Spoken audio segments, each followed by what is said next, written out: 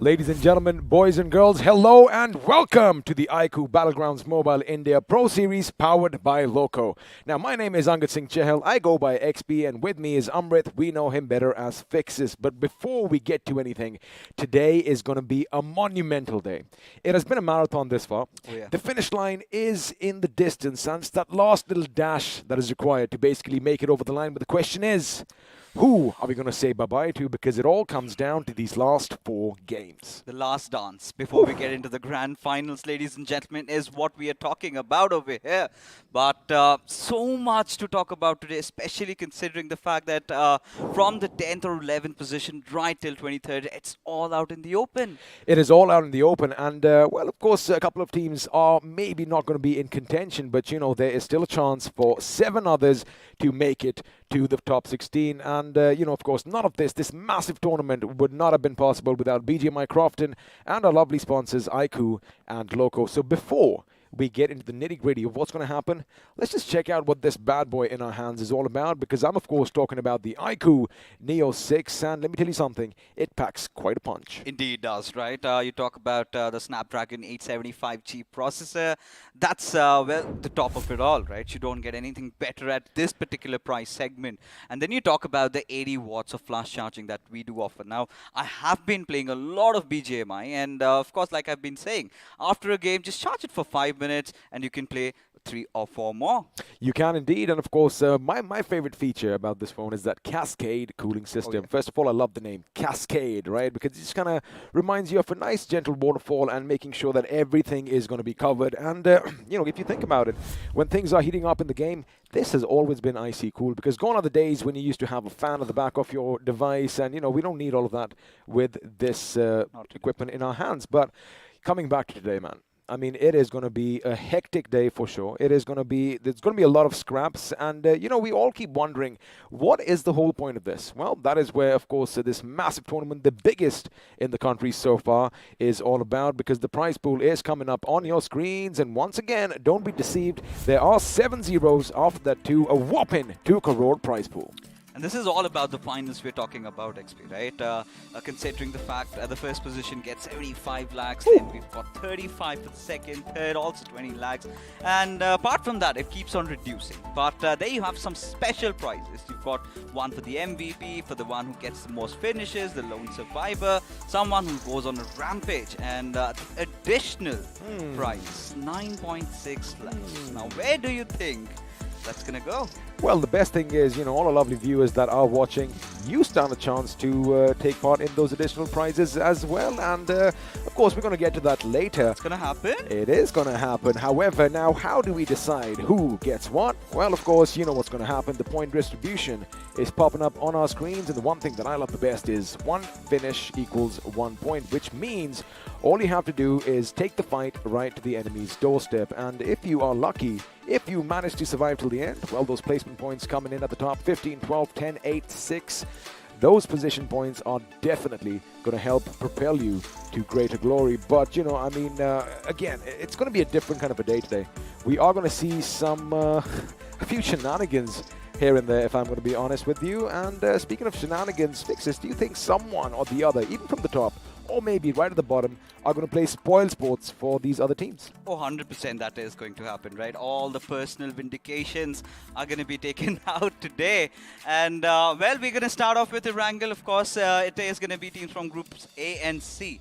But the Vikendi match is what I'm really looking forward to, right? This is where we've been talking. There have been certain teams that are really good in this particular map, and this is where they have to change. This is where we're going to see so much of those healing battles happening, or we might be completely off to a throw where we have a circle on the edges, because the last circle, if you remember, XP, was kind of a little bit centrish oriented, right? If you talk about the patterns that we have been, it's always been one center, once on the edge. So today is where we're going to have that edgy Vikendi. Well, let's find out if Vikendi is going to be edgy, because we want that drama as well. But the players, they want it to be a nice and easy drive. But again, these are the last 4 games. Of course, we do have 6 matches in store for you. Each and every group is still going to play for each. Now, I mean, you know, we were thinking about it. The teams at the bottom, they need to come out swinging. I mean, it isn't all about David going up against Goliath, because the Goliaths are pretty set in their position right now. I mean, most of the big dogs, they have cemented their position for the grand finals. However, again, coming back to the little question, are we going to see a few clash drops happening, drop clashes happening, and perhaps maybe someone might just go and try and hunt someone down and give someone else a chance? Of course, all by coincidence, or is it? I mean, it comes down to being like a a coin that has two sides. It either goes this way or completely all bonkers right from the very beginning. Well, right now we're going to be heading to the pre-match segment powered by Loco, and well, you did see which all groups are playing first. Question is, can you spot your favorite teams? Well, I don't think it's now time for favorites, right? It's all about the survival XP, and this is where Autobotz come into the picture. Retribution, RTR, GOG, Esports Wala, WSF, and Kinetic Esports. Of course, we can keep UP50 out of our conversation, because now you really need to have a good start.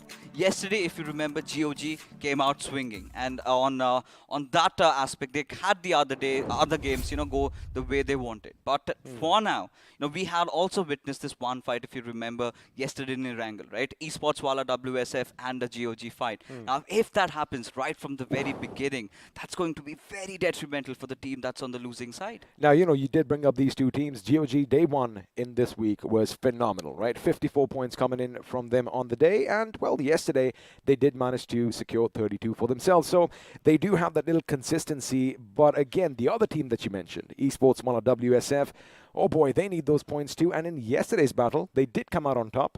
However, it was a little shaky affair for them, and we did mention one thing, that they need to basically take the fight straight to the enemy gates, and they did do that. They did falter in Sanhok. However, let's see if today is going to be a little different for them. I think for Esports Wala WSF, the mantra has been pretty much simple today, right? They want to engage in as many fights as they possibly want to. Glimpses of which we did get to witness in the final game of Erangel. No matter, they just had 2 position points, but despite that, they did still come out with 9 finishes to their names, right towards the very end, right? So that is how they're going to approach the game. Now, there's a problem that occurs when you try and play go all guns blazing. Now, if you tend to have a few casualty, despite the fact that you've won the fight, then that is where you fall down. Well, of course, it's all about that domino effect, right? Because if one of your members goes down, you have this little mental block that kind of sets up that, they have a man advantage. So the pressure on you, the amount of hard work that you have to put in is going to increase a bit, but that is what separates champions from all the rest. And now, of course, this is the iQOO BMPS. It is the Pro Series, so all of these teams in their own right are already professional esports athletes. Yes. But the thing is, only 16 are going to make it to the next round. And like we said, this is the biggest tournament so far. So once again, a massive shout out to BGMI Crofton for, well, giving us this game, and our sponsors, iQOO and Loco, for making all of this happen, which means, well, I think they already know where we're going to be heading to, because before we start off with all the action, once again, let's have a look at that beautiful, beautiful video.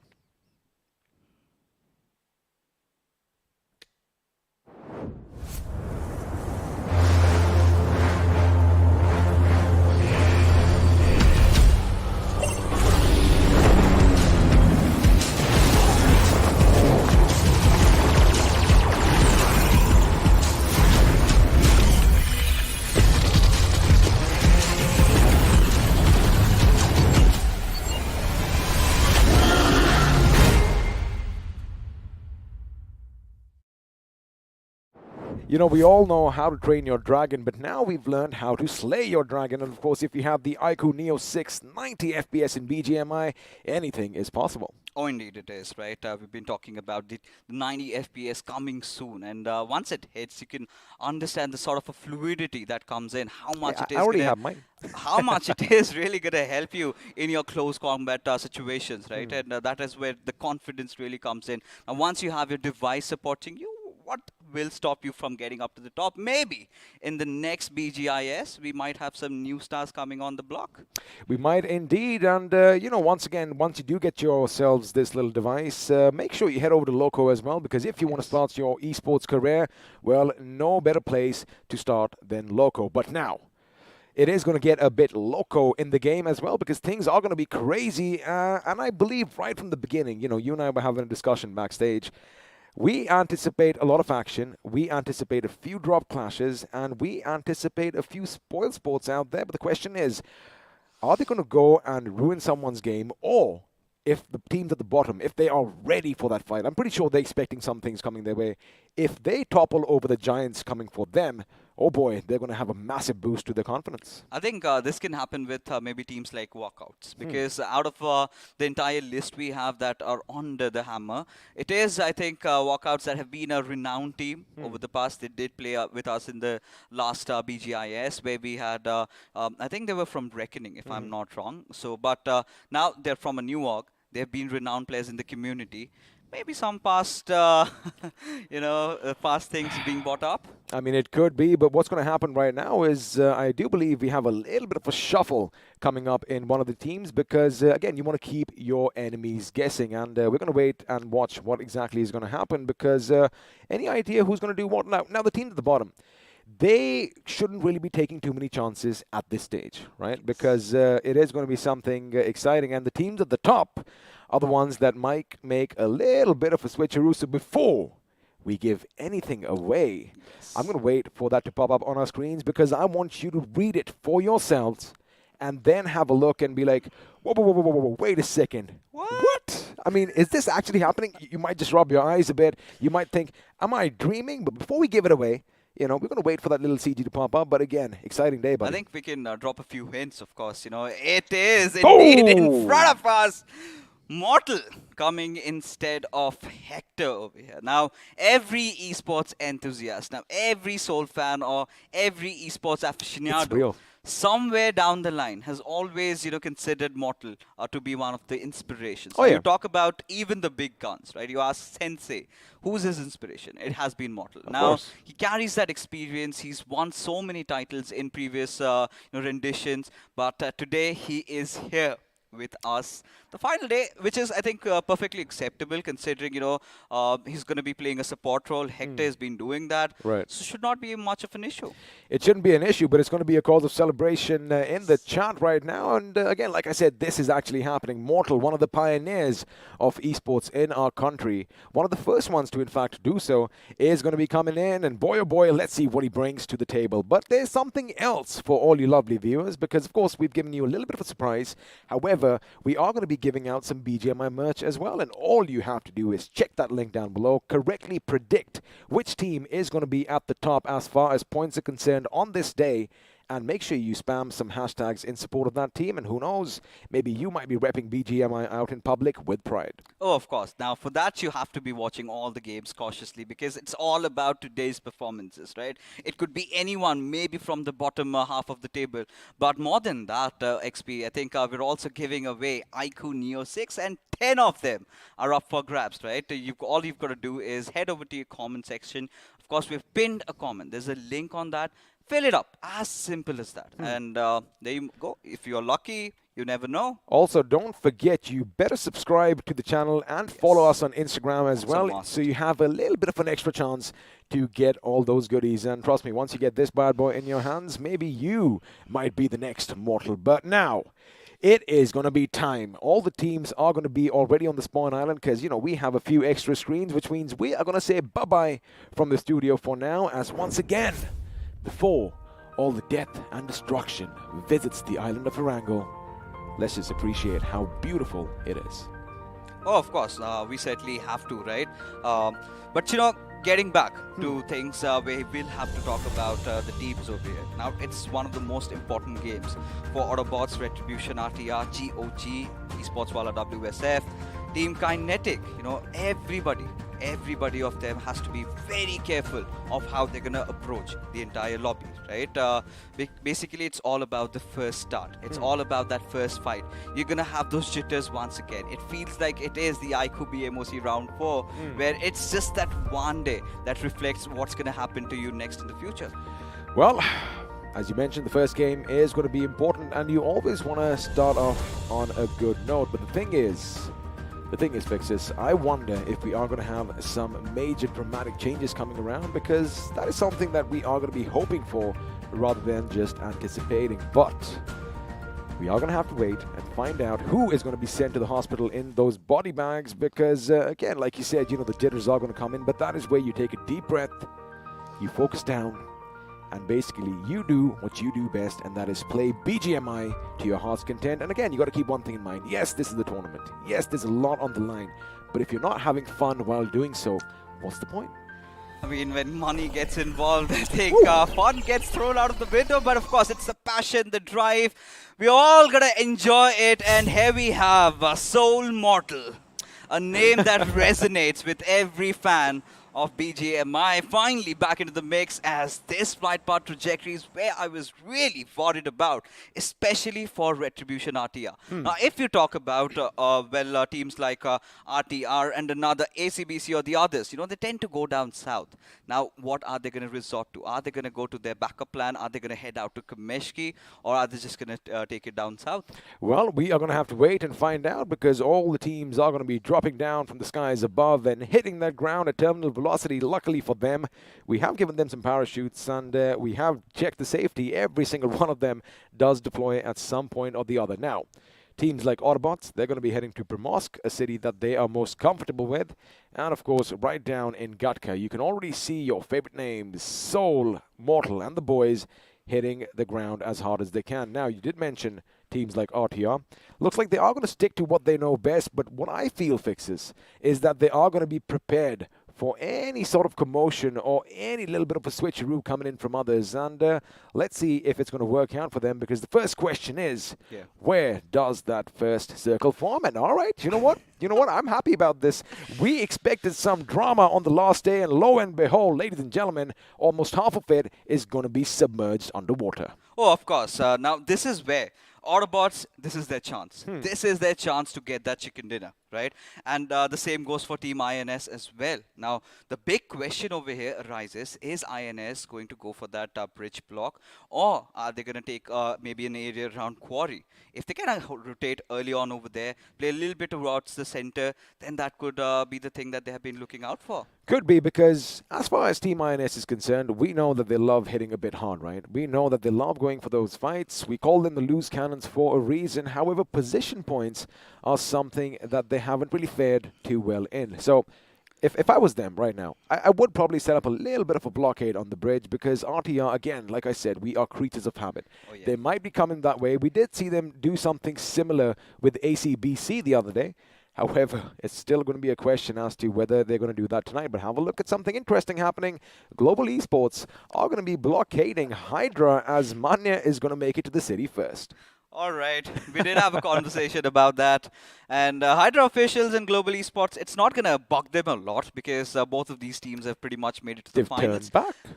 But yes, it's about making a statement. Now, Global Esports comes in here, thwarts Hydra officials away from Yasnaya, now puts them into thinking what's going to happen in the grand finals. Now, if Global Esports does the same thing in the grand finals, what is the plan B for Team Hydra? Now, speaking of Team Hydra and, of course, Global Esports as well, they pretty much made it to the top 16, right? So it isn't going to be too much of an issue for them. And if you did have a look, since Hydra officials were kind of thwarted in their position over here, they were kind of sent packing from Yasnaya, they are going to be on a possible collision course with the gentlemen from Enigma Gaming, who again are going to be in a safe position as far as the overall rankings are concerned. They are currently sitting in the 8th spot, sharing the same number of points with Hydra officials at 370. So it is going to be a give and take, but this is a statement that, of course, as you mentioned, Global Esports is making. And now Hydra officials are like, hey, wait a second. All right, you might have kind of choked us off at that end, but we're going to come and hit you from the north, because this is our city, and, well, you are just visiting. All right, now look at Team Kinetic. Ideally, we've seen them head over towards Lipovka, right? Mostly to the eastern areas. Now, suddenly they head over towards the Water City. Now, Water City could have been one of the places where ideally we've seen teams like Global Esports head out to. Even we've seen teams like FS sometimes resort when there's Global Esports in the mix. Now, so it's all gone astray. Now, teams are resorting to different tactics. Now, are Kinetic well prepared to deal with the situation? Speaking of Kinetic, looks like a few shots were just just let loose, making sure the enemy knows, hey, we saw you, but we're still here. Let's have a little bit of a kerfuffle. But, coming back to Team Kinetic, we did see this yesterday because the circle has tended to pretty much form on the western centralish side of Erangel. Even yesterday, they did that little split drop at the Water City and at the Ruins because, again, the biggest issue for them fixes, in my opinion, and you, of course, can shed some light on this, is that they don't want to come in from the periphery and take chances of getting either gate kept or not finding a nice niche for themselves. I do believe they want to be as close to the center as possible, and they want to be able to be in a position where they can, stop people coming towards them and rack up those finish points, because once you do that, well, once you have that confidence, that is when position points come in next. Oh yeah, I think for Team Kinetic, it is imperative that they resort to such measures. Try to focus on the center, not just for them, all the other teams as well. And now this really comes down to two ways, right? This particular circle can also go a little bit towards the Sosnovka Island. Now, if it does, it's going to massively favor teams like RTR or maybe INS, who are just around that intersection area. But from what I have seen in the past, what the meta has been, it kind of tends to head around maybe the quarry or maybe around the ferry pair. So this is where it all comes down to the fact that teams like Kinetic, they kind of head over to Lipovka. Now the only problem they always face is while coming in, you've got teams like Enigma, 7C, sometimes even OR, EXO, GOG, all of them to deal with. Of course, that is what we're talking about, but I like how INS, they have a little bit of an idea that something could be coming their way, but quickly, talking about Team Kinetic once again, 16th position is where they are at, just 4 points above ACBC, who are in 7th and aren't playing this game. So this is their chance to maybe just get a little bit of a lead, and oh baby, looks like action is going to be aplenty as Global Esports, they know that Hydra official are going to be lurking nearby, as Jackson is going to jump out, as Ronnie and his teammate were pretty aggressive. They want to go in for those finishes, and now Dynamite could be in a good spot. He is going to be giving those comms away. 2 grenades are going to be cooked, one from Ronnie and the other from his teammate Knuckle, who's going to be down below. And now AJ is going to be in a bit of an issue. Shots are going to be fired, but before Dynamite can react, he does not get the one he intended, but Knuckle is going to be brought down to his bloody knees. And now look at Ronnie. He might just throw a grenade this way. Oh, AJ, he's in a whole world of trouble now. Hydra officials, they want to push at his direction, but look at Ronnie. Oh, does manage to get that trade off, and much important one. But Hydra official from here onwards would like to lob a few grenades as Jackson trying to get another one of Global Esports. Well, Global Esports are going to be down on their luck right now. They have 2 members on their knees, and it looks like a revive is going to come in, and Ronnie is playing with fire over here as Knuckle is going to be blown to smithereens. Now he hears someone's coming in. He does have a weapon in his hands, and he realizes, wait a second, dude, this is not going to work out. I'm going to have to move out, and now he's outside the window. Buddy, you do not check your corners over here because Legend has an idea where you are. Manya outside does throw a grenade. That is going to create a little bit of a problem for Legend over here, who might just go in and finish the job. There you have it. He realized, wait a second, AJ's right down here, as now Hydra are going to try and focus on finishing Global Esports once and for all before they go in for the revive. And this is going to be the moment of truth for that last man standing, going up against Barb. He does manage to bring him down, and now he's going to be back in the room. For now, he is safe.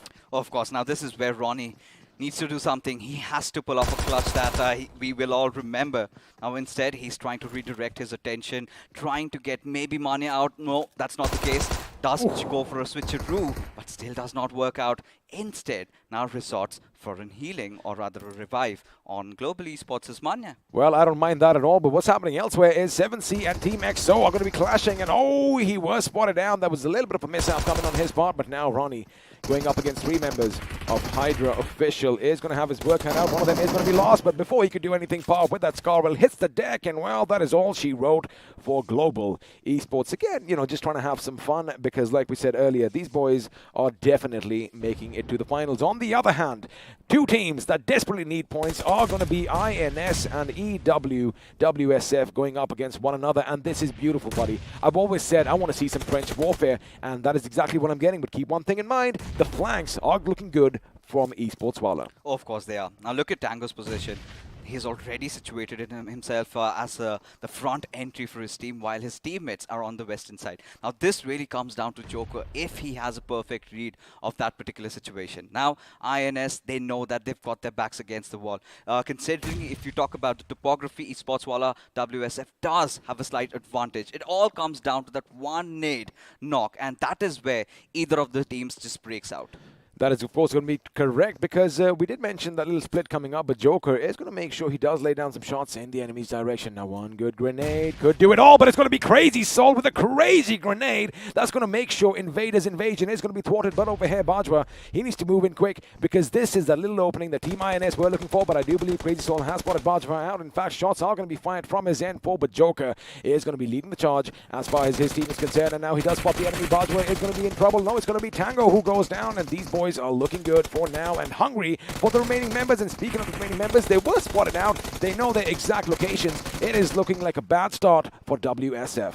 Karan, despite the fact he did manage to get a knock, but gets traded back. Now, this is where the other members of INS, they're just going to push in, have to deny Karan from getting that first hit up, as Billion also falls down. Karan definitely being the MVP of this fight, but Bajwa trying to push in. It's bloodshed everywhere. Karan, he has to change the tides of this battle now. Takes down Shane as Esports Wala WXF against all odds, despite being the first ones to be taken down, are now out of the picture. Now the problem is they've got to go in for the survive quicks. He was trying to go for Invader, but he realized someone is going to be looking from the other direction, and the Autobotz are going to assemble on their position. And before Mr. IGL could steal a finish for himself, looks like he is going to succumb to his injuries. And well, Crazy Soul, although he does get the Grenadier title, this is going to be a shocking and a shaky start for Team INS. But let me tell you one thing, buddy. WSF, this is what I wanted from them. This is what we expected, to take the battle straight to the enemy. And now, I like how Autobotz, Mr. IGL, he does do a lot of scouting for his team.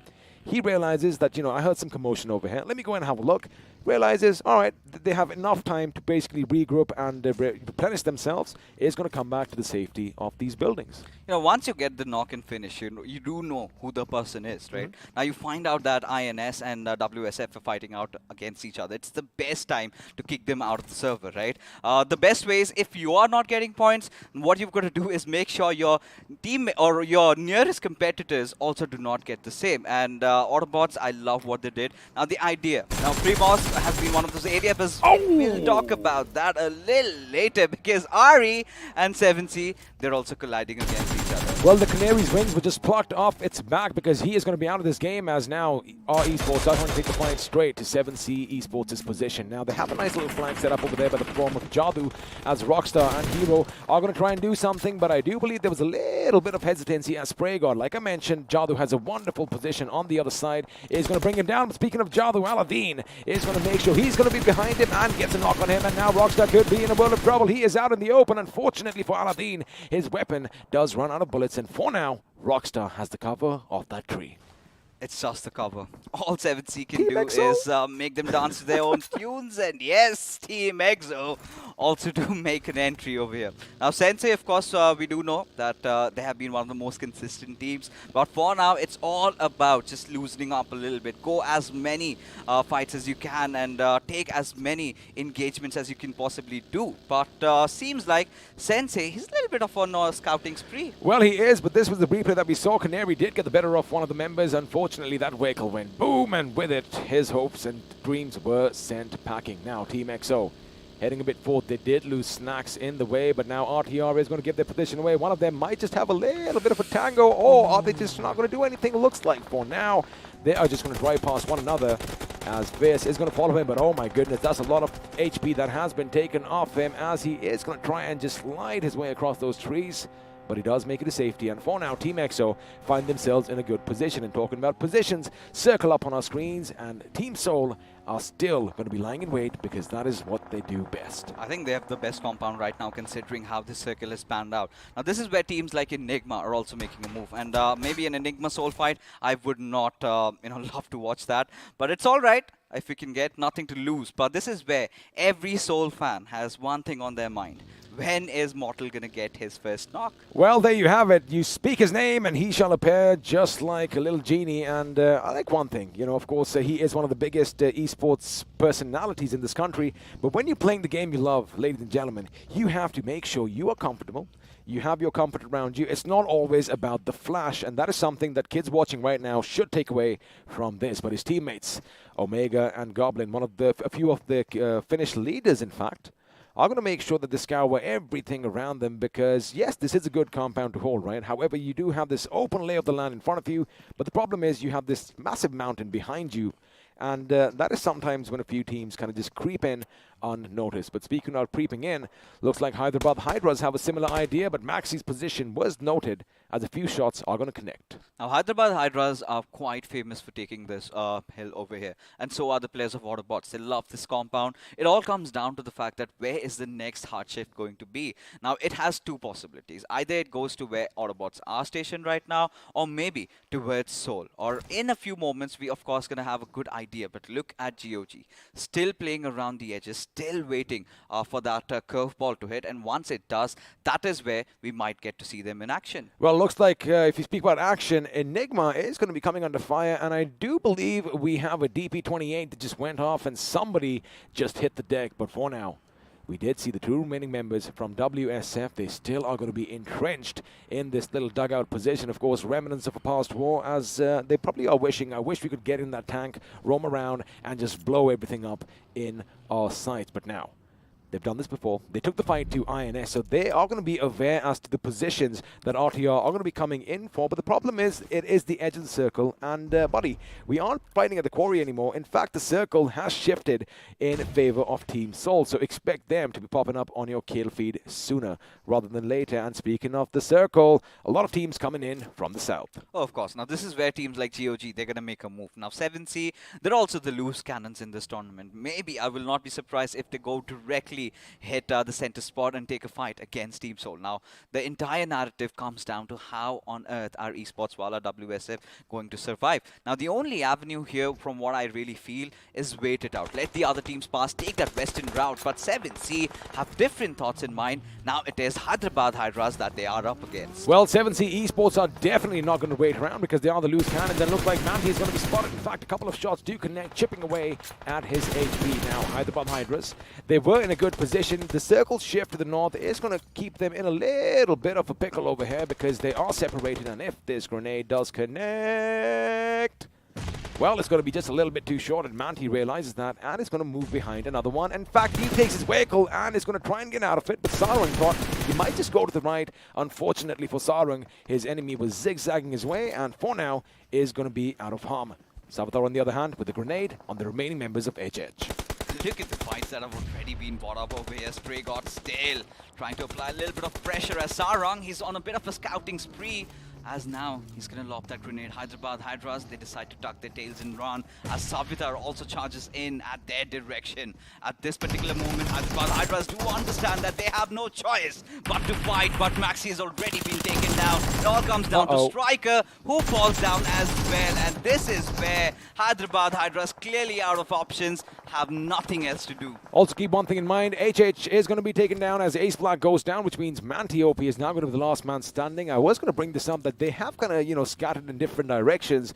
However, the whole team ethic is definitely thrown out the window. Now, this is the moment that you all have been waiting for. Team Seoul, do you have the high ground? And it looks like Mortal was thinking of cooking a grenade because they know someone is going to be down below. And, well, Team EXO aren't really going to be the friendliest of neighbors at this point. But the M4, Seoul Mortal scouting out the hills above, and it's obviously a good feeling as well watching him back in action in such a tournament. But I wonder if they are going to wait for someone to come to their spot, because again, there's no point going down, right? There's no point trying to give away your fortification, trying to give away all this comfort over here for a few finishes, because look at what's happening around. So many teams are lurking on the mountain, waiting for someone to make a mistake, and Curran maybe made one, as Aladdin is going to put him down on the ground. Now, Esports Wala WSF, they're making some interesting rotations, finally had to pay the price as Autobotz trying to pass through, but Omega does manage to rack a few shots, but nothing really connects. But now Team Seoul, they know they've got some competition out here. Someone's going to contest, and Autobotz, they might strike in heavy at any single moment if Goblin fails over here, which he usually does not. Well, he usually doesn't, and have a look at his kit. He's got level 3 armor, level 3 helmets. He does have the AUG, which means stability is not going to be a problem, which it never really is, even if he uses that AKM. But now Mortal is going to still be favored by the gods of BGMI. Again, you know, all that piety coming in, and looks like, Fixes, we better pray a little bit more the next time we play, because maybe it might just help us out. Now, have a look at the circle. All these teams are going to come in, but GOG and Team Kinetic are going to be going up against one another, as Onyx is going to make sure the floor is lava, and MJ could be in the splash zone as far as a grenade goes. However, it isn't going to be that accurate. Grenades are going to be flung back towards God's position, as all he's trying to do is make sure there's enough fire on the ground to make them move, to make them come out of their cover. Of course, now Team Kinetic has a beautiful advantage in this particular fight. They can lob a few grenades, but they really need to watch out for teams like FS, who are just right beside them. Now, God, if he oversteps even for a second, he might get punished heavily. Speaking of FS, they're going to be grenading their cells at well, and well, Kinetic was flung out with a little bit of a Molotov. Unfortunately, he is going to make sure he gets out of harm's way, as leader OP once again is going to be taken down. In fact, his days are going to be over as far as this game is concerned. Now, Kinetic, they finally realized FS is coming up, and Explicit was in a little bit of a tricky situation. He does get taken down as soon as he was found out, and now God is going to make sure he puts the pressure on Clutch. That grenade could be problematic for them, as K47 position has been given away. Now, God, he knows someone is lurking by that tree, and before he gets close to that little edge, to that little summit over there, he's going to make sure he hits the deck, because again, you don't want to be silhouettes against the sun. Of course, you do not. Now God still trying to creep in.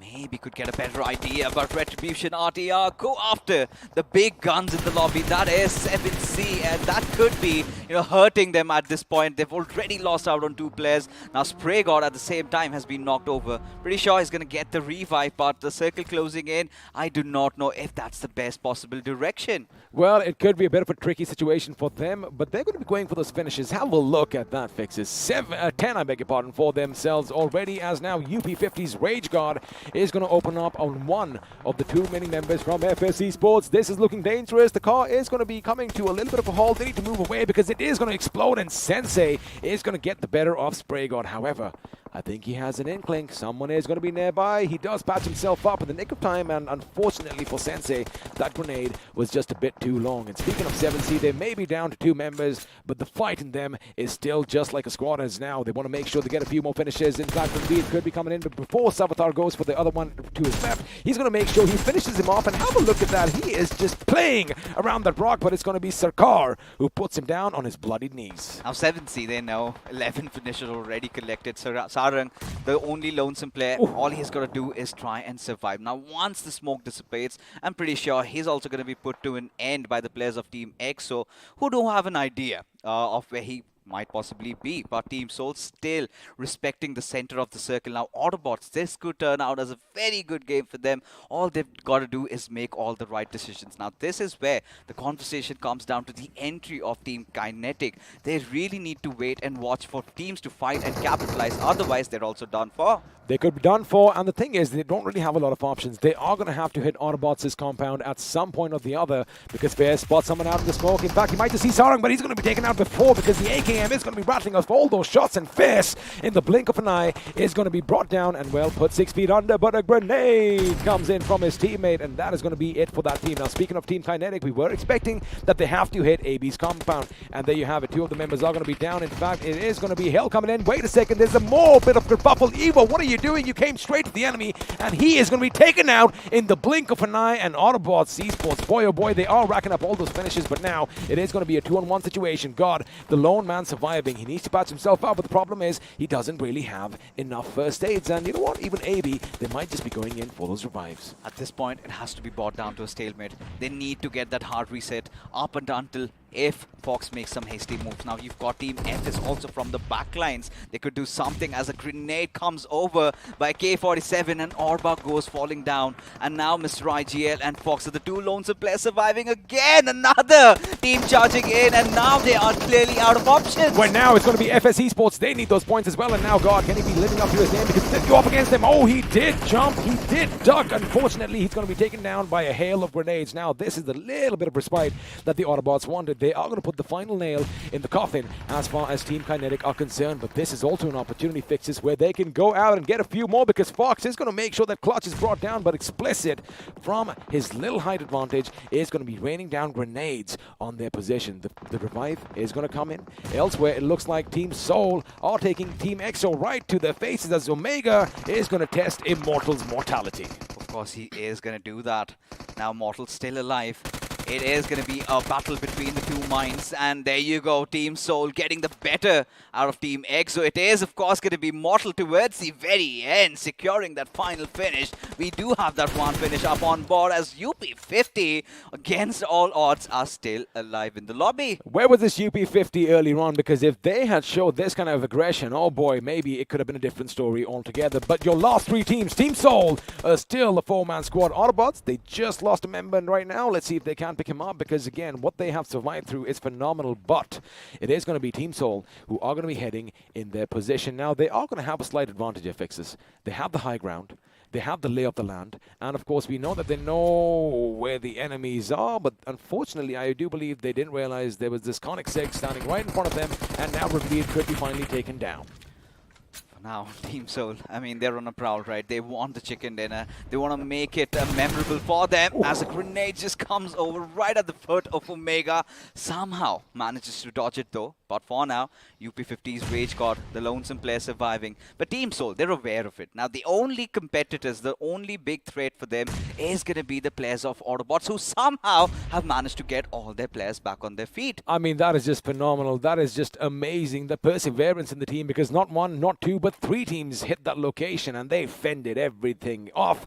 Looks like Fox hunting season is still not on, because the Fox is still alive and kicking. And let me tell you one thing, they have played it very, very clever. But for now, Rage, he does pick his teammate up. Ranveer is going to be up on his feet as Goblin is going to try and gauge if he can see the enemy somewhere. And that is beautiful anticipation, because before he even saw Mr. IGL, he saw him dash to the left from that window. And now IGL could be in trouble, but looks like Fox is going to be taken down by Ranveer on the other side. And as far as Team Soul are concerned, all they have to do is let the enemy come towards them. Oh, they definitely have. A little bit of a stalemate going on over here. It all comes down to where the circle shifts next in the 8th circle, right? If it goes to Team Soul, it is their game. If it goes to Autobotz and they defend it properly, then it could be that chicken dinner that they have been longing for quite a lot of time. But all three of them are well aware of their positions. It's all about that first knock.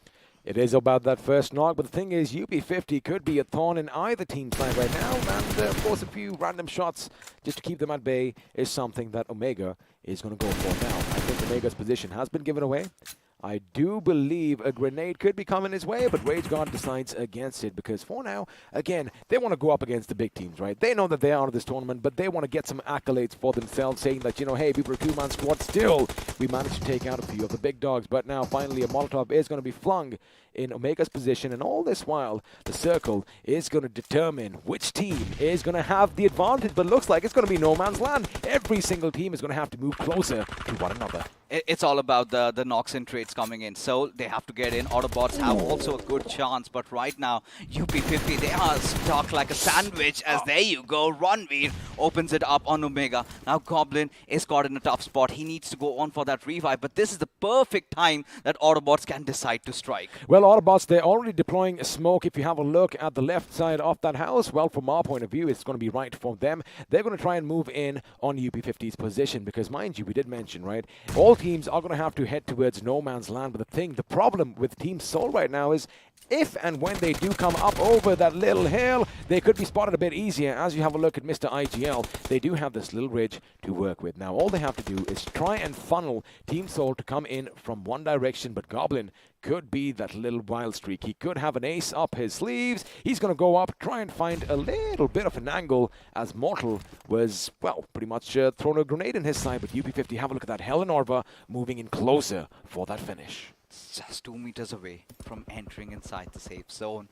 Now this is where Autobotz have to just hope that the players of UP50 fight it out against Team Soul. But considering the fact that Team Soul, they've yet to make their entry inside the circle, it's going to be a very difficult call as the nades are being flung over.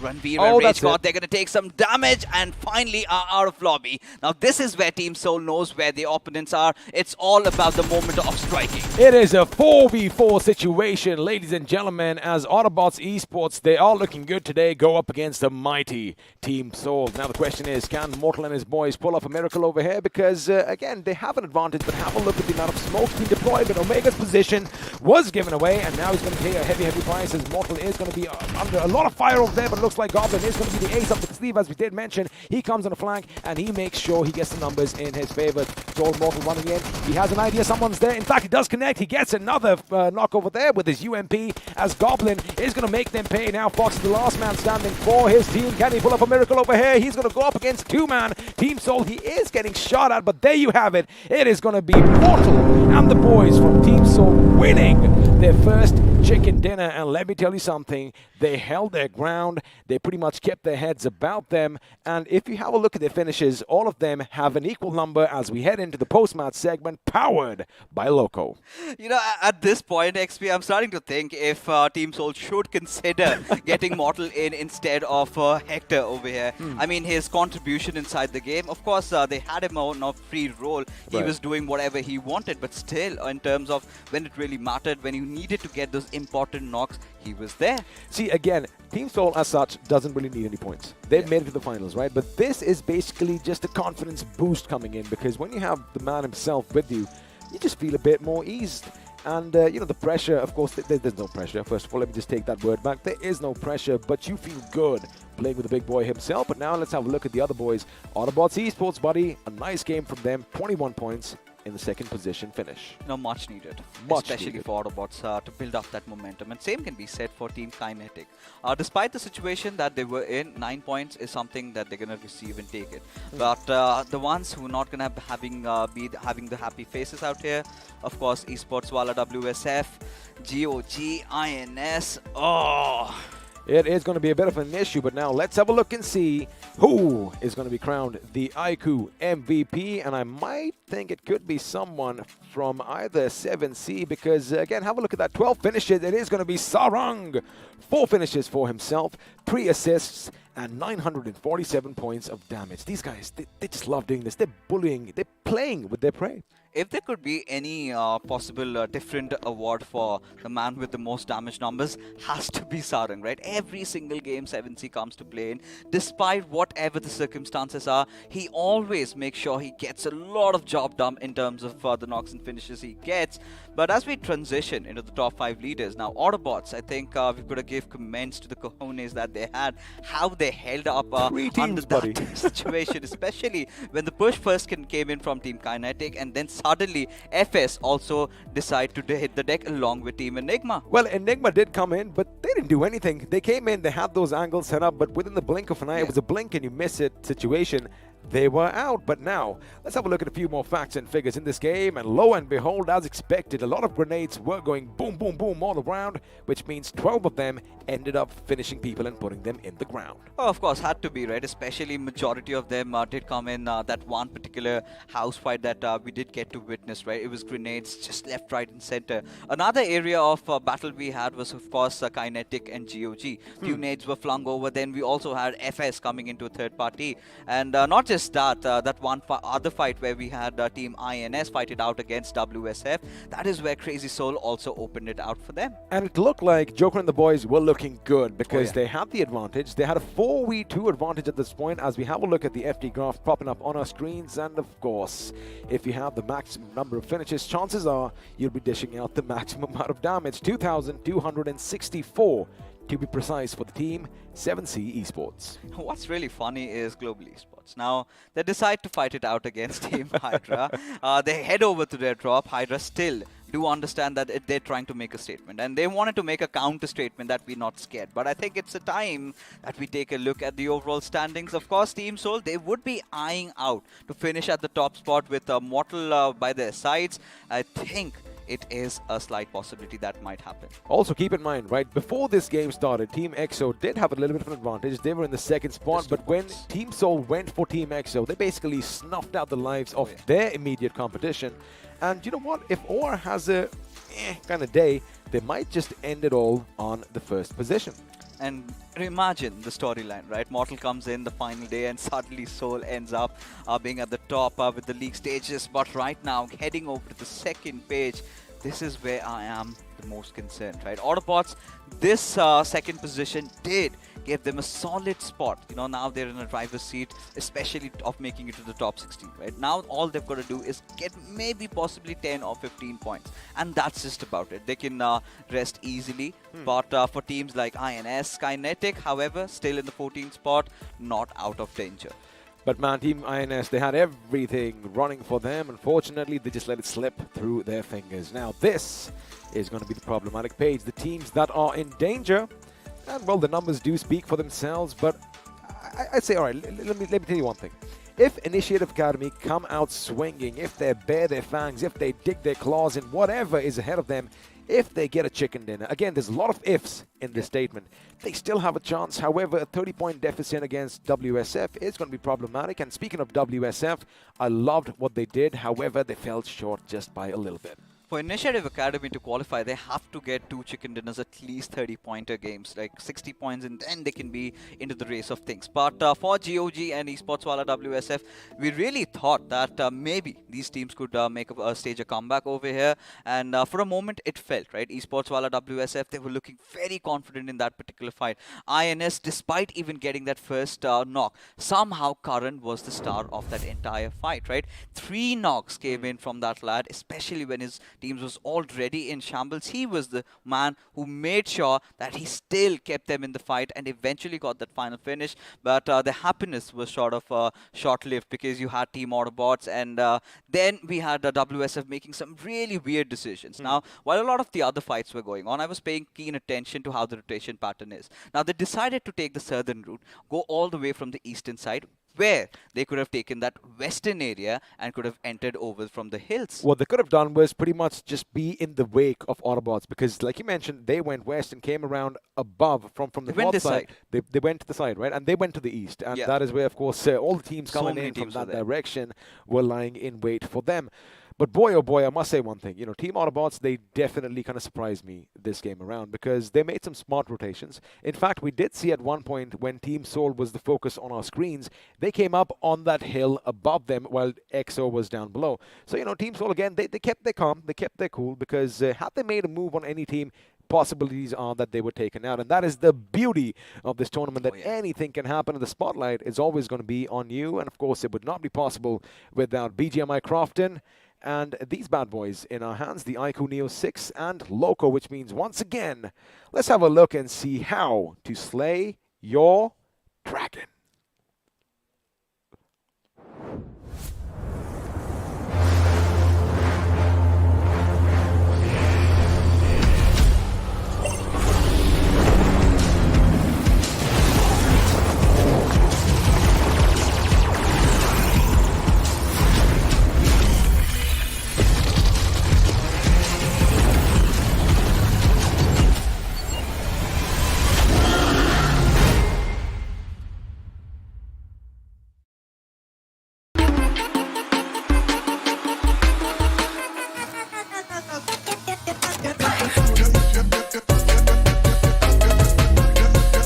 Watch it, earn it.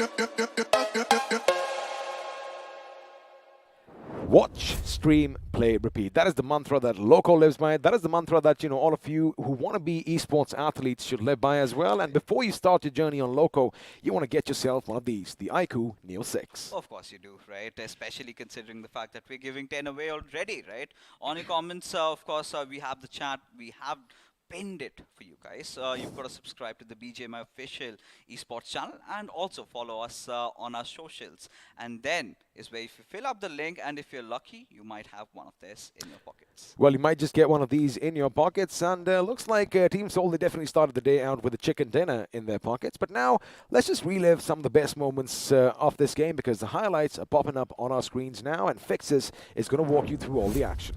All right, it all started with Global Esports over here, right? Dynamite played a very crucial role, but this is where, after getting that first knock, you have to change your position, right? And that is what he did not do. But despite that fact, Global Esports wanted to be very aggressive. As a matter of fact, Hydra was so well prepared to deal with this threat. It did come down to the wire a little bit, but after that, I mean, it went all into fall. It did. Now, this is where Team INS, they had the advantage, right? They had two members down from the opposite team, and then Karan comes in, takes one down on the left, and takes another from the right. And, of course, Mr. IGL was playing a bit of a spoil sport as well. Now, our Esports' Canary does the job against Savatar, but boom goes the car, and with it, his wings were clipped.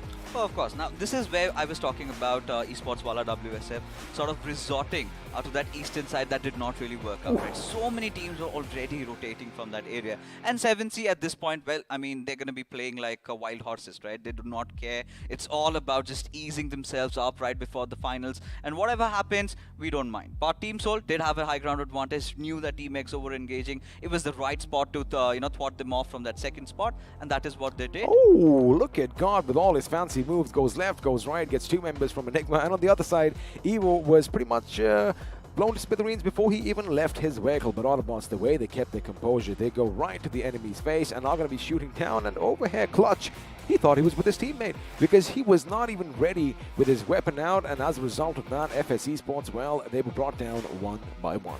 And, after that, UP50, well, we really do not mind what they do right now. Because none of it is going to make a difference until and unless they spoil games for teams that are struggling for the top 16, right? But this is where Autobotz, beautifully synchronized by the players. Two grenades keep coming in. They knew that the players were over there. But Goblin, this guy, this movement, a Superman punch to kind of hide his movement sounds, comes in, catches the players of Autobotz. But there you have Mortal. He was in the center of it all, right? That important knock on Ova was pretty much very necessary. And there you go, Mortal, all happy. He comes back in. Team Soul goes out on a banger, a chicken dinner to start with. And of course, that is the kind of start that all these fans would have expected as well. I'm pretty sure once we do have a look at the phones later on, the chat is going to be just hashtagging Soul at this moment, and they are going to be happy. They got their money's worth. But of course, all of this is free. So, again, you get what you come here for, and this is the beauty about BGMI in this country. And this is where, I have to get this discussion in. Do we get to see more of Mortal even in the grand finals? Because honestly, replacing Hector, it never even felt for a moment that I missed him. Now, on situations like that, there was just that one occasion where Omega got down, and it is ideally Hector that goes in for those revives and everything. But Goblin did go. And still, Mortal held the entire thing out there. So he was doing his job. He did everything that was supposed to be done. Did also take down Sensei when Team EXO were trying to pull over. So I think it was a very good game for him. Oh, it was a good game indeed. And of course, like we said, Team Soul, they are, of course, at the top in the second position right now, which means they don't have a lot of things to worry about. Now, WSF, although they were kind of, cut short a bit early on, I liked what they brought to the table. I liked that aggression. And in the next map of Miramar, let's see what they're going to be bringing to the table as well. Because, even teams like Autobotz. Now, they were mid-table, somewhere in the 13th, 14th position before the day started. Now they have climbed up a few. Question is, can they still keep this momentum rolling? That's the big question, right? Especially the fact that now they've had a really rough start. They tried to engage in a fight, somehow managed to win it. They had to claw and scratch their way, taking INS down in that situation. But what happened eventually after was something that I was scared of, right? We did discuss that in the pre-segment, where even if you have casualties, it affects your game in the final circles. Now, they were clearly out of options. Autobotz also was right on their sides, and they're thinking of not resorting to that western area, not rotating from there, because that was way open rather than the eastern one, right? It was all clustered up, and this was something that they should have kept in mind, because you've got teams like 7C, you've got all the big names, R Esports, 7C, FS, everyone wanted to rotate from the eastern side, and they'd resort to doing that, and while even rotating, they got picked off. They did indeed, but again, coulda, woulda, shoulda is what we are always going to be here for because speculation is pretty much part of our job. But, we did kind of say, as you mentioned, maybe had they gone in behind Autobotz, it could have been a different story. But the story was what you saw on your screens. That's the way the cookie crumbled in Game 1. Team Soul getting the chicken dinner. Autobotz coming out with a good game. Team Kinetic coming out with a good game as well. Maybe not as many finishes, but those position points definitely helped them climb on that ladder. Of course, for Team Kinetic was a very important game, and especially when we were talking about, if Autobots engages against a different team. Now, this could have been even better for Team Kinetic had they held on to their horses, because anyways, Team Enigma did dash in for that same compound. Now, what if they had just stayed over the cliffs over there, waited for Enigma or some or the other team to hit and fight against Autobots and could have capitalized it from the backlines? It could have also been an even better game. Now, the only silver lining I find for the team, the players of Team Kinetic, were they got the 2 finishes out of the players of Enigma that just instantly rammed in. I think it was God, I believe, that managed to get those 2 finishes. Those 2 points were so important. And his teammate on the other side got the better of Evo before he could even jump out of his buggy. So again, I get it. You want to come and hit a compound hard. Sure, you want to have that, awe in your thing. You want to have that little surprise attack kind of thing, right? That shock and awe kind of thing that I like calling it. But again, you got to plan it out because there's commotion happening downstairs. And whenever there's commotion in a compound, usually there's one team inside and the others on the outside trying to attack you. Now, the inside, you want to throw grenades. The outsides are going to be flung with grenades as well. But the ones on the outside, all they have to do is turn around, point the guns at you, and just, let loose a few shots. But Kinetic, his movement was what was on our screens right now. Gets one on the left, gets one on the right, and Evo, well, he just succumbed to his own devices. And again, coming back to where we were talking about, still does not bother Enigma, right? They have anyways qualified. Does not bother any of the teams around 10 to 12th, right? For Big Brother, of course, we will have them in the next game. One good game is all it takes to cement their position in the top 16. But from there onwards, it's out in the open. Now, Esports Wala, WSF, GOG, teams like these really need to have a good game. And by good game, I'm talking about a chicken dinner with decent amount of finishes to get themselves back into the mix of things. Now, the next game, we're also going to have the players of Walkouts coming in. Now, Walkouts, one of those teams that had been quite famous, quite renowned throughout the Southern Circuit and renowned over the entire country. A few of the players, you are being one of the former members of Team Soul. You've got players like Abrar, you've got players like Mr. Spray, everybody of them coming in, and they're around the 22nd or 23rd spot. And that is where the trouble arises, right? Now, when you come in, you would expect that you qualify. Now, for Walkouts, they've been having really tough days, especially they're looking confused, getting Kirito in, trying a few rotations, and suddenly they're out of the top 16. Well, again, you do try new things, but the thing is, maybe this is not the best time to do so. I mean, you want to do that maybe in your practice sessions, maybe in the days that they had off. That is when you want to kind of mix things up. And again, I don't know, you obviously would know a lot better about this. Now, of course, most of the players, they are young lads. Some of them are in their teens, some of them are in their early 20s. And, when you make it big, of course, you have that little, your chest is kind of puffed out, right? You have all that pride, and maybe that little egoistic kind of vibe comes in. So, that is where a few clashes happen as well. Where it really breaks my heart is the fact that in the iQOO BMPS round 4, the final game, that is where Walkouts managed to get a chicken dinner for themselves. And just because they got that, they are here in the iQOO BMPS. Had they messed that one up, well, we would have had some other team coming in. Now, they need to understand how much they had to grind through, because this is one of the renowned teams that had to play from round 1. They had to also partake in the in-game qualifiers, and then on, it was everyday show. And I think this is one of the teams that knows how to handle pressure, because if they did not, they would never be here. But let's hope for the best. Well, we are going to hope for the best, but for now, we are going to be heading to the pre-match segment powered by Loco, which means I'm going to say bye-bye to you guys. And, well, once again, looks like someone special, one of the pioneers, is going to be sitting where I am. There you have it. Now we do have Miramar coming on. That means we've got a very happy 8-bit Thug with us, and I've got a lot to ask Thug. Now this is where I think it's time. I think it's due time that Mortal does play in the finals, especially if he plays like this. I mean, you can consider replacing Hector right now. No, that's not gonna happen for sure, Pixis. I mean, like, we are being over enthusiastic right now, but definitely it feels, me being a Mortal fan from how it all started. I mean, like, I'm so happy that he was able to get that game in and get those 2 kills. I mean, like, I was super impressed actually by the way he moved in and gave that cover to Goblin and tried to take some shots and actually knocked another player down. But super fun, I think, overall. Oh, overall, I mean, I was elated, right? Especially his body language after a long time. Every Soul fan, every Indian viewer that comes in, it's a special moment. And it's so iconic. He comes in the first game, they back up a chicken dinner, and that is where our hopes are held up high. This is where we want to have Viper also with us. Now, this is where I've got to ask, and he has to spill the beans. So is it going to happen, Thug? No, it's not going to happen. I think Mortal's going to stick for the remainder of the games today. But let's hope in the finals our boys secure the play so well that they are certain that we are gonna get the trophy and Viper can maybe come on the day 4 of finals. I mean, like, if you have to do it that way. Thug has already called the shots. They're going to dominate game day 1, day 2, and leave nothing for day 3 to really work for. That is where we are hoping to see Viper in the action. But talk to me about what lies next for Team Soul. Of course, you've created a few big teams, bunch of misfits brought in together. Now they're already gelled up. Now, what lies next? So I think after BMPS, definitely it's about the team settling down a little bit. I think it's been a long season, so I think they might need a break, but then I think we have some events coming up. So I think it's more about the team settling down. We're not looking to make much changes. But yes, for the Mortal fans that have tuned in, there's something coming for Mortal as well.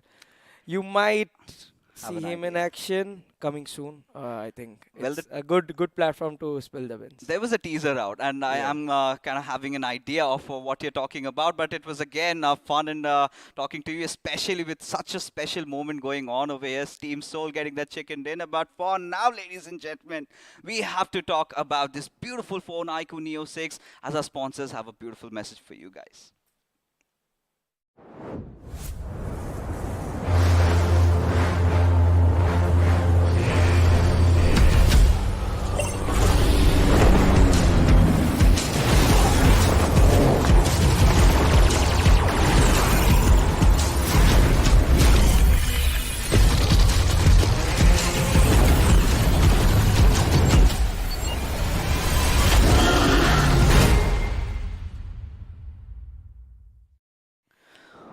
Wow.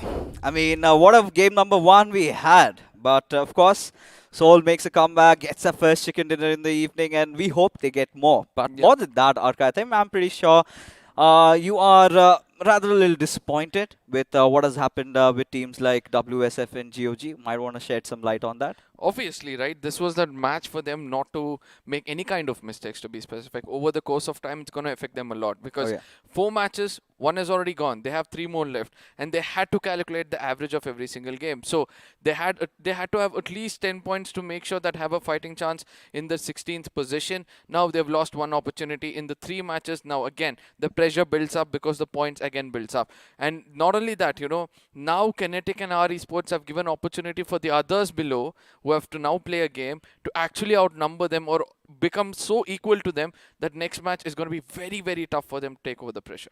That's going to be tough, and so are these giveaways for you guys if you aren't lucky, right? But of course, we're giving 10 of these iQOO Neo 6 phones away. Of course, in our chat section, we do have that pinned comment for you guys. You've got to click on that. Make sure you subscribe to BJMI official esports channel and also their Instagram handle, and that is how you're going to be eligible. But coming back to Miramar, now we've got teams from Group A and B playing it out. Now, we've got a lot of teams in Group A that are under the hammer, but when you talk about Group B, it comes down to Initiative Academy, ACBC, and Team MG. Your thoughts, sir?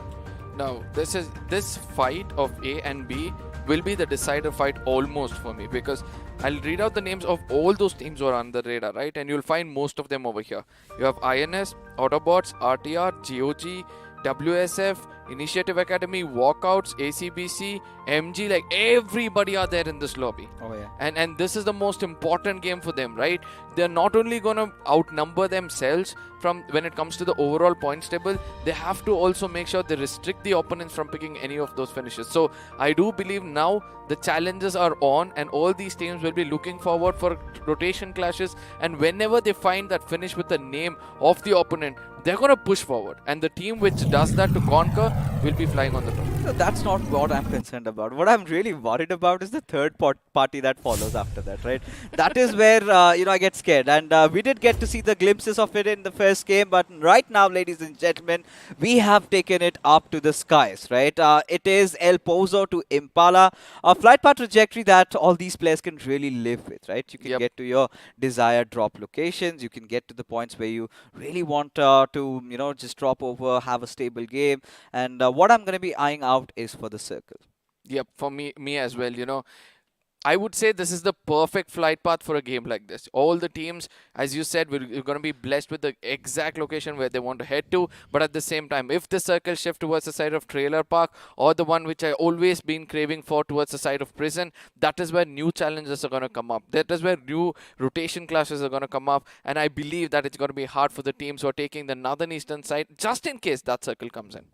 I hope so. I hope so. We get a northeastern circle or maybe a southern circle. We're going to see. We have been actually witnessing much of that as global esports have a little bit of a thing going on with Team Hydra as they decide to fight again as AJ does have that VSS, not the right weaponry though, but Manya yet to pick up a gun as Nakul just drops right beside them. Now Hydra, they have to get back, but Manya ensures that first knock. I'd really love the way, GE came in a little slow, they had information, everything on the ground. They had one last man landing very late to the specific building where he has more information about the others. And eventually Manya is going to go forward, carry the opponent to a cover, to punch him to an end. And this is where, you're going to welcome the opponents and say that I'm on to a fight. Try and do this with me, as Dynamite from top is trying to do wonders, as Manya is going to be punching them down. This fire which has been ignited from the side of Global is going to burn until the final game of this tournament. Dynamite has his skulls opened up. And I think it was, if I'm not wrong, it was with a Winchester. I would love to see that come on a replay. And Pav at this point is like, guys, what am I going to do? That was bad. That was not how it was intended. That was not how it was supposed to be. Because they're just not bullying them. They are crushing them apart, just especially before the grand final arises. Now, finally, a doubt is starting to creep inside the hearts of the players of Team Hydra.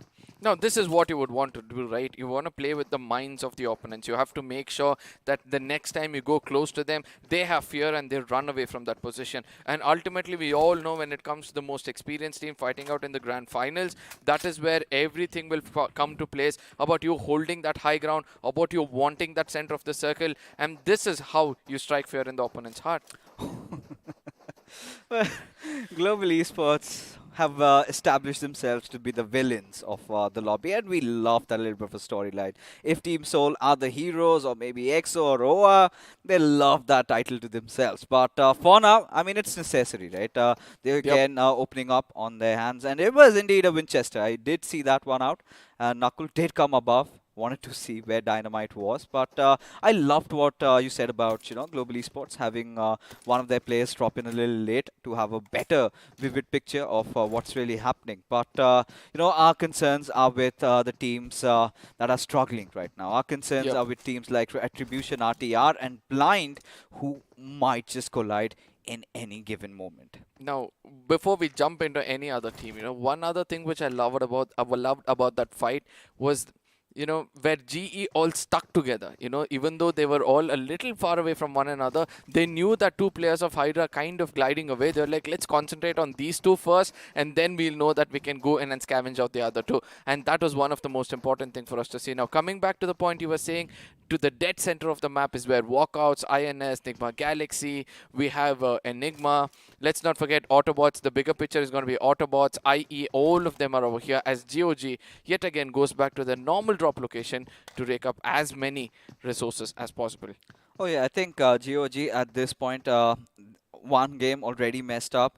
They have 3 more to go. And out of 3, they really need to get a chicken dinner. It's all about handling the pressure over here. Because again getting a chicken dinner, and also they have to ensure that the other teams do not come up top, right? If it is walkouts or maybe players from blind or retribution RTR at the third, fourth positions, then that's not going to make any sense. So of course GOG and WSF have their work cut out. It's going to be one of the most important days of their lives. But another story is also coming up. Team Soul, they're catching up. OR Yep. Esports really need to develop on that lead.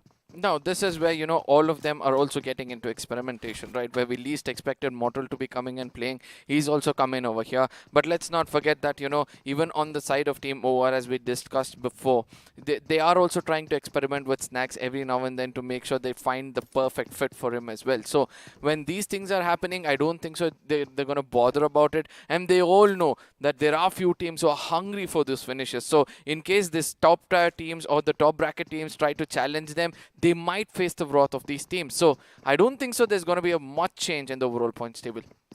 I mean, I hope so. I hope so that does not happen. At least in the top 8, that's not going to happen. There's no chance. Maybe a few changes if some of the other team has a really good day late. Let's say like a team like Big Brother Esports. That could be a different possibility. But for now, Nigma Galaxy had been holding around the center of Picardo. Now they decide to also rotate. Team Enigma again around San Martin. And they might come in anytime soon. But my concern only is at that Los Leones little cluster being built up, right? You've got so many teams, blind, Autobotz right beside each other. Nigma Galaxy again could be that variable factor that could cause trouble for both these teams. Now this is where homework comes into picture, right? All of these teams will know each other's drop location. They'll kind of know the rotation. They'll try to predict. They try to put their shoes into the opponent's shoes and see if I'm coming in from here, where will I be next? And that is where, they would try to avoid to traverse that area. And just in case they get retaliation, they're going to make sure that they understand this is the team in front of us. We all know we can take them down and eventually come in over there. The survival leaderboard obviously is going to be Mortal with the previous game which came in just now, getting himself something, phenomenal, where he was there right to the dead center of all that action. And all of, in the beginning, to be frank with you, I know I'm going to take this a little longer. I thought that, they're trying to save Mortal, trying to keep him a little at bay. But eventually, when it was important, the way he unleashed the beast in the center, where you least expect a person like an assaulter to be there, and that is where he comes out and performs. Wow. The average survival time. Just one game played, 28 minutes. And I hope he's going to stay on top, because now Team Blind and Autobotz have fought out against each other. Deadpool getting the better out of Ova in this situation, and this is a nightmare for Team Autobotz. Look at all the players just moving out. They do not want to be a part of this. All they want to do is secure some good positioning points. One player taken down. I think that's the right move to make. But again, one of the other factors that I really need to point out over here is that WSF is not far behind. Now, this is where, everybody are going to play mind games. Everybody are going to know that this is where the fight is happening and only go in when required. The priority of the zone is going to be so high that every IGL's mind is going to be shivering. It's going to be running full of thoughts to where to get the team forward. But at the same time, if the assaulter opens up a little bit, gives that initial, I do believe that team can rule the day. I mean, of course, they can do. It's all about the decision making, right? Yep. Making the right calls, entering at the right moments, and in situation where it really matters, not losing your cool. But for now, Team MG, they're on the western side, right beside Global Esports. That's the last place I would want any of these in-danger teams to be in, right? Stay away from them. They are going to ruin your day. They are men on mission, but feels like they're on a lookout for maybe Parth, the last player of Hydra. Yeah. What's going on, Arka? Where did this rivalry suddenly emerge out of nowhere? I mean, I think the previous game is where it was. I don't know why I know the initiation came in from the side of GE, where they went into challenge of the team Hydra. Why? But yeah, this is what happens, right? As I said, I think we have missed out something in the bigger picture when it comes to the overall tournament. But I know this much, that now they're trying to strike fear in their heart. Just in case Hydra ever thinks of challenging the side of GE anywhere in this tournament, they're making a statement telling that, we know how to hunt you down, so better stay away. I do not know how they're going to respond to this, because, I mean, having a player knocked out, getting a pan done, it's fine. But how often Have you seen a player being knocked out?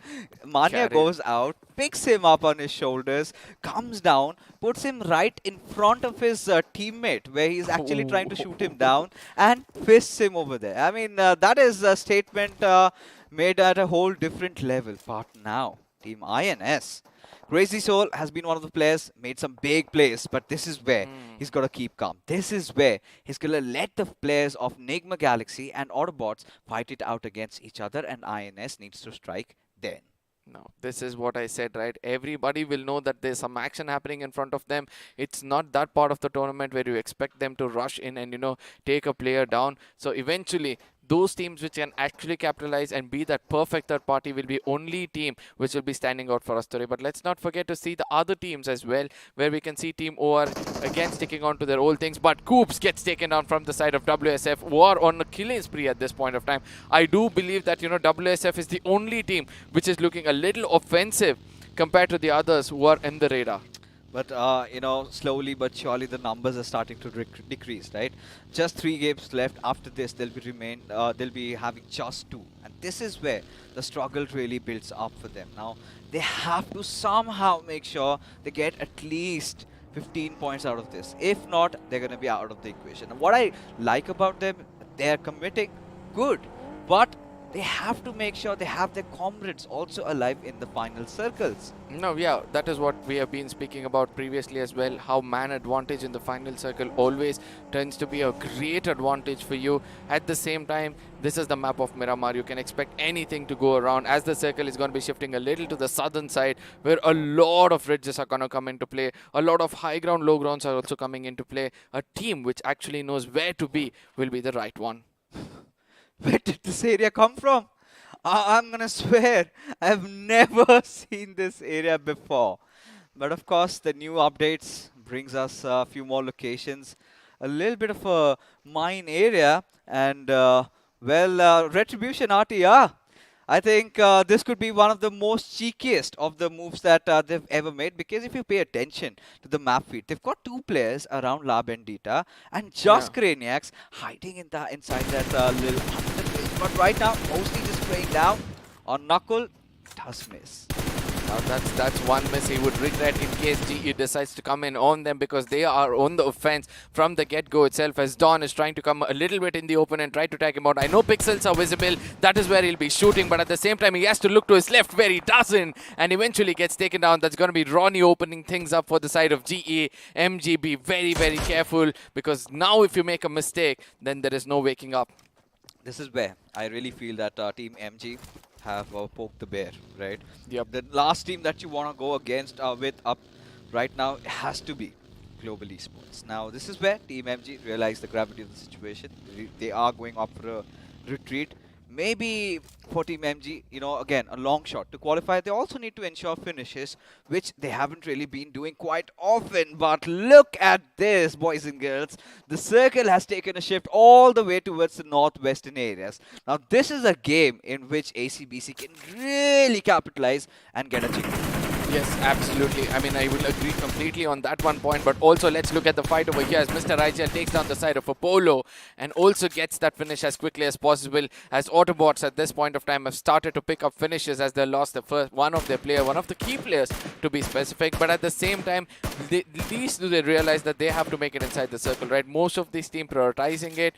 The team which will be actually choosing to go towards a lateral first and then come inside the circle will always have a upper hand. Initiative Academy. We really thought that maybe there were chances that this team could make it. They still are, but they have to be dreamers over here. But picking a fight against a team that is going through such a tough time, GOG. The big question is GOG well equipped to deal with them? But look at Dreams, all by his lonesome. Team Blinds is charging in, checking every single nook and cranny inside this certain compound. But any single moment, they're going to charge in, and Dreams has to open fire, decides to go out, finally gives his position away, as Blind, still not having the best information, will take their chances, go out, as he managed to get one, but that's where he's going to satisfy himself, as Deadpool comes in and finishes him off. I love the moment of Rage coming in over there. You know, they were jiggling around behind that and eventually goes in for a peek later on as leader OP gets taken down. IE wants to strike hard as Nick OP is going to be using that grenade to give that initial in case that connects. The story will be different as it does, and at this point of time, Nick is looking a little more stronger as he has more information which is required for the side of GOG. But where are the rest of the players? It looks like the rest of the players are kind of abandoning him apart from Bullet himself. What is happening? Why do they want to run away from a fight? Position points, half-hearted commitment into this fight, and Initiative Academy played the best in this particular situation, right? Surrounding the players of GOG, so many areas of entry, while on the other side, Mr. Spray and OR Esports, they're on a little bit of a collision course, and we remember Aru getting all 4 players of their team as Loki taking damage from elsewhere, barely survives. He's gonna patch himself up, but look at Bullet. Oh god, I can already feel his heart beating at this point, but Blazy, he still isn't overstepping. Now look at his face in that minicam, right? You can see a little bit of a fear coming in. You can also hear he's relaying information, telling that there's another fight which is taking place over here as MJ gets cleared off from far away. It's going to be Team INS striking, and this is where, you know, they're going to regret this as GOG is just giving away whatever they had for themselves and opening opportunity for the others to take it home. But look at Walkouts, you know, they're also on a little bit of a redemption path, right? Because it was Aru who got the better out of all the 4 players yesterday. But for now, Team INS are off to a decent start. But Bullet, does he know? Does he step out? Does he take the shot? A lot of thoughts going on in his mind. And all he's hoping for is Initiative Academy to be a little oblivious about his whereabouts. But the moment Blazy 2K comes out in the open, he's all by his lonesome. He is not accompanied by his teammates. Bullet, the only thing that he can possibly do is get a knock and a finish and try to survive. But I think that's not going to happen. Now, I don't know how come Blazy has still not looked at this corner, right? I do understand there's a wall right in front of him which is going to restrict him, but at the same time, Bullet staying over there for a longer time could be casualty for another angle altogether, right? We can see Nigma Galaxy in the map is kind of rotating around as well as this team is trying to take the buggy and run away. If they look back, the story will be different. Will they do that? No, but he's called for the war at this point of time. Bullet needs to run to cover, make sure he has a vehicle for him to work around with, or else IE is going to come back and strike at him again. GOG. Oh, Bullet, no. You're not supposed to do that, buddy.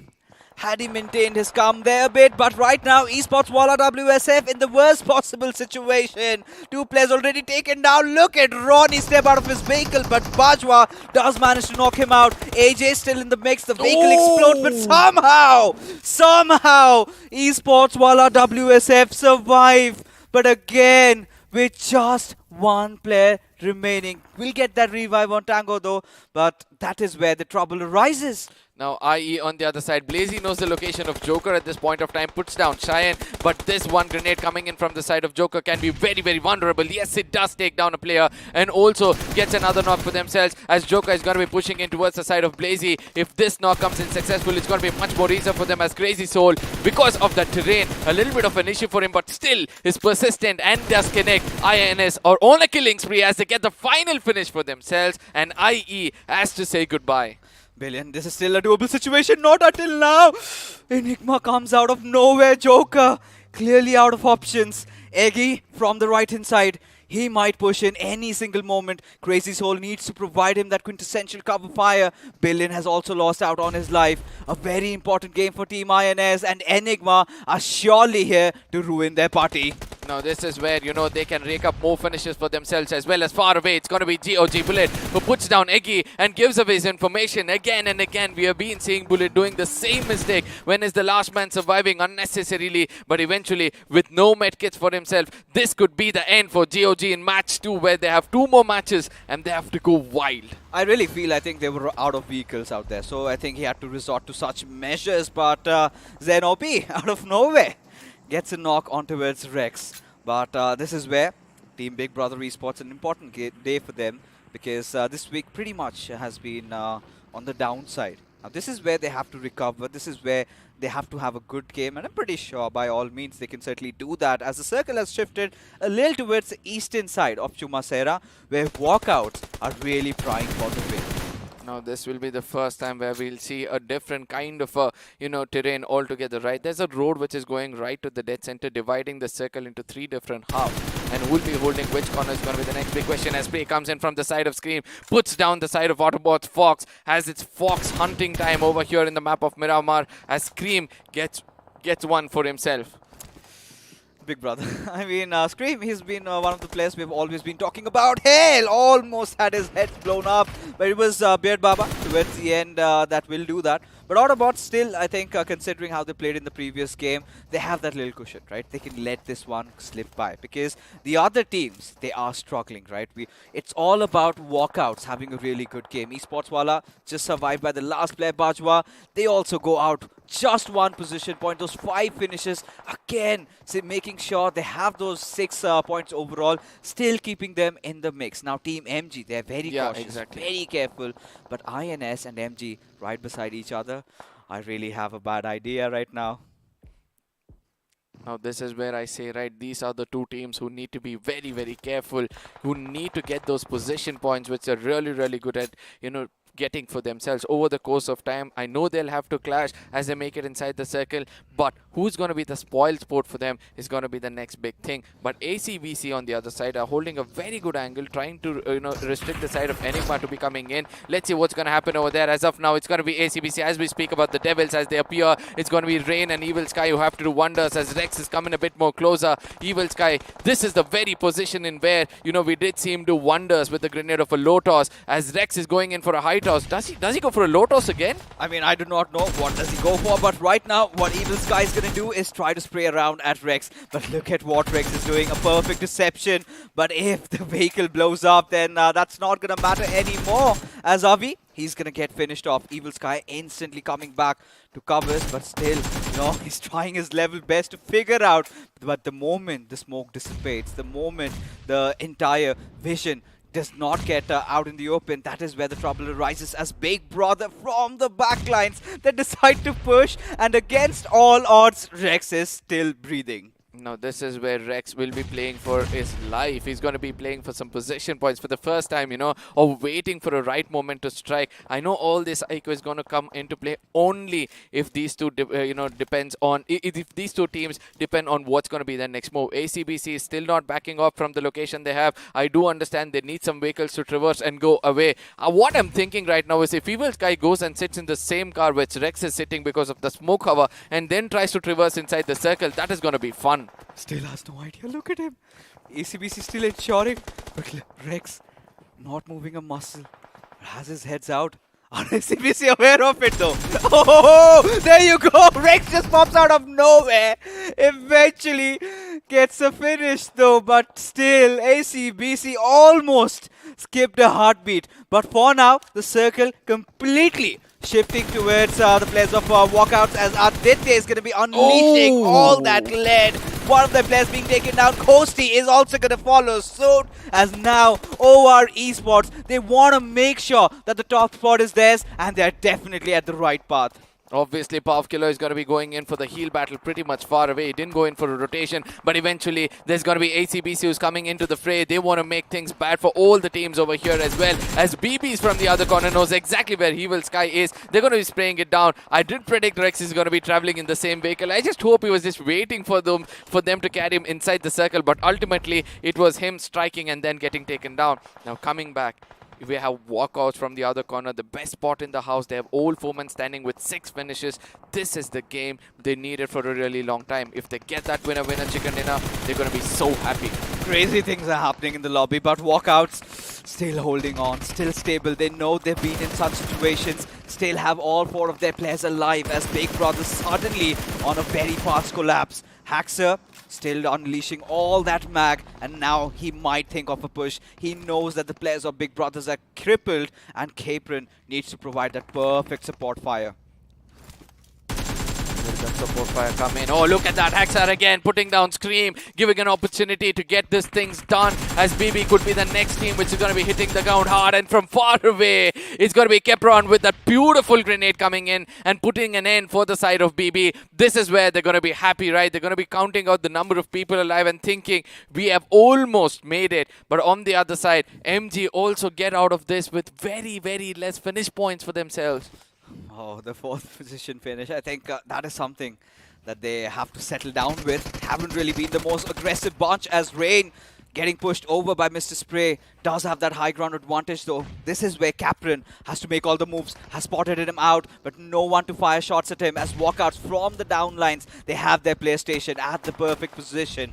And it all comes about to the circle. Nobody has the benefits of it, and this is where Atanki is moving in on the players of ACBC. Now ACBC have to watch out for this one man, because Atanki is so capable that he can take down the complete squad of ACBC and allow Walkouts to take this home very, very easily. But at the same time, one other bad thing for the side of ACBC is this: they have to make it inside the circle.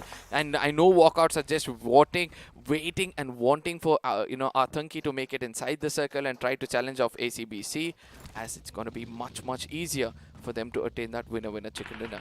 Oh, at this point, we're just waiting, right? Atanki, he's one of those variables that is here just to cause trouble, right? Nuisance for ACBC. But such an important game for ACBC and Walkouts over here, ensuring that top 2. But right now, Atanki, he's been fired upon. Haxer is trying to ensure gets that finish, but it will be, of course, to their team itself, as Caprin gets the better out of it. Now, only 2 teams remain. ACBC, their positions are compromised. Mr. Spray does have that concrete cover, but not for too long.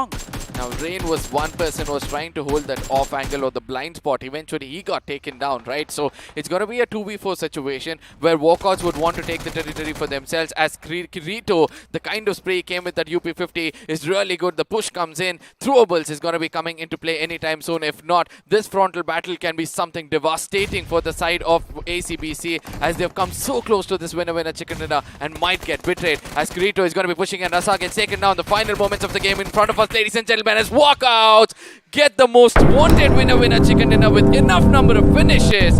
Can they make it through? They certainly can. I believe in them, ladies and gentlemen. Finally, a sigh of relief as we head into the post-match segment powered by Loco. And you can see the players, they know they are men on a mission, right?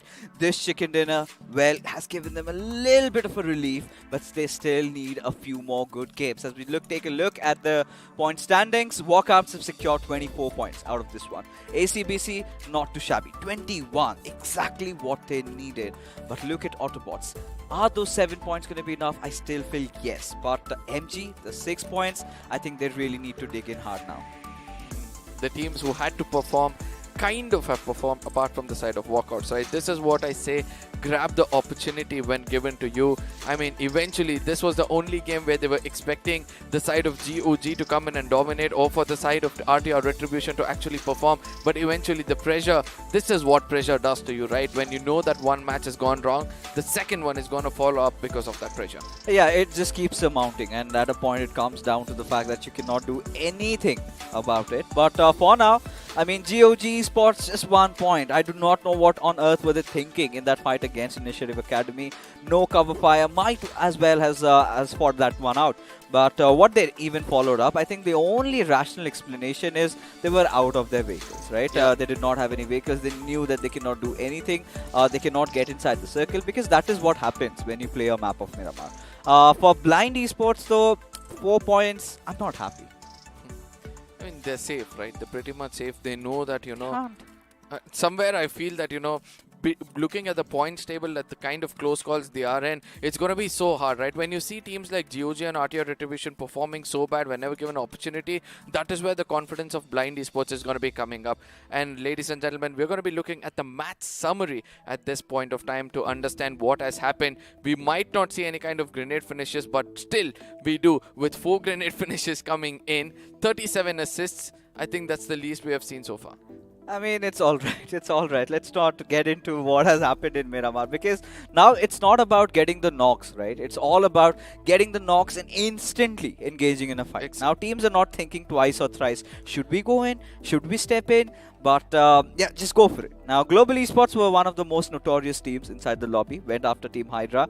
But the funny fact is that still, despite all odds, Hydra were the ones who managed to survive longer than them. So Pav did have to carry the team, but nothing to worry about for the boys from Hydra or Global Esports. But yeah, just 2 airdrops, 2 tier 4 grenade finishes, it's all standard, right? The healing numbers were definitely less because now teams did not get that much chance to breathe. It was either fight or else you die. Now, this is where, when it comes to healing, we know that the team which actually adds into that number is the side of GOG because of the very late rotation inside the circle. Because every single time they just challenge the first circle and then come into the second circle. And we have seen this time, I really want to ask you this question. Why were they, so hesitant to take the fight when they knew that they had a good firepower from their side? Because they know this is the second game that they're playing. The first game they already messed up, right? Second game also they cannot, because after that, you can already see all these teams, they're just going all guns blazing, right? And they do not care about what's happening. And this was one of those games in Miramar which was the strongest suit. Now that is where the problem arises for GOG, because the next Miramar they will be of course playing, but that is where that will be their last game. And leave everything to the last, I think that is something they cannot afford. But as we take a look at the FT Craft, Walkouts, clearly the best team in the lobby, had the best rotation. The circle also did favor them, and as a result, they come out as the victors. Now, hard work. Look at that. For the first time, we're able to see that everybody have put their guns to the talking, and an average of 500 is what everybody have gained. And with few finishes here and there, I do understand only 2 teams were very, very peculiar about getting those finishes, but ACBC were the clinical of them all with 1125 damage and getting 9 finishes for themselves. But 2-3 disappointments for me over here. One is going to be MG.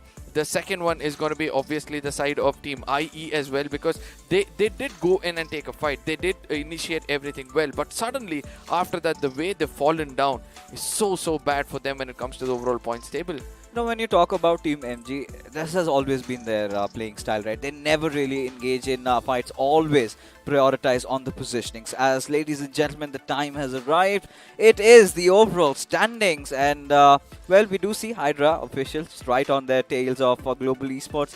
Is that the reason why Global Esports wants to just put a stop at them? They want to hold on to the top 5, and as a result, they can certainly aim for maybe Enigma Galaxy. Maybe Enigma Galaxy is a team that they should go after next. I wouldn't want to, any of these teams to pick up such a rivalry before getting into the grand finals, right? Because when you already have taken a rivalry with one person so strong, it's better you just stick to that. Because 2-3 teams, it's going to be hard. But right now, we're going to be looking at the most important picture of them all, where we have FS Esports coming down again with 324 points. I'm so sorry. And that is where it's most important for them to hold that, because ACBC 303 will consider that an average. We certainly will. And this is where. Walkouts. Still at the 17th position, but now they have nullified that little distance, that little gap that was there. And same goes for Team INS at the 294 positions. I think one thing about INS and WSF, which I kind of find the only good thing over here, is that no matter what, they still manage to get a few finishes to their name. Despite whatever happens, whichever team charges at there, they still somehow come out swinging. And that was the case with both of them. This time around also, Esports Wala WSF picked the wrong fight. I mean, they did not want to, of course, Global Esports just charge in at their direction, and despite that also, they still managed to come out on top. Obviously, and I really love the positioning of Walkouts. They did not have to traverse too much around the map. They did come in from their normal location. They made it inside the circle, but eventually held on to a very, very good hard compound. And ladies and gentlemen, when they speak about something really good, that is where this beautiful device comes in. And iQOO smartphones have a very, very good promo for you guys. Please go check that out, and after that, we'll speak further.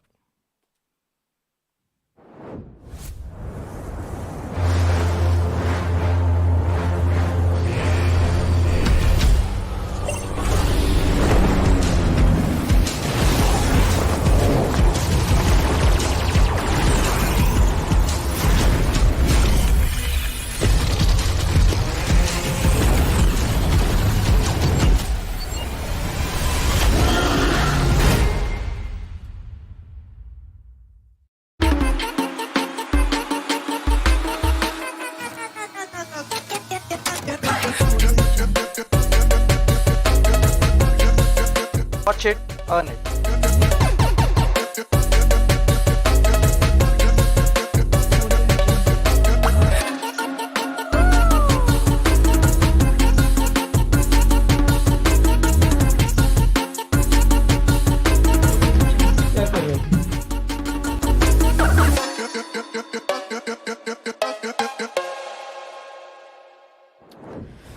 Wow, it's all crazy out here. The final day, I mean, BMPS, I really do not know what to say at this point because now the teams, there are few that have really come out playing at the best of their hearts, right? But when you talk about the other teams in the mix, now this is where, before we get into all the discussion, we've been talking about our sponsors, Loco, of course, India's biggest gaming and live streaming platform. And now they've always been there in the scene, a huge part in raising the Indian ecosystem. Might as well check that out. There's all a lot of giveaways going on, but we're going to have our discussions even carrying forward through the highlights. As ladies and gentlemen, it comes out on front of our screens, and a lot to take from this game in Darka. Obviously, I never expected so much of firepower, right? I was expecting everybody to first prioritize the circle, come in, and then they might take a fight. But eventually, the rotation clashes. And before all that, this initial one which just came in over here where Hydras, I mean, oh my goodness, I don't know why this statement is being made over here. And this was the moment where I felt that Nick OP could have capitalized, just concentrate on the person in the front and bullet from far away. He had very, very good off angle to take the people down, but eventually did not choose to do so, due to which they had to pay a very, very hefty price. Yeah, I think this is where pressure really kicks in, right? You start doubting your decisions, but this was the fight I was talking about. Again, Bajwa and Karan being two of those players that are doing so much for their team. Now, Ronnie comes in from the backlines. AJ and Ronnie, they were the two players surviving for Global Esports. Look at Bajwa, instantly retaliating back. Bajwa gets a little bit of a high ground and somehow just finishes him off. And right then and after, we had this fight between INS and Initiative Academy also break out. But what Enigma did, especially Rex over here, I loved every bit of it. Now look at what happens at the final moments, right? I do understand that Evil Sky at one point of, oh no, we just skipped that. Okay, so it's fine because we did witness it once, we're going to witness it later. Oh, this is the moment where Evil Sky went in a bit more closer. He got into the vehicle, he started driving it, eventually realized there's another person in the next seat, that's a shotgun seat, and then eventually they had to retaliate on it. Oh yeah, I felt for a moment had he held on, what could have followed, right? Yep. It was getting a really interesting situation. But ACBC also, I've got to say, you know, they have been there in this particular situation. But more than everything, Walkouts is one of those teams that I really feel has got what it takes to qualify, has got what it takes to make it to the top 16. Because they've had that similar storyline even in the past, and they still have managed to come out through. And the same can be said for ACBC, but now the number of games are of course reducing. Now, for a good thing about ACBC Walkouts, they've got 3 more games remaining. But what definitely is not a good news is for teams like GOG and Esports Wala WSF, because now only 2 matches remain. Now, this is where we said, right, on an average, 40 points is what we were speaking about. 2 matches gone down. Now, with 2 matches, they have to get 40 points. And that is where, you know, everything is going to come down. 10 finishes with the winner-winner chicken dinner might give a sigh of relief for them. But again, you know, at least 10 finish or probably 5 finish winner-winner chicken dinner is something they'll be looking forward for. Because obviously, it's going to be so hard for you to take any kind of frontal battles and attain around 15 points, which is kind of impossible in the lobby we are in right now. And, you know, to make things even worse, Retribution RTR, they won't be playing Vikendi, right? One of their strongest games. Maps. And they're not going to be here, especially how they've messed up the first 2 that they were in. And this is where the trouble really arises. Do they have what it takes, you know, finally come out swinging? Because they need a chicken dinner no matter what. All these teams do, especially teams after INS. They need it desperately, right? Because INS won good game and then they can make it through. Same goes for teams like Walkouts. Kinetic have had a rather decent start, and they're going to be coming into the mix if for Vikendi. I think what could be the right idea is always have that contingency plan of healing going on. Spread out, do whatever you want, because now we're witnessing teams fighting it out against each other. So a lot of areas to cover. It's all about doing your homeworks. It's all about knowing where your opponents drop. Have one of those players go for a hard revive, go for a hard healing battle, and I think that could work out. No, this is when you say hard healing is where I do have to bring in the picture of GOG in the map of Miramar, right? That is where Bullet was holding back and MJ probably went around and he was like, I'm going to survive. Probably if required, I'll go for a heal battle. And where does he end up? Right to the dead center of the map, almost to the dead center of the map where other teams are going to come in and dominate. And this is where the next question arises. Where would you want to place yourself inside a circle if you're going for a heal battle? I think the entire idea of MJ getting out was not that he wanted to do a heal battle there. Okay. All he wanted to do was, at those situations, you've got to stick around the edges if you're the lonesome player. It was, for Bullet, he was a lost cause, right? He could not get out because Initiative Academy anyway was scouring through the lands. They searched every angle. They just did not check that spot. And that is all he had to do. He was like, MJ, you're there, you're out there, you can survive, you can run, run. Now, that is the only call out I think that must be going on in their mind. But yes, ladies and gentlemen, it's time for us to head on to the next match. This is going to be pre-segment which is coming up powered by Loco. Pre-match segment coming up powered by Loco. And this is where you're going to be hearing a bass voice coming in. And that's going to be the man himself. Well, I guess I am going to be here, but just as I adjust myself, we are going to have a little bit of a switcheroo. Once again, apologies for that, Arca. However, boy, it is going to be exciting because once again, it's going to be B going up against C in match number 69. And, well, a lot of you are going to have a few giggles out there. Let me catch my breath. Why don't you just take over? Whew. I mean, the previous game was intense, right? There were a lot of opportunities given. The final windows are starting to close with just one more window open for teams like RTR and GOG. What is your take? Like, how do you deal with pressure? I do understand this is what they're experiencing new, right? They might have gone into lobbies. They might have played around with other, you know, small tournaments here and there. But when it comes to the official tournament, when you know that you have to go big, how do you tackle that kind of a pressure? Because you've already been in that scene before. Look, the thing right now is, you know, we keep talking about pressure. Your hands start getting shaky as all the adrenaline is coursing through your veins. But again, that is what separates champions from the rest. Now, what I believe is a lot of these teams at the bottom right now, this has been their first big break. Yeah. I mean, this is the biggest pedestal that they can ever think of, coming in and showcasing what they've got. They've already won a lot of hearts in the process. Yeah. So all they have to do now is go back, look at it this with a positive light. Because if you are going to be, you know, kicking yourself in the boots and just thinking that, oh, everything is all but lost, that is not what a winner is all about. And, you know, again, we are going to say bye to quite a few teams over here.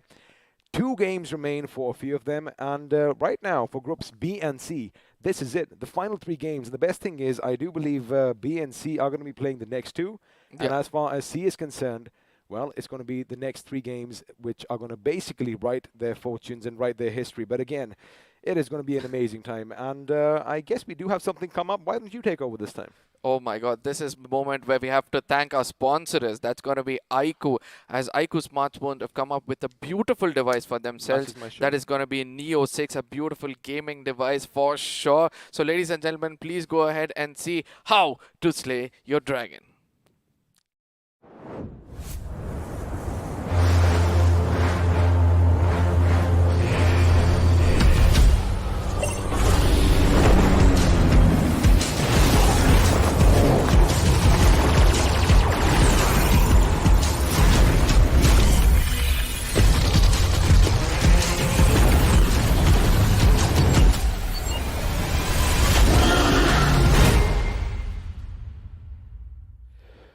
Well, when you have 90 FPS in your device, when you have that cascade cooling system, and when you have that 80-watt flash charge, everything is going to be possible. And as far as BGMI is concerned, I don't think there's anything better out there in the market for it.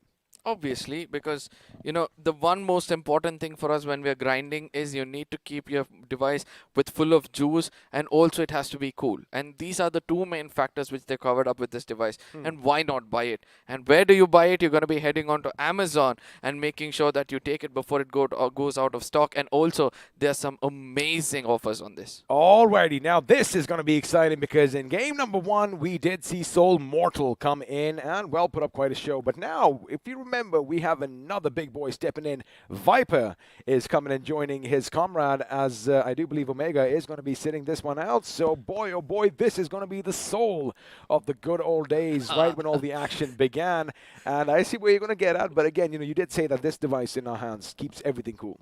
The next game is going to be icy cool because we are going to be flying to Vikendi. It is going to be the Tundra, and well, we are going to see some clashes, and soon enough, all that white snow is going to be turning red.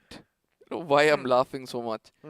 I've been listening to you lately telling that, oh, looking at all this action, I want to get back on that, into that action and get back competitive. When you see most of your, I would say colleagues, all the senior players. I got my first big break with these two boys as well. Yeah, exactly. And when you see them over there, don't you feel like, guys, just add me over there and I'll show you my skills on the sniper? Well, I will show that probably someday, but for now, we are going to let you know that you can get your hands on some really great BGMI merch, and you already know the steps. Check the link down below. Predict who's going to come out on top as far as points are concerned, and all these goodies might be heading your way. But along with that, keep one thing in mind. We are giving away 10 of these iQOO Neo 6s. All you have to do is make sure you check this chat. There's a pin comment, right? You are going to click it. You are going to fill a form. I'm learning from you. And you make sure that you do subscribe to the channel and follow us on Instagram to just increase your chances. But now, we are going away from your screens, and well, oh boy, roar. It's going to be the T-Rex's jaws that we are going to have a look at. Vikendi. Exactly, that is where I was coming in. That is where I was coming. When we come to Vikendi, this is where we want to know where the circle is going to be forming in. The fixes did point out to a point that, those teams are not having a good time. Better rely on those healings for yourselves. Move around the map. Make sure you're in equal distance or far distance from one another, and you make sure you go for healing. But at this point of time, ladies and gentlemen, we have another amazing player coming in for the side of Team Soul. That's going to be Soul Viper as the flight goes in the air, and the flight path seems to be going like this from the side of Cement Factory, heading towards the side somewhere between Carsters and Porto.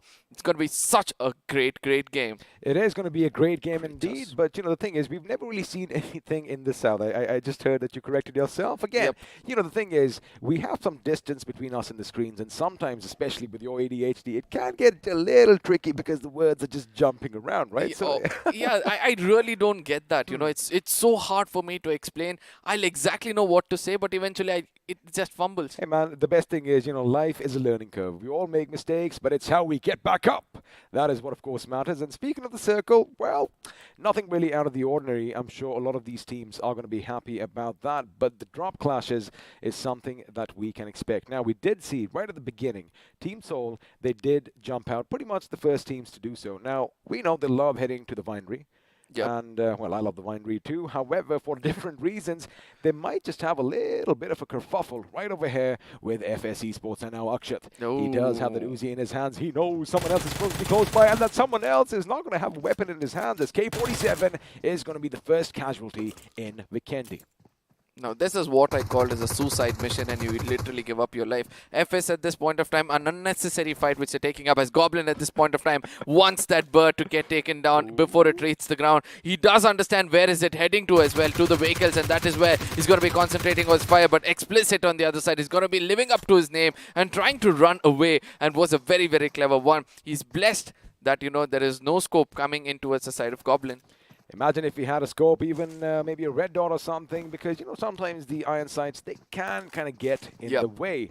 However, Team Soul off to a great start, and as we had kind of, anticipated, the fact that Mortal was playing the first game is going to make the younger generation of Team Soul a little bit happier as well, because, like I said, he's one of the pioneers in this game, and with Viper joining the fray, I guess things are only going to get better. And we've seen this team do this exact same thing time in and time out. They love choking their enemies. They love snuffing out all that oxygen, and they love racking up all those finishes. And speaking of finishes, Goblin is going to be the first one who's probably going to go in and, well, let his weapon do all the talking.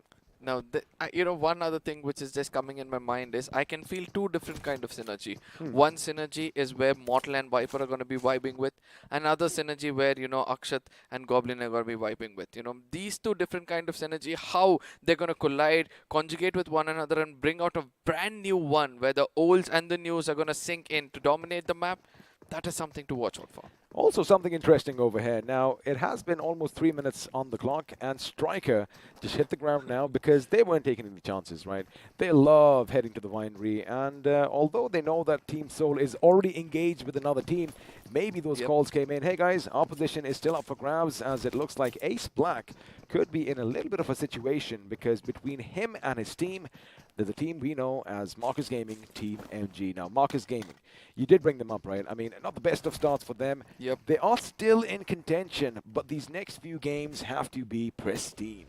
Because the teams below them had not played a game, and they are all over here, right? So they have given an opportunity now to make sure that they knock at the doors and take away winner chicken dinner, probably 10 to 15 points, just to build up that pressure to that position of 16th and make sure that they are the next best contenders for the grand finals itself. But let's not forget to see that FSC Sports, they still have Explicit and Itman right to the very location towards the side of Hot Springs, where Itman is again heading back.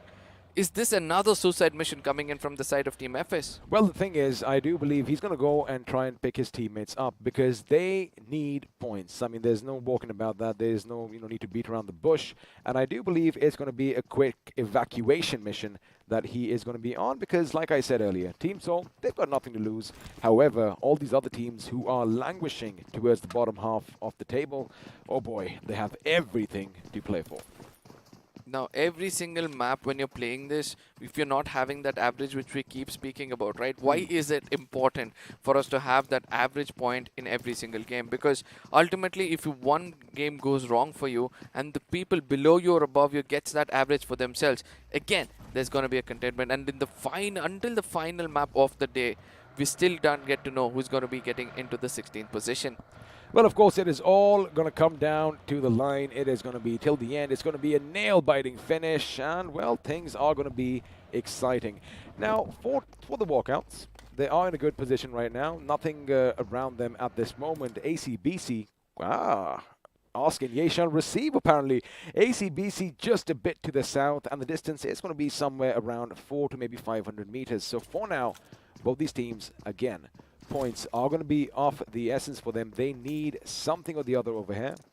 They are going to take their time, and for now, they're going to be looting to their heart's content. But, as I do have a look at the map all around, all the teams are kind of just getting away from one another, making sure that nothing happens. But looks like ACBC could be heading on in a bit of a fight, as Evil Sky is going to be the first one, and now he's going to realize, possibly this compound is taken, as the walkouts are going to strongly have a nice little grasp on it. There were several times where I've seen Abrar or Mr. Spray always tend to be on the offensive side, trying to take down the opponents, In case they come closer, they'll be the first one to press the trigger. At this point of time, UP50 versus the side of Team Lioness, Deadpool and Rage. Look at them just converging on their prey, as Rage God is doing the best of what he can and lives up to his name. Rage versus Rage, where Rage God is going to be living up for the God himself, but eventually gets taken down because he comes off that cover which he had for himself. I mean, all right, let's just break this down right now. He knew two people were coming from the left, and have a look at that. Rage is still going to be alive and kicking on his feet, surviving by a sliver of HP. The movement that Rage God just portrayed on the screens was sublime. It was beautiful. However, I do believe he was a little bit too cautious about just getting that little finish point. Again, I don't really blame them. He could have been a thorn in the side of the team that they go up against, Blind Esports, and he maybe could have gotten another couple of knocks for himself. Now, this is where Blind would like to capitalize on, right? They know that every single finish point which they take is going to be helping them become concrete in that 15th or the 14th position. But at the same time, let's not forget the side of UP50, the loose cannons who have nothing to lose for themselves. They're just going to be going against every single team in the lobby. See, again, that is exactly what we were talking about, right? I mean, maybe he could have gone for a few more finishes. Had he succeeded, he could have got 3 finishes for himself. But again, at this point, buts, ifs, and maybes is not something we are going to talk about. What we are going to talk about is Hyderabad Hydras. Well, their position is going to be contested once again by Mortal, Viper, Goblin, and Akshat, as it looks like they are going to take the fight straight to their doorstep. Elsewhere on the map, anything out of the ordinary for you? No, right to the dead center of the map, we have the side of Team MG for the first time getting converged by 5 different teams. I've never seen MG in any map, going to the dead center and then having 3 to 4 teams contest them. But that's going to be one other thing as we speak about the side of Team Soul. finally we'll be able to see somebody in the blue, right? And that's so refreshing for the fans. Of course it is, and for Hyderabad Hydras, now up until this moment, they knew that, okay, the winery is going to be theirs for the taking. They, of course, did hear a few vehicles come by. That is why Striker is going to whip out that big bad Tommy gun. And, of course, he wants to go all Tommy and, well, all gangster over his opposition. But, uh-oh, I see somebody has an M24 down there. And is it going to be Sniper season? As they are going to have a little bit of a spread. Oh, Akshay no. is going to be coming in. That might be a bit of a mistake, but lucky for him, he still has a few walls for cover against Hyderabad Hydras. Now this is where the information might be relayed, telling that, you know, there are a team over here and Goblin trying to traverse through. He'll also be making it to safety. This is what happens when you know your real estate really well, right? So when shots comes in, you're going to go behind those ridges and make sure you get into safety, as they're going to be traversing more and more and taking the tension away. It's going to be our Esports versus Nigma, and we have to see which is going to be standing tall, as one last man or the only one man hero tries to be the hero for the team and pays a very hefty price. Well, he is going to be wiped out, but he still has 3 more teammates lying in wait behind him. He was just caught a bit off guard and out of his comfort zone, as Dreams this time is not going to be the first one who goes down for Enigma Galaxy. Again, it's going to be Apollo the God himself who is going to be dishing out all that damage. Now, this fight, of course, is going to be taking place in Podvosto, just east of Mount Kresnich. Yep. And for now, for both these teams, they are going to be in the circle, and this fight is something that is going to be important, especially for our esports. Yep, they need those finish points, they need those placement points for themselves, and sometimes this is where they have to decide whether this is a fight which is necessary for me or not. And if they feel it's unnecessary, that is where they have to prioritize the next circle going to be coming up, because it's not going to be soon that it's going to be formed, and they're not having the right kind of vehicles for themselves. They're going to pay a very hefty price. A hefty price is what a lot of teams are going to pay. In fact, 8 of them are going to be going through that little situation, because chances are we might not see them again in the finals, as OR Esports, they are going to be coming across the bridge with Aditya, making sure that everything is tickety-boo, and they can do that without any problems. For now, they do have a nice little compound all for their taking, and the problem with Vikendi is that, you know, this is basically the meta in this game, right? You want to make sure you have some concrete cover, and there you have, speaking for cover, Deadpool is going to get the better of DG, and Phobic is going to be taken down by Williams on the other end, and Phobic, in fact, is going to be finished off as a grenade is going to go forth. However, it isn't going to damage anything just yet. Now this is where Blind are looking really, really strong, right? This fight looks to be theirs, as Blazy will be the next person in the crosshairs of Williams, as the grenade is going to be cooked in towards him. If this connects, I know the story will be way too different. It doesn't. Probably, yes, the splash radius does connect a little bit, but now it's all about the bullets doing the talk. Well, right now, smokes are going to be deployed, making sure they obscure their vision. Below and behold, from behind, it's going to be 7C Esports, but Shadow lurking in the shadows over there is going to strike first, and he gets taken down instead. It is going to be a little bit of a trade-off, but Blind Esports, they are in a bit of trouble. They have 2 members up and standing, and now they are literally between a rock and a hard place. But you got to keep one thing in mind. This is going to give Initiative Academy enough time to recuperate and hit them where it hurts most. Now this is where Deadpool is still concentrating on the side of IE rather than looking out for the side of 7Cs, where he gets a little bit of a tag and then falls back. They have to re-strategize something. They have to get to know what to do next, as 7Cs is still waiting for these 2 teams to become a little bit vulnerable, and when they rush in, they're really good at picking up all those knocks for themselves. What 7C are doing is they are going to be the watchers on the wall right now. They make sure they have the high ground, and although these guys do have the comfort of their little fortifications, of all that concrete, that's a big grenade coming right at you. Lucky for him, he still has that one first aid. Now, what I was saying was, you know, 7C Esports, they are going to bide their time, but you know what? They don't need to lose anything, because they might just come in, they might just come in guns blazing. Have a look at that, how they are going to be surrounding the enemy, as Blind Rage is going to be taken down by Prince, who is going to be making a little bit of a wizard in the map of Vikendi, and Spraygard is going to throw a grenade. Now he might just get that sound cue that someone actually is going to be inside, and this could be problematic. However, point blank, no, it comes back at him, and now he's going to be on fire. Drop and roll, you have a lot of snow to work with. Now at the same time, Deadpool on the inside is going in for that famous heal battle, because he knows the fight between these 2 has taken off, and 7Cs at this point of time wants to fall back as well. There's a very small window for him to escape from this because of all those smokes, but let's not forget IE on the other side is also suffering. If Sarang Grenades connects to Deadpool, that is going to be the end of the story for the Blind. After putting such a valiant effort, this is goodbye for the side of Team Blind. It could be, because looks like they were caught off guard. In fact, they're going to be the blind side, and now the Molly's going to coming. Oh! Shots are going to be fired. Spray God once again is going to be on fire, both literally and figuratively, because he did get the better of the opposition. Now, 7C Esports, they have lost one man. However, this, like we said earlier, gave IA enough time, but the grenade isn't going to explode where it was intended, as Williams is going to get the hell out of there. Now, IE had an opportunity to run away from this fight, right? They could have allowed Blind and 7Cs to fight it out, try to play for placement points, but ultimately, they're pretty overconfident or pretty self-confident that at this point of time, we can take the fight against all these players. But let's see how that's going to pay out for them, as 7Cs at this point of time are kind of spreading around, coming in from different angles, one person from the top. Let's see how well he can strike as Loki gets taken down. Loki is going to be taken down, which means now Blazy's got to go back, and this is where Saran can push in. Elsewhere, OR Esports are giving Nigma Galaxy a run for the money, and speaking of them, Aditya up against two, he's going to get them both. No, this time he's going to be taken down as one of our frag leaders is going to be brought down on his knees, and well, a grave has already been dug for him. Mabanki, on the other hand, knows that maybe somebody is going to come in for that loot, throws a little preemptive grenade. Now he knows they're outside the wall over here. He goes, he peeks, he shoots, almost gets Apollo down on the ground as well.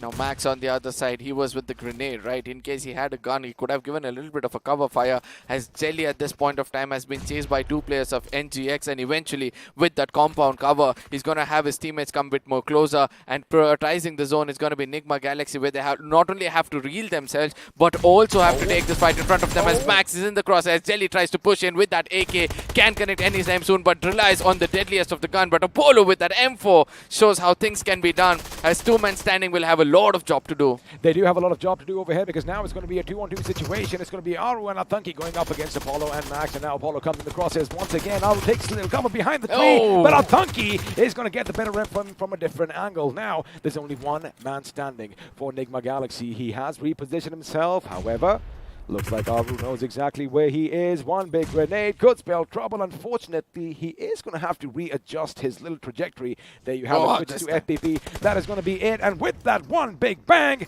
Nigma Galaxy are sent to a galaxy far, far away. With three finishes for themselves, Nigma Galaxy, we all know they're safe. They're going to be happy experimenting all these things, but to the dead center of the map is where we have to witness Marcus Gaming still alive. You know, they had 5 teams around them, but still they're going to be happy. To the southern side of the map, we have around 5 teams, whereas the northern side of the map, we have the side of Kinetic and IE. Both of these teams needs a little bit of a pointer for themselves, at least 10 points in this game, and let's see what's going to happen, as OR still making it late inside the circle. Well, again, they can afford to do that, right? Because you got to keep one thing in mind. They have managed to wipe out a squad, but now they have been reduced to a 2-man army. And speaking of an army, I love the fact that Mortal is whipping out that M24. I want to see a few heads pop. I want to see a few heads blown clean off their shoulders. And for now, it looks like they are trying to walk over the team that won Erangel. Team Walkouts. Can they do this? Because I think we might just see a head pop out of that window. Question is, are we going to have a bullet fly at high velocity and, well, hit someone right between the eyes? With the momentum of the game, I mean, I just hope that the teams who have the center of the circle exactly knows what's going to happen next, because eventually, if the circle takes a drastic shift towards the side of Mount, that is when things can be pretty dangerous for the side of ACBC, MG and BB, where they'll have those dangerous rotation clashes. And let's not forget that Hyderabad Hydras are trying to play it safe. They were so close to the side of Team Soul at one point of time, right? But still, they've survived, come in safe with 3 men standing. They are next to the side of Villa. I like how Mortal is the one who's going to be taking the charge this time, because you got to keep one thing in mind. If you notice one thing, there were only 3 members of Team Soul at this position. Goblin is already just outside the little town of Goroka, and looks like he's given a little bit of a cue. Hey guys, there might be someone over here. We need to push in as a team. And of course, we know this lad can do a lot on his own. However, when you do have a team to back you up, it is going to be just a little bit better. Azar there shoots that Viper takes a big chunk. Oh my goodness, this could be it. He is going to be brought down onto his bloody knees, and looks like his days might just be numbered. But lucky for him, there was a little opening in the house, and the revive should be coming in. Now Akshat comes in, he goes in for the revival. Will Walkouts again be to their old ways of trying to come out from the hard cover, goes in for attacking against a team which they feel is a little vulnerable? I think no, because suddenly Walkouts are playing it very, very sensible, right? They're prioritizing the zone. They're making sure they're inside the circle and also not coming out in the open unnecessarily. But at the same time, every time you taunt the big dogs, you have to be careful, right? They might come in against you, and this is a point where, you know, Goblin has the circle, and this is where Mortal is also trying to take the tires out, and that's a very clever thing to do, right? But of course, you want to make sure you disable each and every vehicle that you can, but for now, they are going to try and force them to come out on foot, because you got to keep one thing in mind, right? Although Walkouts have made it through now, solely because, you know, Team Soul is going to be putting all their attention, as we mentioned earlier, to the team that was in Goroka, and that, of course, are the boys from Initiative Academy. But I like how, from the distance, they are still going to be shot at, and elsewhere, Team Kinetic are going to make the Walkouts pray, and in fact pay for coming in their direction, as a couple of them are going to be taken out, and it looks like they are falling one by one here, buddy. I'm just having a look at it, and that's it. That is all she wrote. Team Kinetic are going to be dashing the dreams and hopes of Walkout Esports, as now they are going to have to walk out without any points. Now, this is what I said, right? Alrighty. Walkouts had to be very, very careful with what they do. Eventually, they come and make a big, big mistake, as Mortal at this point of time is still waiting. He's being calm, he's being composed, he knows exactly where to look at. With one knock coming in from the side of M24, let's see how he can capitalize next, because it's all inside a hard cover. Well, you have to make sure you go for the head, especially if you have some armor on you. Elsewhere, Initiative Academy now are going to try and dish out some damage in Team Kinetic's way. They are still in a good position. In fact, this little fight is going to be taking place across that frozen lake, which I love traversing on. But even again, Team Soul, they have their work cut out, because from behind, looks like Big Brother Esports are going to try and make a move. And speaking of BB, buddy, they need to have a few good games to make sure they cement their position for the Grand Finals next week. Now, Beast OP thinks that, you know, the Team Soul might not know not know its location, and that is what they'll be looking out for. But on the other side, Mortal's crosshairs perfectly placed. That 8x is just waiting for some head to pop in, and we all know once that goes down, there's going to be a rush coming in, because obviously BBs at this point of time are playing a very, very split gameplay. We can see in the minimap, eventually Scream comes in, nobody's on the stability, but still the shot connects against the side of Zen OP. That's going to be fear struck in the hearts of BB. Well, they know the position has been given away, and Scream luckily is going to dodge a bullet as it goes whizzing past his vehicle. And now Beast will be taken out. In fact, another body shot is going to connect, and Mortal definitely has worked on his accuracy. There you have it. Once you have the M24, 2 body shots might not be enough if the person is wearing a level 3 vest. However, that vest is going to be negated. It's going to be broken right now, and Beast does live up to his name. He went down to a sliver of HP, but is still alive and kicking. But now the circle has shifted slightly away from all these teams between Mortal and his teammate Goblin. They're going to have to move and somehow get to Akshat and wipe his position. But this is where BB could be a little spoilsport. Now the circle shifting towards the side of Mount is what was a very, very big concern, as Williams from the side of Blind is being a solo player inside this place. Oro and Athanki, who have no clue that there's a player over here. Can Williams strike exactly when required and pick up these 2 finishes for himself, as Oro was kind of visible there. He comes out in the open, has to pay a hefty price. The finish also comes in quickly, as Williams is waiting out for Athanki to do the thing, as eventually it's going to be Molly coming in, an MP5 versus the side of AK, which is going to be standing out tall. Well, right now it's all going to be who connects first as he jumps out the window, and now it's going to be a one-on-one situation. Finds William, and there you have it. We have a little bit of retaliation coming in, as Williams is going to get himself 3 finishes, and look at his face. He is not phased by anything right now. He knows he needs those points, as elsewhere, Initiative Academy are taking the fight to Team XO. As Spares has been brought down, Sensei goes down crashing as well, because Rockstar is going to be coming in from the other side. Now Loki knows that he got a knock somewhere over there. He is going to try and go for the finish. Unfortunately, the problem is our Esports are going to be pummeling them with bullets from afar, and in the blink of an eye, FS Esports are going to make quick work of ACBC. Now, at the same time, Initiative Academy, the way they compose, the way they want to hold this hard compound, shows that they're wanting this winner chicken for themselves. But they're just 2 men standing, right? How far and how well can they play this? As there's going to be another team that's going to be Kinetic, who actually knows that there's a team over here. They have MG out of nowhere coming inside the circle, as BBs also make it inside the circle. This hard compound inside the side of Goroka has become the next big hell. It is going to be hell for a lot of teams, and it looks like Team Soul are still going to be in a nice little spot for themselves. Again, all 4 members still alive and kicking. That can't be said about UP50. Oh, Spray God, is he going to do what he does best? Yes, he does. As down goes Ranveer, but it was courtesy of Princess and which means now Sarkar.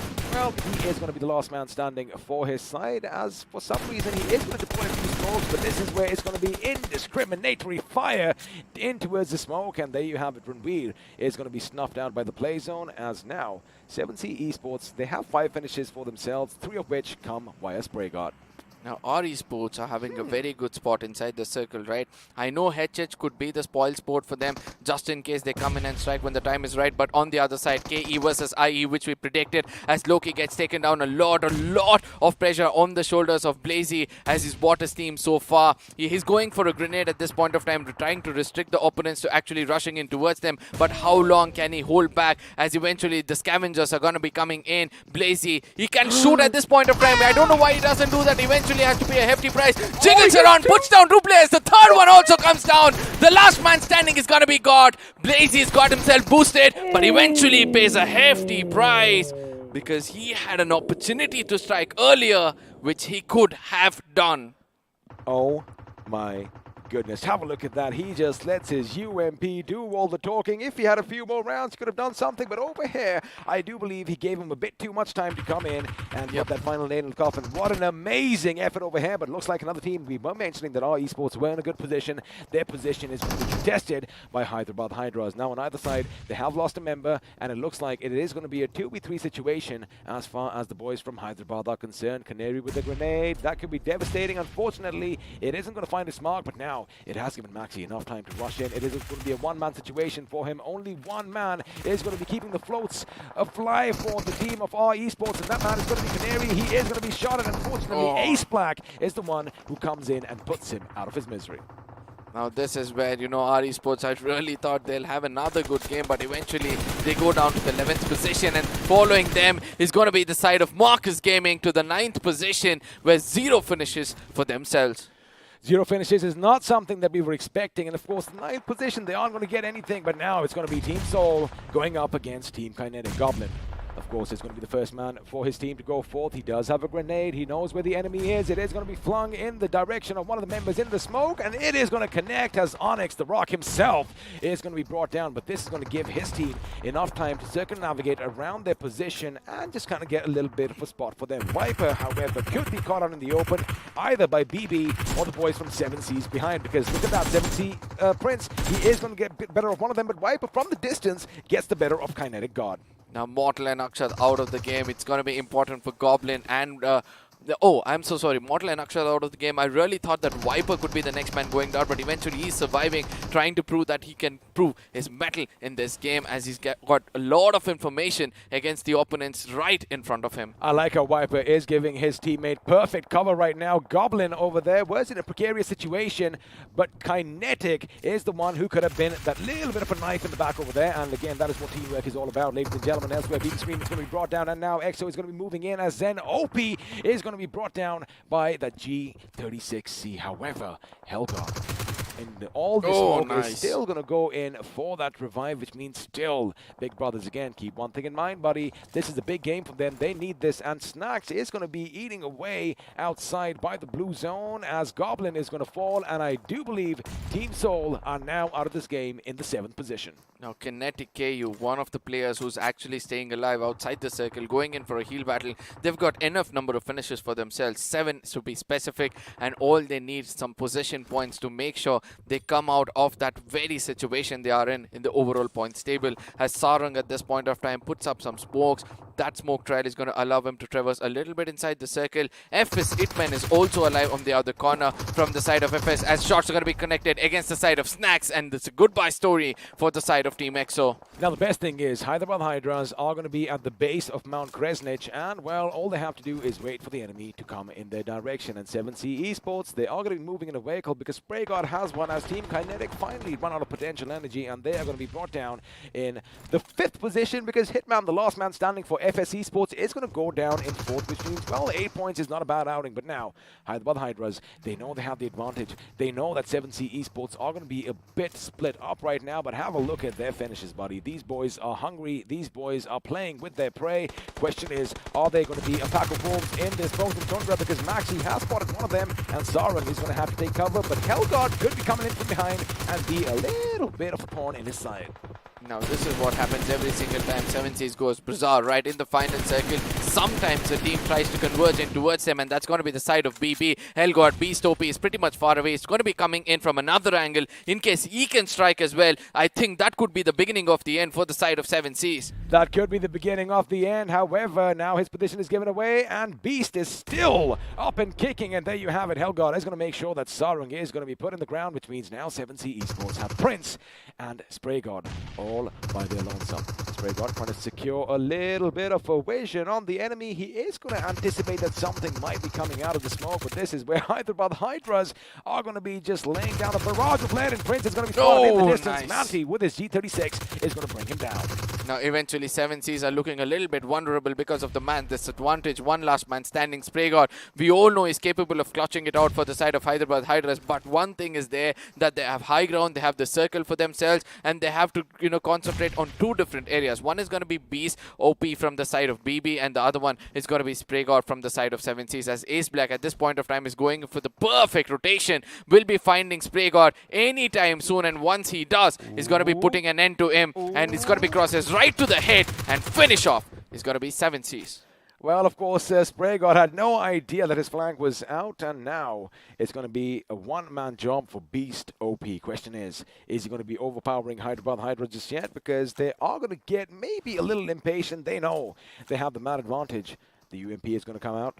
They have no idea that he's right underneath them as yet, as Maxi is going to finally spot him out over the hill over there, over the house, but now his sound is going to be given away. He is going to shoot. He almost connects with one. He almost gets a knock over here. Grenades are going to be going off left, right, and center, but it's going to be Hyderabad Hydras who are going to be your winners here in Vikendi. I like that, they are most comfortable with Miramar, but looks like it doesn't matter what biome they are in. They get the job done as we head into the post-match segment, powered by Loco.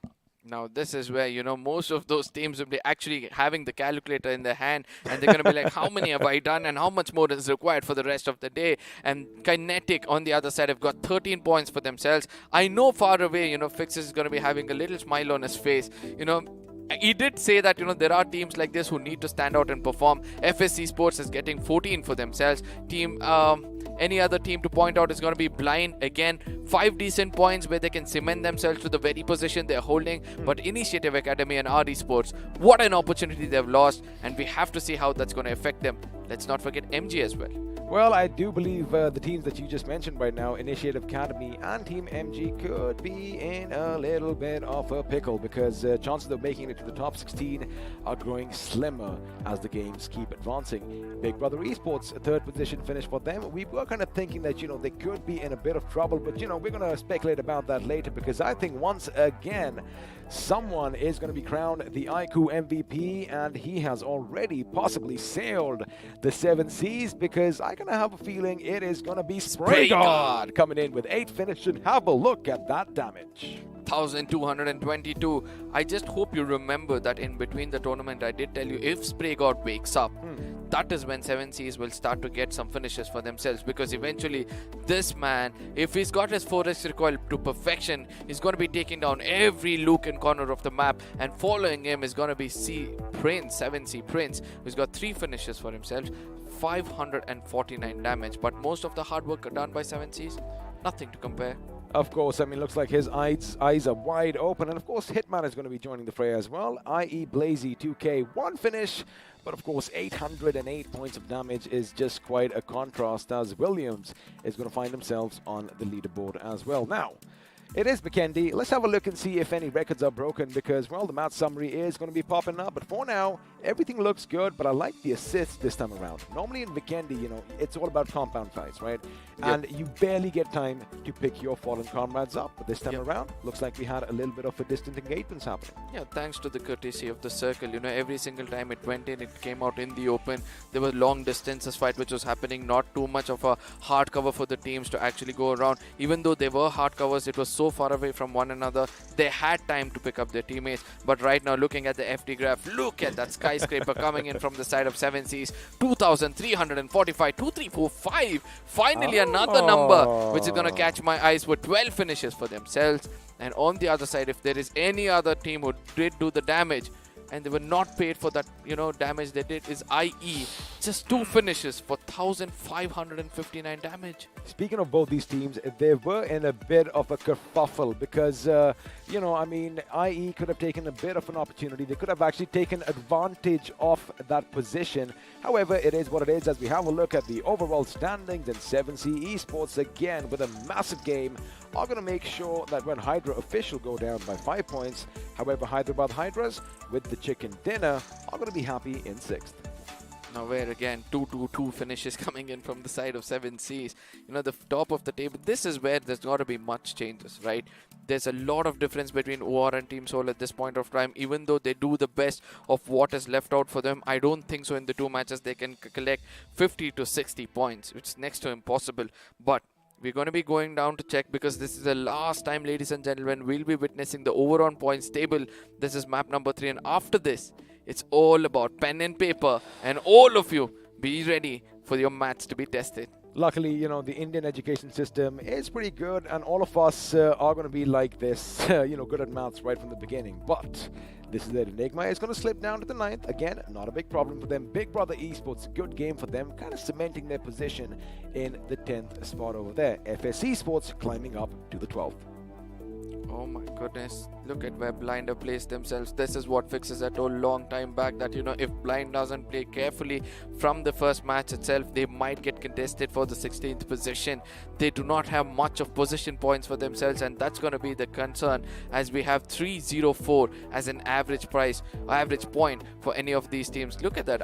Immediately after them, everybody have got 156, 143. They had just 130 possession points. In case they fall in a tie with the 16th position team, that is where the problem is going to rise. 10 points separate Walkouts and Team INS from the top 16. However, you got to keep one thing in mind. This is pretty much the midway point as far as the day is concerned. Everyone has played 46 games. Everyone just has 2 more games to either make it or break it. Now, eventually, we are able to see the bottoms of the table. The light has become very, very bleak, right? It's going to be GOG and Esports Walla WSF. They have to do miracles just to make sure that they make it into the next round. RTR Retribution on the other side, 280 points, will be one of those teams which will have their last window open. Either run for it and make sure you're outside the house, making it into the grand finals, or I didn't think so. It's going to be easy for them.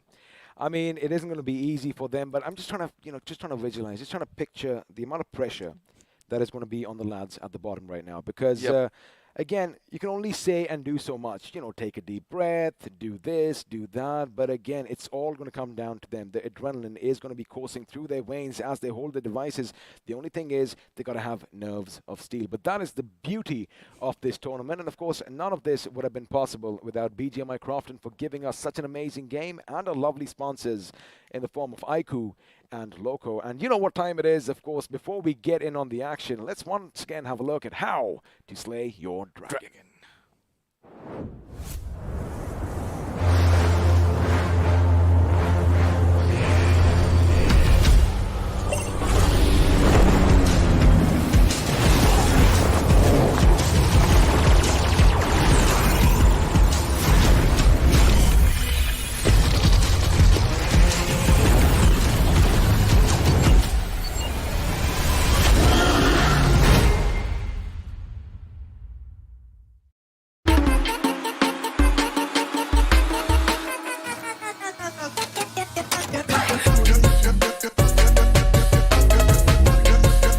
Watch it, earn it.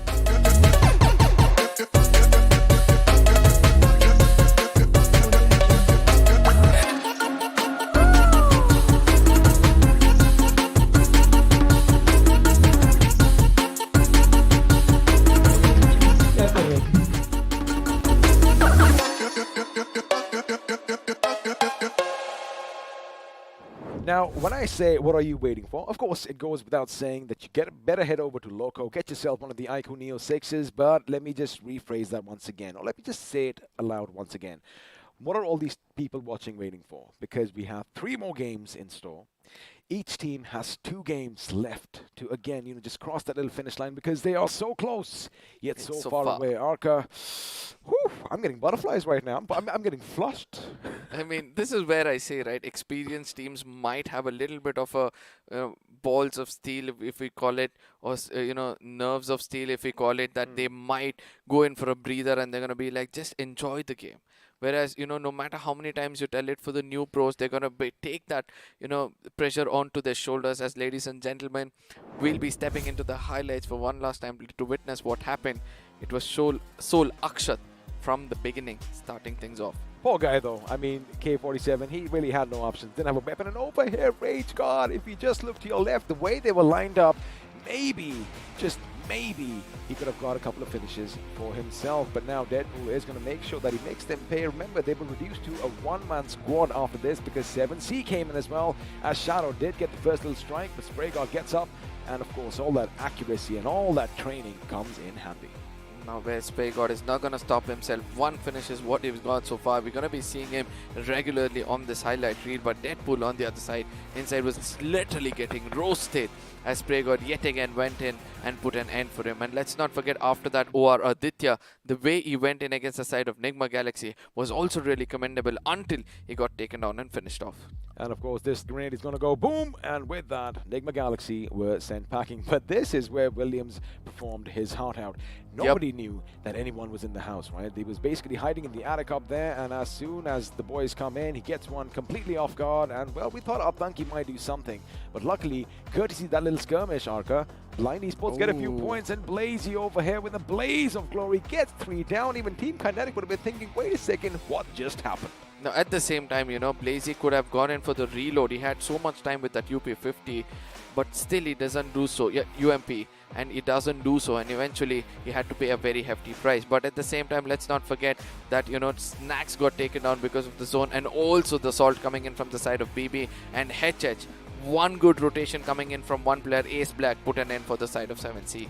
It did indeed, and of course, he was cooking a grenade for the opposition, for the enemy at the other side. However, you got to be aware of your surroundings. But the thing is, in this game, Marka, sometimes you are so zoned in that you forget to check your peripheral vision. And for all of you guys out there, just make sure you look around because something that is unexpected is usually what is going to happen. Now, at the same time, this is where we say, right, you need to have all 4 men standing. That is because you're going to have some few extra set of eyes and ears who are going to relay you information. Spray God at that point of time was the last man standing. All he could do was look forward, and he couldn't hear distances, and eventually had to pay that price, which he did so much of hard work, right? 8 finishes in one game and 1,000+ damage. Oh my God. Still the iQOO MVP in the game of Vikendi, and again, that is what kind of separates him from the rest of the pack, because once he gets going, once all the cylinders are firing, and well, he just has that little momentum that just carries him forth. I mean, 8 finishes, and then even in the last game, his team did well. Sarang was, I do believe, the iQOO MVP in game 1. So again, 7C Esports, once they have that momentum rolling, I like saying this, they're like a runaway truck with the brake lines clipped. I just hope they don't crash. In the grand finals, they need to have a little bit of a control over that as well, right? Because eventually, just in case they're relying on Spray God, you get adapted to few gameplays, right? Once Spray God starts to fire like this, you're going to be like, okay, he's going to do the job. And eventually, in case they lose Spray God in 1 or 2 games earlier itself, that is when, the rest of the teams will be challenged. And I just hope they're ready for it. I'm not telling that they're not. 7C is one of those teams who have always been on the top of this complete community. So, yes, we would see what all challenges they might have to face. Well, again, the thing is, they are a massive organization. 7C Esports, they've been at this for a long time. In fact, a lot of these boys have kind of stuck together as well. It was a breath of fresh air to have a look at Prince come in and actually have an impact on the game because, we saw him in week 1 quite often, especially in the maps of Erangel, where he is much better versed with the topography and with the terrain. But again, looks like Vikendi is definitely one of their strong suits. But Hyderabad Hydras, I love the fact that now they have pretty much conquered everything, right? And that is what the game is all about. You have to be versatile, you have to be adaptive, and, well, that is what makes champions separated from the rest of them. And speaking of which, I think let's do one thing, Arka. We have had 3 games. Everyone knows the break is coming up. I think you and I will discuss a couple of things as well. So for now, why don't we say bye-bye to them for the next 5 minutes? Because, again, we're going to say bye-bye. Get yourself some refreshments. We're going to be back in 5 minutes starting now. This car won't drive itself, right? Where to go, when to stop, read the map. अब ये सब तो in-game reader ही कर सकता है. And danger rarely announces itself. इसलिए आगे बढ़ने के लिए एक स्काउट भी जरूरी है.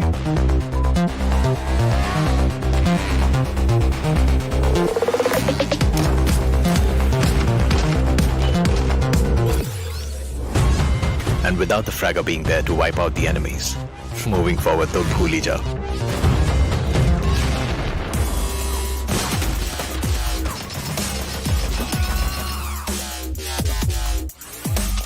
और फाइनली गाड़ी आगे बढ़ाने के लिए सिर्फ पहिए नहीं, जैक भी जरूरी है. कोई भी मैप हो और कोई भी रास्ता, जैक ऑफ ऑल ट्रेड्स के बिना टीम नहीं बनती. Without you as the support ये गेम नहीं चलती. Your friends are waiting for you on the battle grounds. फिर से अपने यारों के साथ चिकन डिनर करोगे, साथ मिलके रैंक पुश करोगे. Battle grounds mobile India, download now. जब कोर्ट पर बनी टीम ऑफ 5, छठे यार का दिल टूटा ऐसे जैसे टूटे कांच. क्योंकि अब से कोई नहीं होगा कभी भी left out.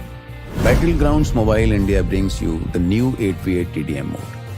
Let the action begin in Santorini.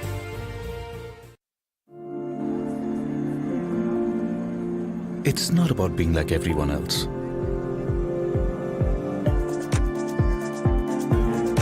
It's about having your own destination.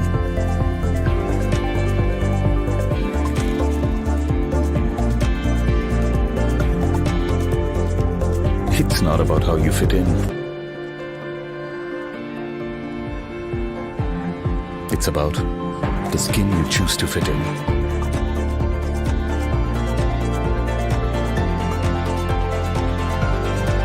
It's not about you belonging somewhere. It's about you belonging with your squad. Because everyone can be a player in Battlegrounds Mobile India. All new Battlegrounds Mobile India with new modes and maps. Let the battle begin. Download now. Train और tracks के छिचक के बीच अगर local में बैठी team Mumbai's अपनी game पटरी पे ला रही है, तो बनारस की पतली गलियों में राजेश गेम में पतली गली पकड़ रहा है. थैंक्स टू सिमरन, उसके क्लैन के रैंक का कोई बाल भी बांका नहीं कर सकता. बड़ा बाजार में कैसा भी हो वाईफाई, पिंटू अपनी स्क्वाड को दे रहा है हाई फाई. और अरविंद और शार्प शूटर को है पता, the one who shows the way is the real ताला. चार मीनार के पास एवरीबॉडी नोज ये सिंगल हीरो और 2 हाथ का गेम नहीं है. इरेंगल और मिरामार से भी बड़ा एक मैप है जहां हर कोई अपना रैंक पुश कर रहा है. Battlegrounds mobile India, India rank push कर रहा है यहां. आप हो कहां? Download now. What's your biggest weakness? My biggest weakness? If I had to pick one, I'd say that My biggest weakness is that I'm a real giver, you know. I give more than I should. are you going to keep all the loot for yourself, huh? We don't need glory hunters on the team. I'm firing on all cylinders, 100% of the time. Gives others a huge complex. Arey bhai, can't find any guns here. I'll be toast if I have to carry on with this frying pan. I'm too calm and composed for my own good. Nothing can rattle me. I'm in constant zen mode. Beast mode, guys! Come on, let's go! I scout कर रहे हैं यार. Hello, respond! I just can't push people against their will, you know. Even if it's for their own good. Seeing people uncomfortable just doesn't sit right with me. अबे तुम red zone के बाहर नहीं निकल सकते, कंफर्ट जोन के बाहर कैसे निकलोगे? चिकन डिनर के सपने भूल जाओ, तुम्हारी किस्मत में भूखा मरना लिखा है. Pick the game, drop the act. All new Battlegrounds Mobile India with new modes and maps. Download now.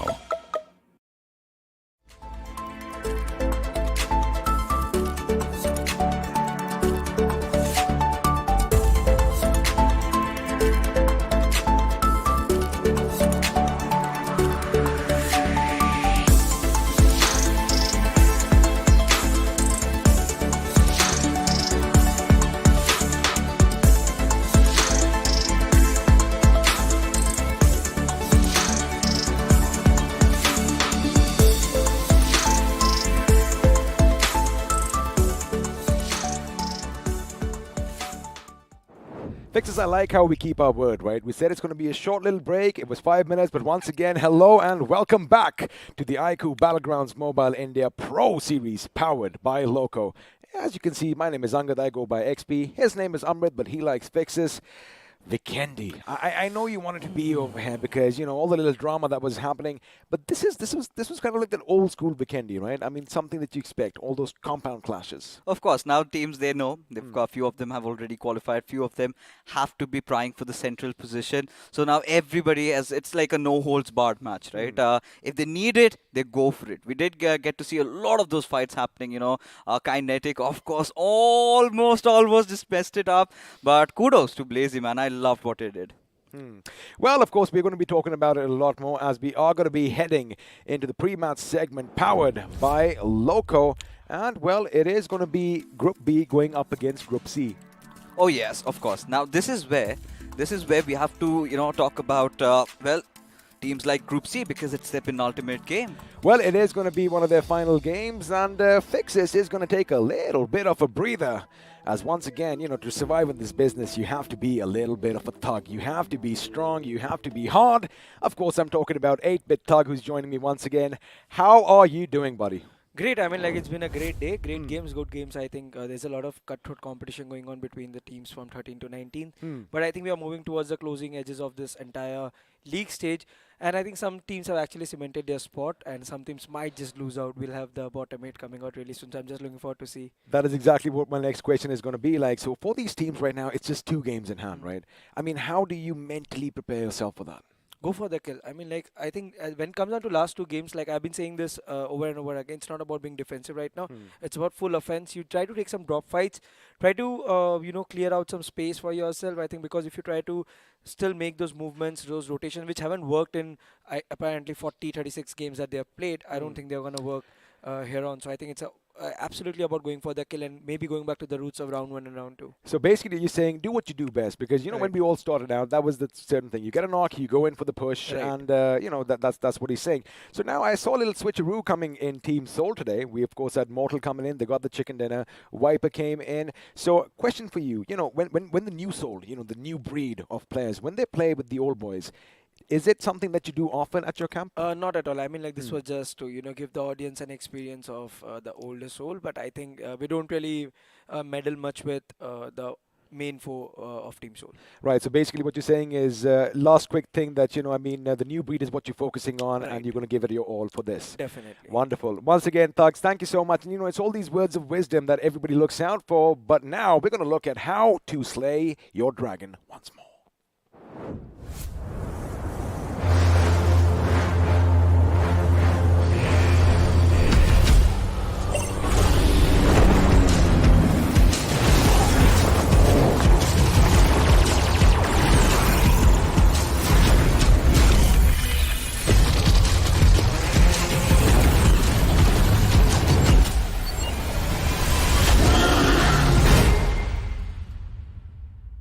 Fixes. Yes. We've been beating around the same bush a lot of times, right? Go for those finishes. Go for the fight. Maybe now that Thugwa himself came in and said that, maybe you guys might just take note over here, all of you looking out there. But again, that is going to be the name of the game at this moment. Oh, of course, it has to be. Now, this is where, you know, it all comes down to how aggressive you can play at the same time. You need that chicken dinner, especially for the teams like Walkouts. They need to do it again to cement the spot, but seems like we've got a little bit of a substitution going around. Nothing really out of order. Savitar comes in instead of Ladin, but one more is what I'm looking out for. It's going to be UP50. So 2 substitutes not making a huge difference. Now, this is where I can actually bring some topics about Team 7C. They get Prince in. They suddenly look consistent. They do indeed. But before we talk about the game and the players, again, this is all for the viewers because BGMI is going to be giving away some nice little merch in the form of t-shirts and those bottles to beat the heat. All you have to do is check that link down below, predict which team is going to be coming out on top as far as points are concerned on the day, and spam your hashtags. Who knows? You might get something. And if you aren't lucky with that, maybe you might get yourself one of these. All you've got to do is pay attention to the chat section, right? We have pinned our comment. You've got to subscribe to the BGMI official esports channel and also their Instagram handles, and then you have to click on that link, fill it up. It's as easy as it gets, but again, you have to be lucky for that. again. Phones are on the giveaway, but now it's time. Well, the penultimate Erangel of the iQOO BMPS League stages. Now, this is such an important game for teams, especially from Group C, because after this, they will just have one more remaining to play. And if they do not perform, especially our teams like Team Kinetic, then you never know, we might have to bid them adieu. Well, we did see that little cemetery for all those planes of yesteryears. They do not want to be putting one for themselves. But now, ladies and gentlemen, it is going to be Group B going up against Group C as the C-130 is going to take to the skies for the second time over the plains and luscious forests of Erangel. And let's see how I think we're heading to the eastern direction with a little tinge to the south as we are going to be flying over the plains of Gutka and ending somewhere between Milta Power and Nova Ripnoy. Give me a southern circle, XP. Come on, baby, let's go. Let's do it together. We want a southern circle. If it goes anywhere other than that, I think the teams are done for, right? Especially the teams just heading up north. But thankfully, we do not have to see any more of that global esports Hydra rivalry as of now. But where I have my eyes are at the teams, especially Team Blinds and Walkouts in this case. Now, Blinds, again, we thought that the last time around in Vikendi, they were all but written off. But Williams this time steps up to the plate and makes sure he gets his team a few extra finishes and, of course, those much-needed position points. This time around, they are going to be dropping along the western highway over here, just scattered a bit, making sure they have as much loot for their taking as their heart desires. But all the other teams that are going to be dropping off late, before we speculate about that, I just want to see what the circle forms. Now, do you observe something paranormal not happening over here? It's something out of ordinary because this also Initiative Academy, both of these teams know their journey is pretty much over. They want to pick some fights and they are going for it. Funnily, the circle is pretty much identical to what we saw in Game 1 today, which, of course, if you guys have been paying attention, you are going to know. But for now, KSR is paying attention. I wonder if Initiative Academy are doing so because they have dropped down at the same spot. And we are going to expect a few clashes. And mind you, Fixes, we have a lot of other teams nearby as well. Oh, yeah. At this point, Initiative Academy, they do not have any care in the world. They just want to push. And KSR certainly does not have the right weapons to deal against it. Needs to back off. That is indeed what he is up to. He is going to back off for a little bit, but the intended targets in the form of Initiative Academy are going to lose one of their members, courtesy of Manti from Hyderabad Hydras. And now he does manage to make it to a little bit of safety. Now, both these teams are going to open up on Initiative. However, for the teams, for either of them, it's pretty much they're done and dusted, right? Now, it's all going to be about bragging rights and all those delicious Insta-reels. Of course, now it has all come down to that. But Initiative Academy, they are going to be relentless. They're still not going to back off. They know they want to pick some fights and does not matter. Their journey has been so far so good. But Blazy, of course, at the different entire galaxy altogether, gets taken down. Cause of concern for Initiative Academy? No is the answer. Well, looks like they want to take the fight straight to the enemy as they are going to reposition themselves. They do have those Car 98s, but I wonder if they have enough spokes. But have a look at your map. Blind are going to be doing something completely different. That's what we were talking about earlier. I was like, wait a second. What are they doing on that western edge? Again, they're trying to make sure they stay as far in the center of the circle as possible. And their gamble this time, Fixes, has definitely paid off. Not just them, right? It is also Team Kinetic. Ideally, we've seen them around the Water City areas, maybe Lipovka this time. Knowing the fact that Hydra is no more playing, they've decided to head over to Yasnaya. Now, considering this circle, I do not know. I really do not fancy their chances because where do they enter from? Is it from the northern side? You've already got so many teams. Is it from the eastern sides? That's a big no-no. Are they going to go all the way down south from Sosnovka? Maybe a possibility, but a sliver of opening, I feel, is they have to let Hyderabad Hydras and all the teams on the northern side first pass, and then they'll have to make a very late entry inside the circle. But Kinetic, I'm starting to get worried about them. Speaking of late entries, Team MG, the northernmost team on your screens right now, are going to be looting up to the heart's content in Zarki. Now, they need to come in a bit late as well. Again, shots are going to be fired. I'm going to hold my thought right now as UB50 are going to try and get the last few remaining members of Initiative Academy. 3 are going to be running away at this point. And also Carl's like, Well, a little bit of a flashy play over here, just spinning that grenade on his finger. Lucky for him, it is still not unpinned. Otherwise, he would have gone boom.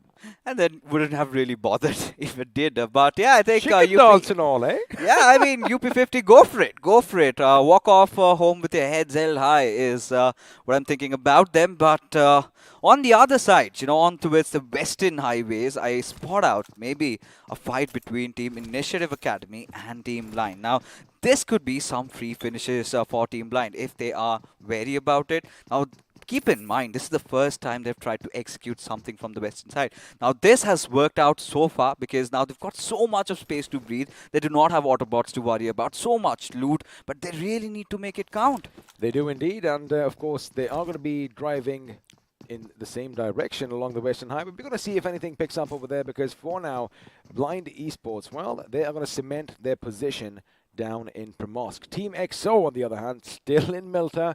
You know what this means. 7C Esports are going to be lying in wait at some point or the other, just trying to be a little bit of a thorn in their side. But now, as teams are pretty much getting ready to pack up and leave their favorite drop spots, this is where you expect a few drive-bys. This is where you expect some action to finally break loose. Look at this. Big brother, they're doing the INS dance, right? Just waiting at the junction spot, waiting for the players of ACBC maybe to cross the bridge and maybe take them down as they have their players stationed properly. But for Team EXO, I would really love to finally see a 7C and EXO fight happen right here, right now. And chances are, with especially Sarang coming back in and Prince in the fray, well, it could happen. But now this is the question. Have a look at how all the teams are rotating, right? Most of them are going to be hitting them head on, but BB at the north of the bridge, ACBC heading in their direction. We might just finally see a massive bridge fight, which again, except maybe that one time that INS opened up on them, we haven't really seen. Of course. Now, this is what I was talking about, right? Big Brothers, they've already set camp, but Initiative Academy going up for the hills. Now, well, they're somehow anticipating or banking upon the fact that the circle is going to shift entirely towards them. Now, Initiative Academy, they certainly have nothing to lose, but I do not really feel like the circle's going to go anywhere, but I think they really want to mess up Team Blind's play. Who do you think that was? I do believe it was Deadpool who probably had his crosshairs set on Phobic over here. Oh, yeah. Indeed. It was Deadpool with that M16. Of course, if you master this weapon, it is going to be hitting you with quite a bang, especially if you use it on that burst mode of fire. 3 bullets, if you control that, it's going to be just a bit too much to handle. But for now, I like what Initiative are doing. They are taking that initiative. Maybe it's a bit too late, but like you said earlier, it is going to be fun, and looks like we might just be switching to the bridge as two teams are going to be heading towards one another. On one side, we have Big Brothers, on the other, ACBC. There it begins. Evil Sky comes out, realizes Hellgod is going to unleash all the fury of bullets, but somehow he makes it into safe covers, but he has to ensure the others also pass as Haxer moves ahead, does not take any damage. Doesn't take any damage, but Beast OP is going to try and scour the flanks over there just to have a look and see whether they're going to be stopping or whether they are going to be running away, because keep in mind, we still have 2 members from the side of ACBC still on the other side of the bridge, which means we still might have a little bit of a kerfuffle. And Scream, what he's doing very well over here, is making sure, well, he is going to just isolate them, which means it is going to be a bit tough for Capron and his boy, Rain, to make it in. Thou shall not pass. ACBC got in such a tough spot over here. How do they get away from here? Do they take a dip inside the water? Because the moment they do that, I think Scream is going to read it all.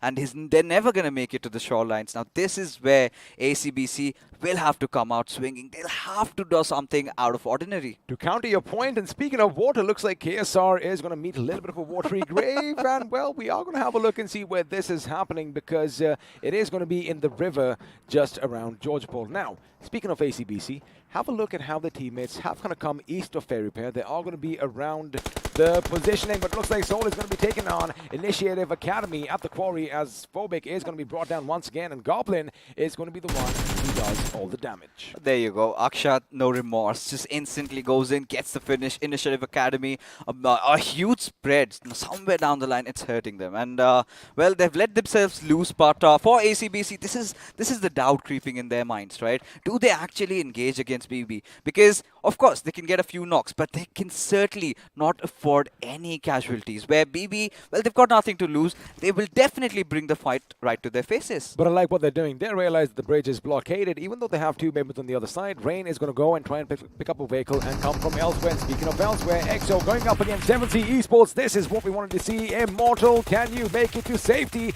Because Prince is so close to blowing your vehicle, but looks like a few more shots could have done it. Unfortunately, he has found a little bit of cover for himself. But on the other hand, it does look like Team EXO, oh boy, they are going to be down on their luck, as they're going to be a one-man squad from here on forth. Or maybe, I think two of them made it out. Of course, they did. Whoa, What really UP concerns 50. me is UP50. Yes, sir.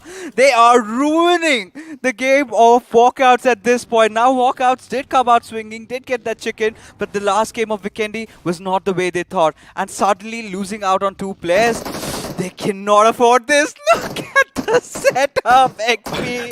Preposterous. It is preposterous indeed, and now a few more are going to be coming forth, and I wonder if they know that they are a bit too close for comfort. Kirito is going to have a little bird's eye view, but the problem is, buddy, the blue is going to be chipping away in their health. Now, the thing is, I did notice one thing, right? Team MG did lose Dionysus moments before, but it looks like they patched himself up, and through all this commotion, they managed to sneak in past the Rumens. Oh, of course. I mean, I was taken aback a little bit. I thought, UP50 might try and ruin their games as well. But this is the moment, we do have the circles again somewhere panning down south of Katka. FS are in a prime position to do that.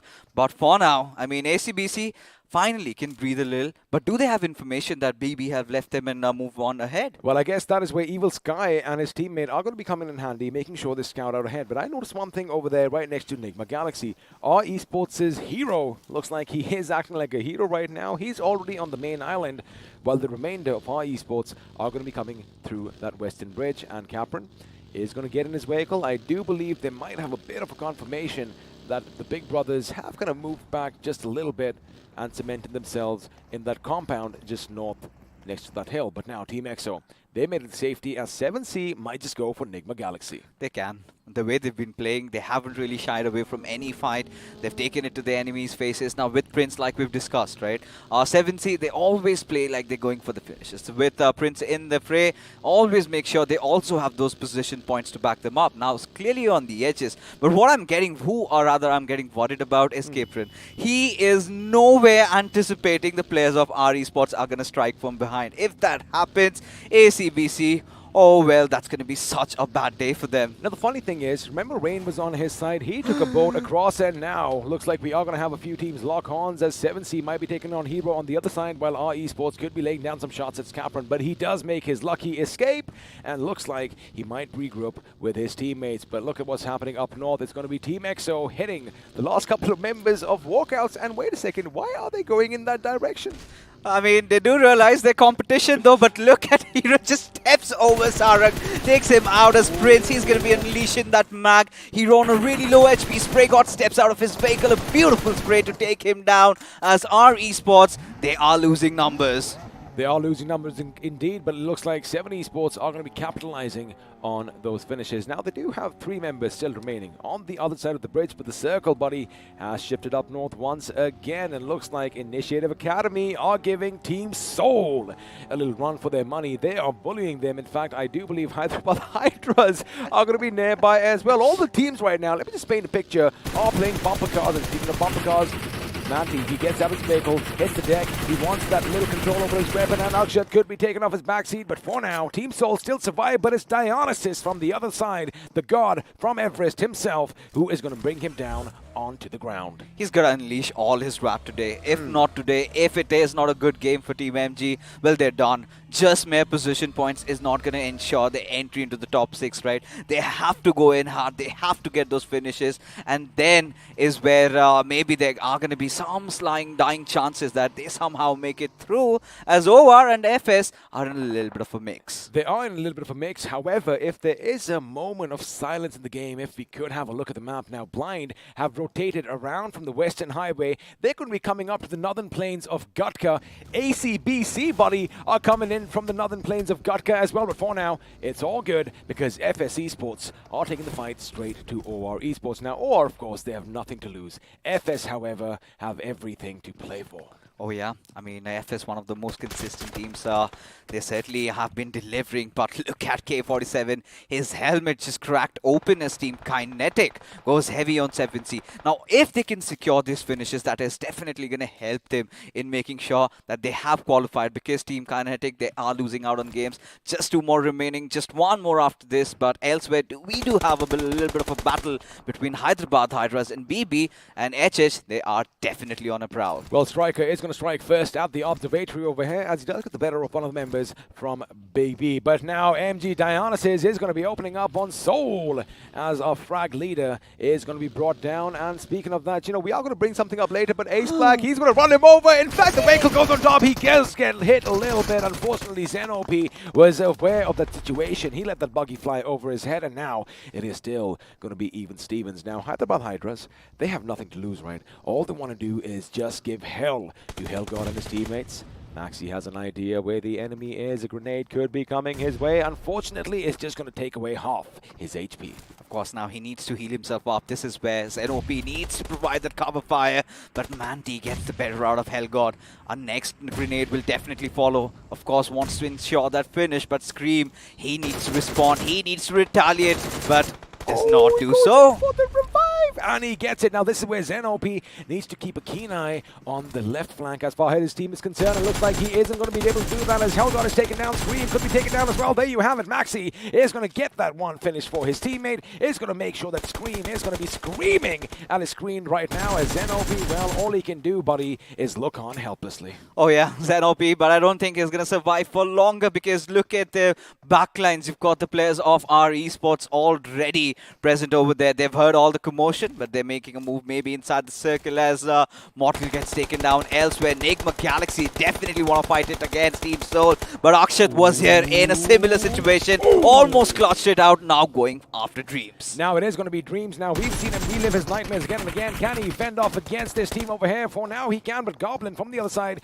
is going to be coming in as well. Max making sure he gets the better of Akshat, goes out and finishes him, making sure that, well, 2 of the big names are going to fall. Now it's all going to come down to Viper and Goblin. Goblin, of course, one of the hardest hitting people. I'm going to hold my thought right now, as Savitar and the boys are going to come under fire. If that grenade rolls down, it could be problematic for him, but looks like this one is going to be it. It is going to fall point blank on them, but unfortunately, it was just a bit too long. Now, he does readjust his projection.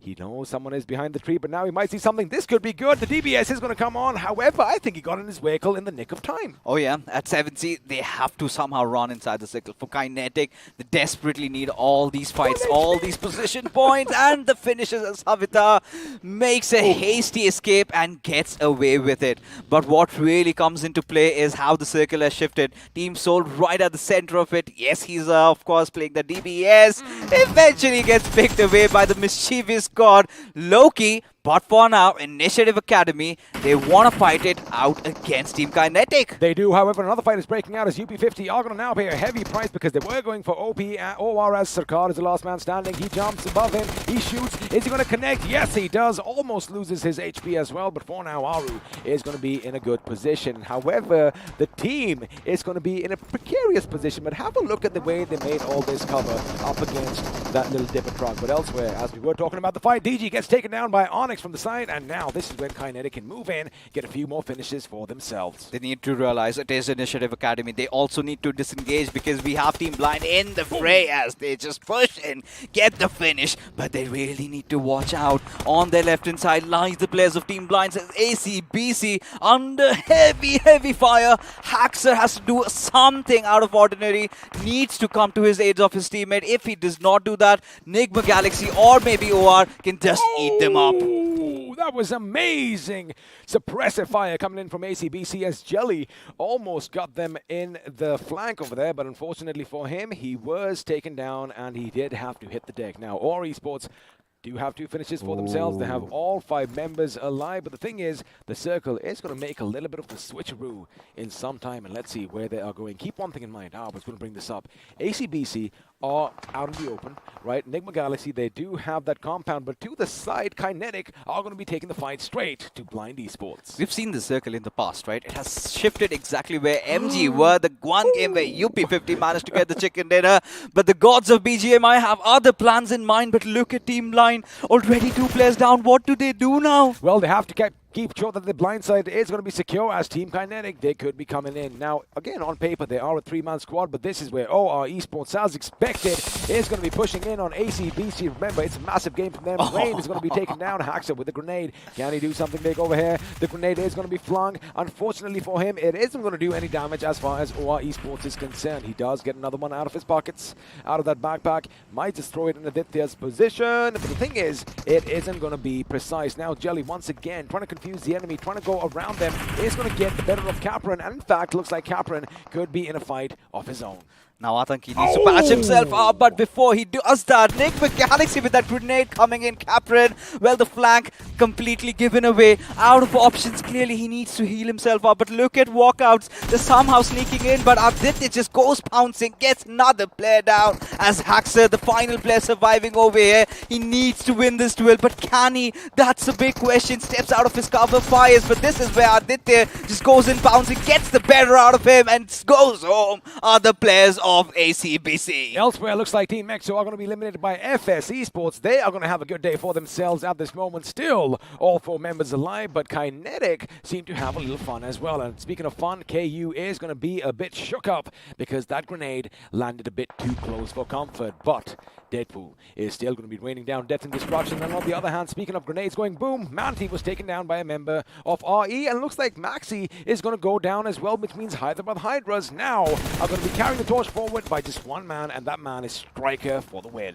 It has to be Striker, but now he's going to somehow tuck his tails and run. Now, considering the fact he's going to be out in the open, under fire by the players of Walkouts, but Kirito has been taken down. Now it all comes down to a brawl, and the dream shattered by the only player of Hyderabad Hydras. Oh, what on earth is happening, XP? I cannot believe what my eyes just saw. My goodness, that is what all the drama is going to be lying in store for you right now, because the teams that need most of the points have been falling one after the other. But this is where teams like Team MG, FS Esports, Blind, and Team Kinetic can have a bit of respite. And speaking of respite, OR's position is going to be contested all the way on a sliver of HP behind the rock. But Enigma Galaxy, maybe they think no one's there. And now this is when Aru strikes, because Dionysus from the other end is going to get the better of Max. And now there's just 1 man standing behind, well, lying down behind it. And this was a bit of a mistake. You're not supposed to throw any grenades or smokes out at this point, because you give your position away. And with that, OR Esports, against all odds, are going to be sending Enigma Galaxy home.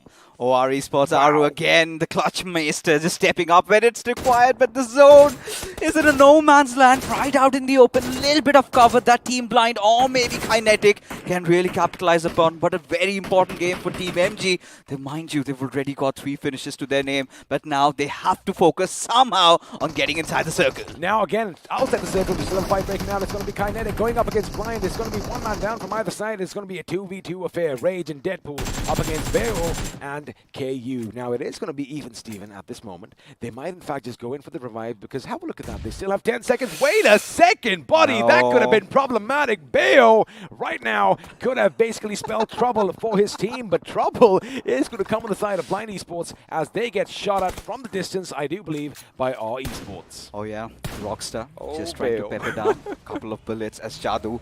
He's got to deal with, Aru over there. But Team Kinetic, they're almost just flustered up with that grenade. Goodness. Intention was to, of course, lob a smoke, get that little bit of a vision. But look at Team FS. They can also capitalize on the situation, get the better out of the both Team Kinetic and Team Blind. But for now, it's all about the contestation of the hilltop, and Team Kinetic have to defend with all their lives. Now the problem is, when either of these teams move out, they are going to get shot at. But luckily for them, MG Dawn is going to be brought down by FS Esports, because they were being a bit of a thorn on their side. Team MG out in the fields, they do have the hay bales for cover, they do have some smoke, but looks like Dawn could not make it into that precarious cover in the nick of time. And now Hitman, he has an idea where they are. In fact, Diana's position could be given away. Wait a second, Ghosty, you weren't supposed to stop there. If that buggies goes boom, Team MG, again, they were in the best of positions over here, might be paying a heavy price. And speaking of paying a heavy price, our Esports playing spoilsport for FS as they are going to be brought down. And this is where Blinds capitalize on that position, moved in and wiped out Team Kinetic from the face of Erangel. A sigh of relief for Blind, but still, they cannot smile at this point. Have to settle with just a chicken dinner. Nothing less will matter for them. Aru trying to make it inside the circle, gets shut down, thwarted off from the lobby. But now Team Blind, they are the kings of the hill. They have their positions compromised. But this is where FS can act as a spoil spot, can mess their game up, and can send them packing. Speaking of FS, they are going to be sending them packing as Pavkilo. Well, he just had a massive grenade flung in his direction. And it was on. Oh my goodness, Deadpool, you could not be lying in the open, especially when you know that there is open grounds right in front of you, and well, Hitman is going to hit him so hard that he was put on the ground before he even knew what hit him. But you know, now this is where Team MG, they've got a little bit of breathing space. Pavkalo is still going to be out of this, but looks like Ghosty, just the moment that I took their name, is going to be brought down as Hitman is going to be brought down by Canary from the distance. Unintentionally though, helping the players of Team Blind just out a little bit, but for now, our Esports, they have had their eyes set at the players of Team MG. Giannis could be the one going down. And yes, Team MG are eliminated at the 4th spot with decent amount of finishes as Hitman lies in the open. But Shadow, he's got to pull off everything along with Rage. The 2 players that they needed are still alive. Canary being shot at from the backlines, but still somehow keeping himself alive in such a difficult situation. It is a difficult situation. Blind, they do have to make a move. Our Esports, they do have all this cover, but have a look at K47. His position has still not been given away, even though his teammate Hitman is going to bleed down, and now he spots the enemy over there. Rockstar in a close, controlled spray over there is going to be taken down, but again, the suppressor is something that's going to help him. They have no idea where these bullets are coming from. They certainly don't. Oh, baby! Getting taken down, and still no clue of what's happening. Can't go for the revive. Have to remake a dash for the circle as RE have found a pristine position for themselves as K47 might look to put an end at them.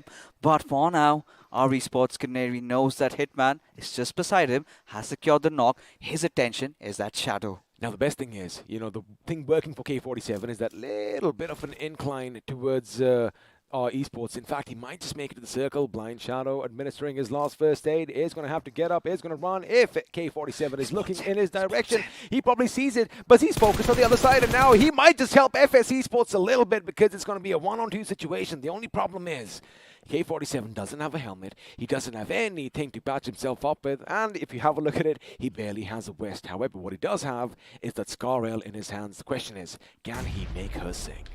I think there's a slight idea for our Esports where he possibly could be. Now, if they pay attention, if they play close attention, they know that it's just that one little hay bale out there. And perfect grenades could really work out. Either ways, both of these teams have comfortably made in. And for K47, it's all about, you know, living up, pulling off a clutch of his lives, which I do not think might happen. But still, let's see what does. Well, he does have that big bad gun, the M249. A grenade could be coming in. However, it does kind of seem like Canary, if he throws it over here, it's going to be just a bit too far. But the thing is, oh boy, K47, his days are pretty much numbered, but he is still going to try and give his best as Canary. He's going to hop, skip, and jump and try and see if he can spot the enemy. And, well, some random firing is going to be coming underway at this moment. The grenade being cooked over. Canary has no idea. Finally does though. Another one's going to follow suit, but now he's going to be go out for a little bit of a soiree.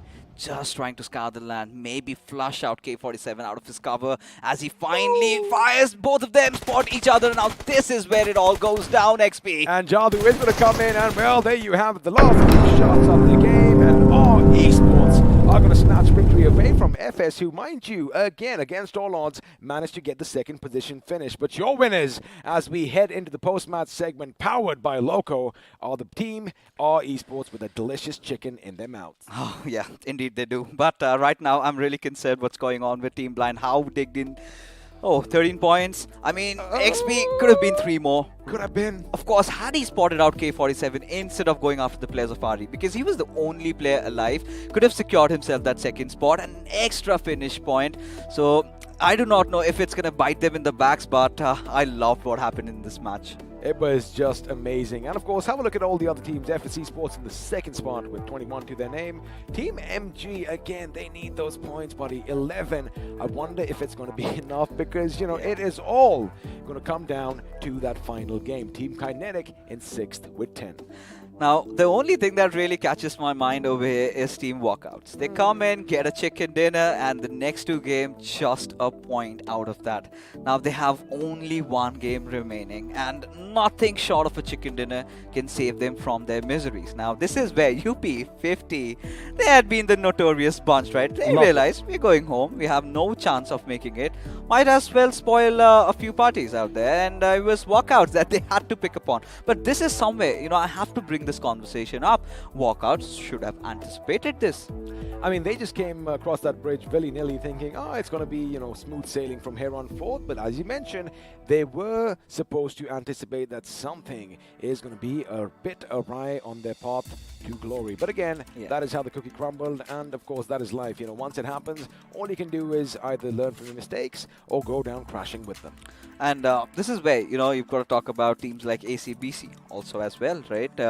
Not a game that they would have really wanted, and somewhere just getting caught off, right? They have nowhere to run and hide in a sandwich situation. OR getting the better out of them. There was even the players of Enigma Galaxy, and if I'm not wrong, maybe someone from Initiative Academy from afar. But regardless, whatever it was, I really liked how Team Kinetic are playing throughout the day, right? Despite the fact that they're not getting that much position points, but they're somehow making it up with their finishes. This time also with 10 points, I feel they're on the right track. I agree with you because, you know, although game 1, I beg your pardon, was something that they did do good, but they couldn't really pull it off. That's where the Autobotz basically got the better of them. They did manage to get a few finishes for themselves. So even if they get an average of 10 to maybe 12, 15 points in a game, that's going to be enough to make sure they make it to the next round. And, well, again, it was just a little bit beautiful over here. Yeah. Forgive us because we're going to keep rambling on about this game because it was so exciting. And, you know, the circle also kind of played a little bit of a spoil sport, especially if you keep in mind that left, maybe the western side of the circle, right, where we had Blind, where we had Kinetic. That fight could have gone either way, but spoil sports coming in from FS Esports at one end and our Esports at the other. Oh, yeah, of course. Now, that was indeed the tipping point of this match, right? Had Blind gotten it through, could have been their game, could have moved in a little bit faster, but now is the moment who the iQOO MVP is. Maybe we're going to know after a while, but what a wholesome game. Before we find out who the iQOO MVP is, let's just once again thank iQOO and, of course, Loco for sponsoring this amazing tournament given to us by BGMI Crofton, which means it's time, once again, to have a look at how to slay your dragon.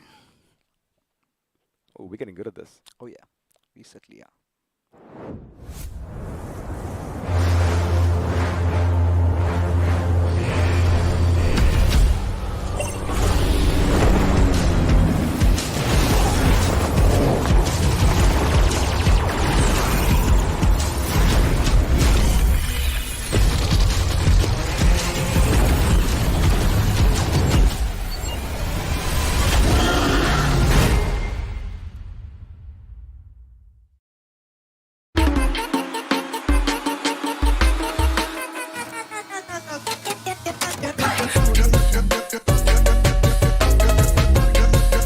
Watch it, earn it.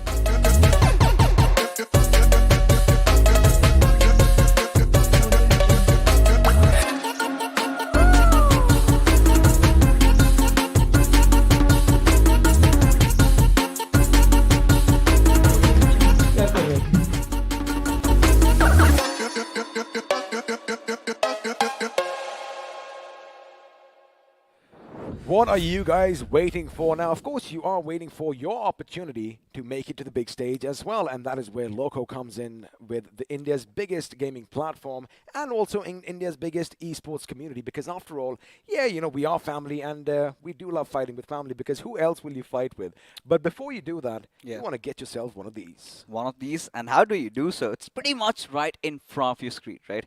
Head over to the chat section. On that pinned comment, you have that link, right? Before doing that, you also have to subscribe to the BGM official esports channel and Instagram handles of BGM official esports. But this is where I think follow us on Instagram too. yeah, you can do that as well. But I think production is playing with our hearts, right? No iQOO MVP, no stats. They know they are building up the drama and the hype as we set into the highlights of the game. It all started with the primary player of Initiative Academy being taken out of the picture, and that is how they went down. Crunch! That is how Sarung went down. But again, retaliation comes in quick because you had Prince at one end, and of course you had Spray God making sure they punish him for his mistakes, and Ace Black tried a similar thing. However, Zen OP was a bit too aware of the situation. I'm slowly but surely getting a little concerned about Big Brother, right? I think they had just that one Miramar game that went well, but other than that, we haven't seen much out of them. And they were also one of those teams kind of facing the heat a little bit. But this is where we've got to give commends or kudos rather to Striker, right? Just escapes from a really uncomfortable spot and still takes the two players of Walkouts out. Now, at this point as well, we did kind of say that ACBC, boy oh boy, were they in a sandwich situation, because you got to keep one thing in mind. Yeah, sure, you had Team Soul up ahead, then you had Aura behind them, you had Hydra Brothers on one hill over there, you had FS Esports on another hill, and, well, the story for them wasn't looking too good. Oh, so it started with this, right? Just goes in for a ram over. I mean, he was looking out for cover. He's like, oh, I see a spot. Let me try to get a few finishes. And, well, I mean, just after he got the wipe, one of the crazier ones, his happiness was short-lived. But Aru has been my favorite player so far from OVA, the way he's been delivering, right? Imagine playing a supportive role, and still when it comes out to assaulting, he's never failed his teammates. He hasn't, but over here, Hitman, of course, getting a finish for himself, and Deadpool, you got to be aware of your surrounding, right? And even our esports buddy, they had a good position over here, and I've done this so many times. You see a little bit of movement amongst the trees, chances are it's not going to be a bird. Go ahead. I mean, this is where, I was just about to mention K47. Oh, yeah. That one finish could have earned him 3 points. But he knew. So even though we had a suppressor, right? When you do get shot, you kind of have an idea where the shots are coming from. So what he was told was someone is along the edge of the blue zone. So that is why he was zoned in. He was focused, and he wasn't really expecting anyone to be where Hitman once was.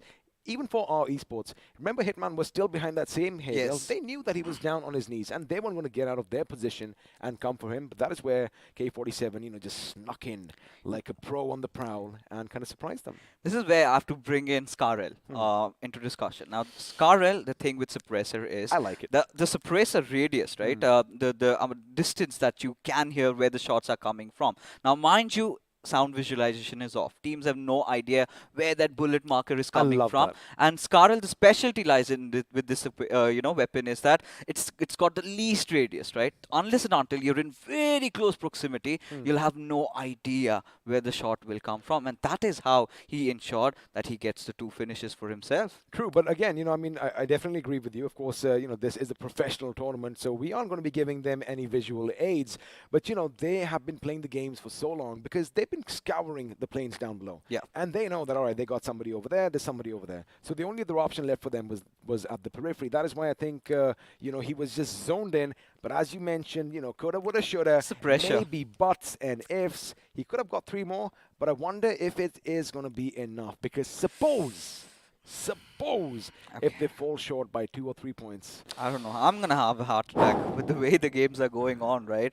Blind Esports, when it was much needed, they delivered. Now, the thing that we have to bring up, XP, is they just have 1 more game remaining. And out of what sort of shenanigans all the other qualified teams are up to, right? They're having this...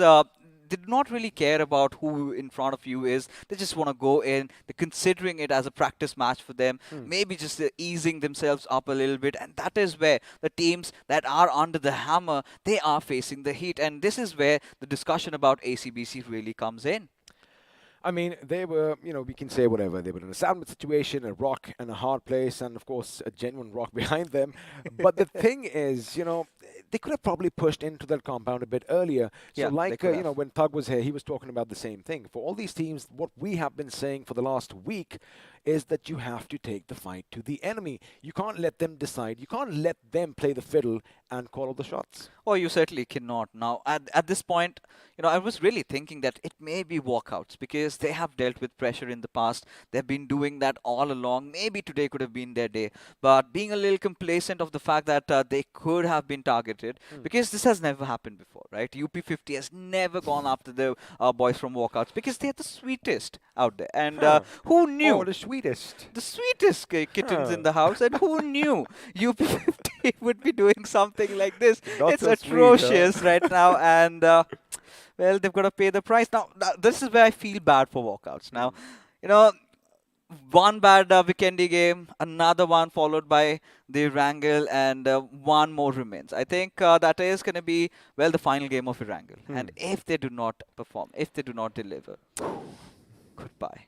Well, again, like we said earlier, only 16 teams are going to go forth to the grand finals, which means we are going to say bye to 8 of them. Now, out of these 8 teams, we already know 2 teams aren't going to make it, and we're going to be realistic about it. UP50, they aren't going to make it, but again, they're just having some fun. Initiative Academy aren't going to make it. Yes. That's why they're also just trying some new things out, go out with a bit of a bang. Now, for those 6 teams, it's still pretty much open because, well, we haven't showed you the overall standings. We are kind of in the dark right now as well because if we were good at maths, we wouldn't be sitting here talking for a living, if we're going to be quite honest. But again, it is going to go down to the last game. And it's the last game for teams from Group C. Oh, yeah. And if I'm talking about Group C, it has to be Kinetic. The only team. UP50, like XP said, we've ruled them out. Kinetic will have to ensure they get at least 10 more points, which they have been delivering or which they have been doing every single game here onward. What's your take on FS Esports in the last 3 games that have gone by? I think for FS Esports, it's pretty much they've been qualified, right? If you remember the overall standings, FS Esports has been one of those teams that kind of has a similar style of play like our Esports. Always focus on being consistent, getting inside the circle. That has been their mantra, and they have already succeeded. I'm not going to raise fingers at them, but a little bit of a lingering doubt in my mind is Team Big Brothers, because apart from that one good game in Miramar, which was not that good, and maybe a 4th finished is what they got, they've not had a merry time. All right, another team I'm going to put under the spotlight. Okay. They have 2 games in a row. Team INS. The thing about INS is the games that they've engaged in, at least they've managed to get 5 or 6 finishes. Now, this is something that I like about this team because that has always been their USP, right? Never shy away from battle. Just take it to your enemies' faces. Do not feel the pressure. But sometimes, the best of them tend to crumble, right? One bad mistake, maybe in their drop location, someone out of ordinary just comes down on them. What do? How do they react? Well, that is going to be a question that we are going to have to wait and find out because, again, like we were saying one thing, that they do love taking fights, like the loose cannons of the lobby. The first game, going up against Esports Walla WSF, everything was theirs for the taking. But the moment Joker goes down, it's like panic starts setting in. And once you take one of the big boys out of the equation, that is when the opposing team gets a little wind underneath their wings as well. This is where, you have to bring in the discussion about WSF, right? This is one of those teams we have seen. They love to play around the edges. For the first time, now they're starting to feel the heat. They decided to go for the center. Of course, the circle shifted a bit away from them, but their objectives were set. Now, for INS, they were really in close vicinity of that spot that they were holding, those trenches over there. So, INS was already stationed. WSF comes in, they realize, oopsie, it's a fight. There's no point backing off, and even if they had held on, it would have anyways been the boys from Autobotz who would have struck from behind. Are you talking about game 1 at this point, game right? 1, yeah. So even at that point, I think WSF, they were ready for the fight because the way they were trying to surround them, they didn't anticipate, as you mentioned, the Autobots coming in from behind and playing spoil sport. And then, of course, after that, as we mentioned, again, we love talking about the same thing over and over again. They went east, whereas probably they could have gone west. And because, Autobots, they ended up in the 2nd position in that game. And maybe, just maybe, it could have been them. So, all right, let's do one thing. Before we talk about the next game, because I know you're like, hey, guys, can you stop talking right now and let our players play? We'll do one thing. All right. We're going to take a quick little breather, just making sure everything is running smooth and tickety-boo and everyone's on a level playing ground. So, for now, it's going to be another quick break, after which we will be back.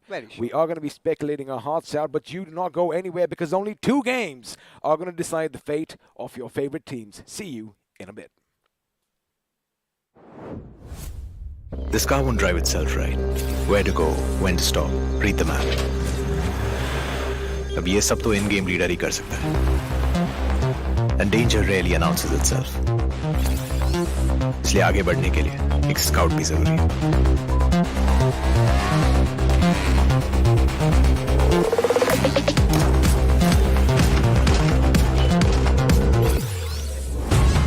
And without the fragger being there to wipe out the enemies, moving forward तो भूल ही जाओ.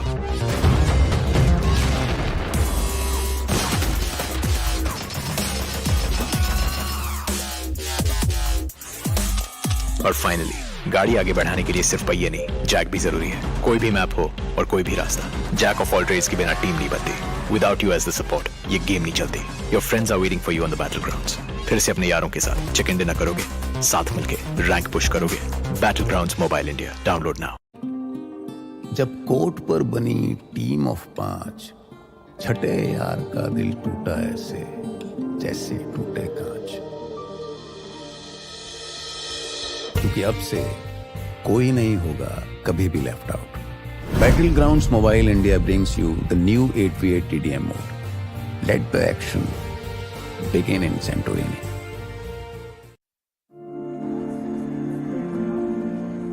It's not about being like everyone else.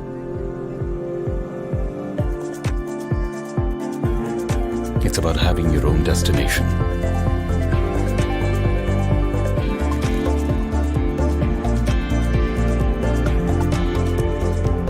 It's not about how you fit in. It's about the skin you choose to fit in.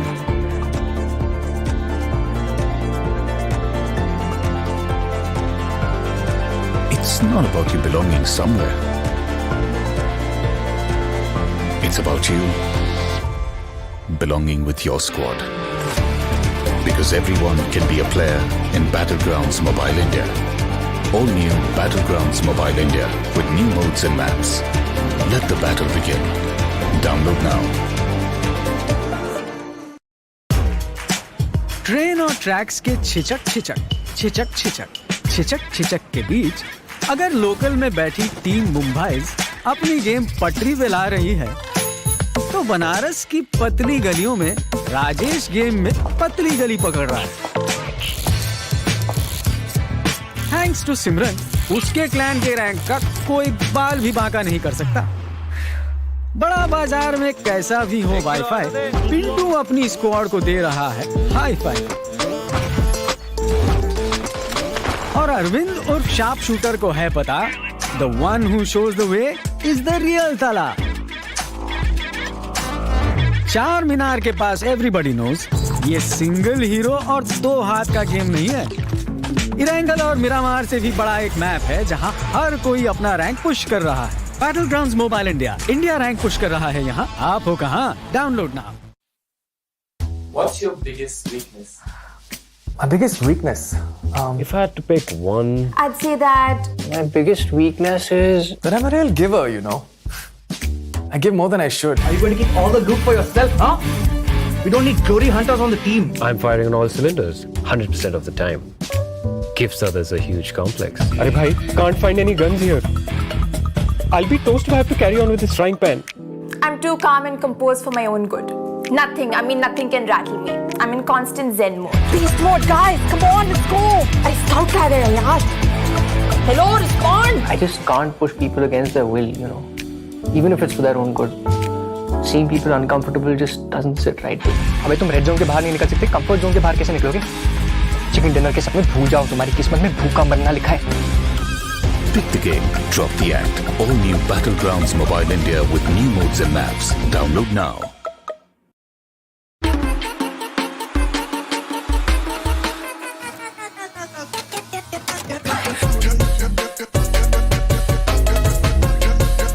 Watch it, earn it.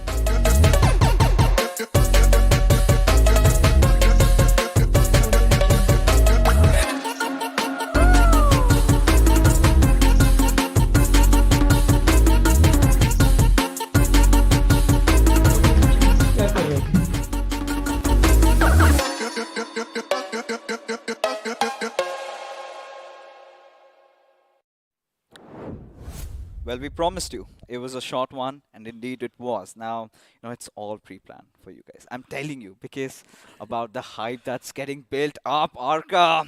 Surely, we'll have to get into business mode right now.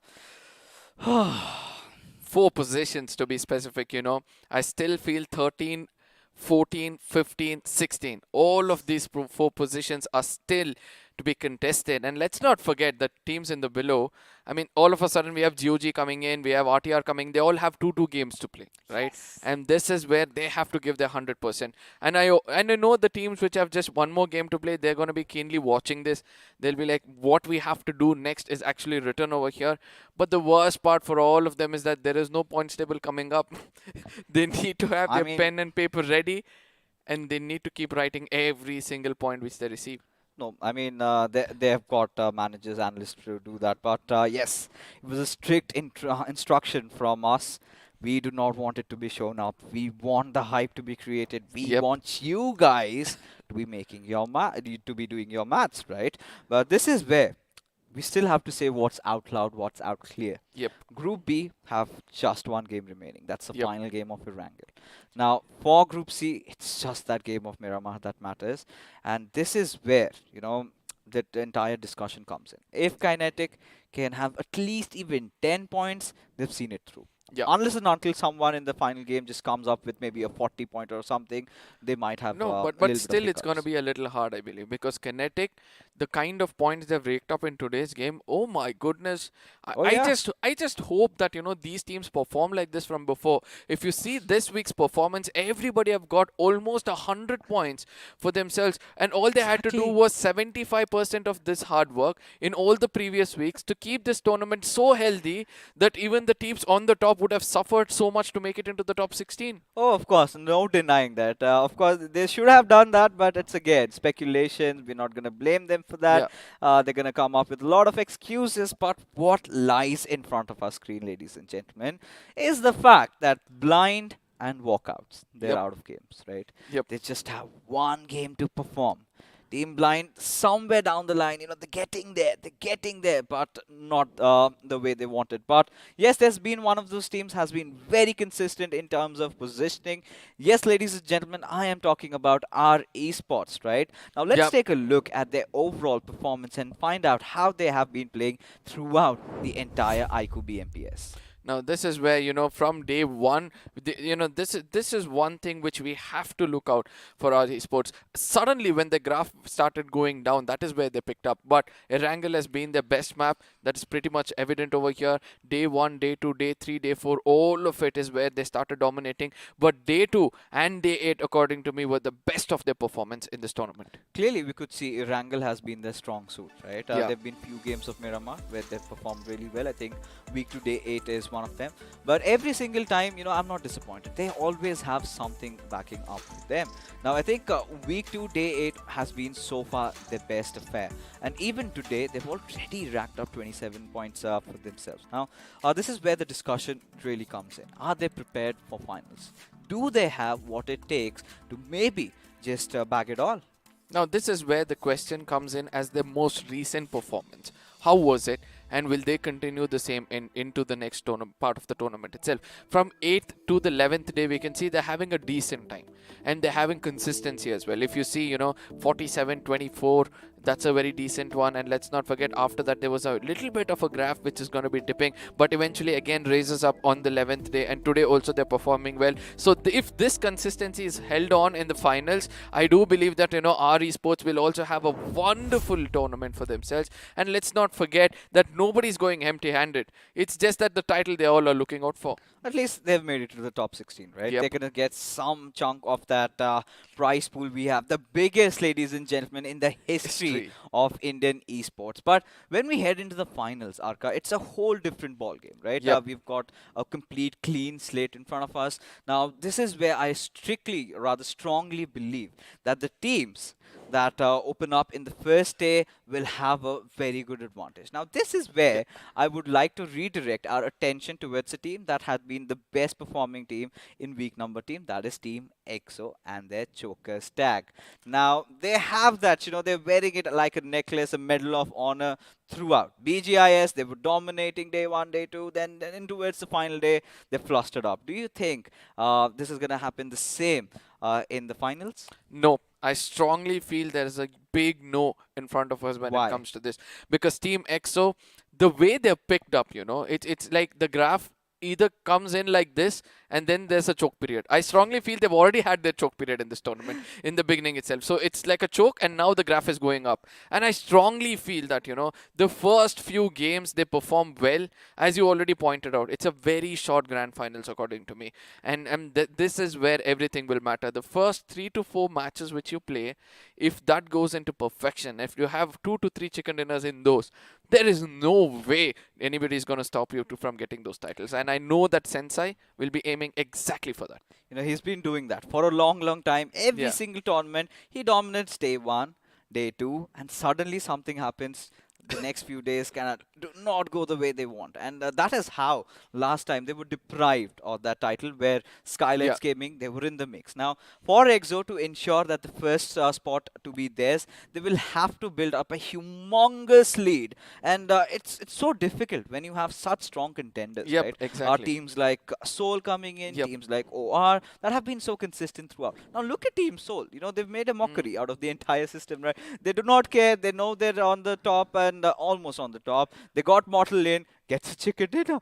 They get Viper in. Yeah, they're going through a little bit of a phase. Of course, Omega, the IGL is not playing, so we can excuse them for that. But with such strong contenders into the scene, this is where EXO has to be off to a flying start. Now, this is where one question comes in my mind, which might sound a little silly, but still, you know, I think it might matter in the grand finals.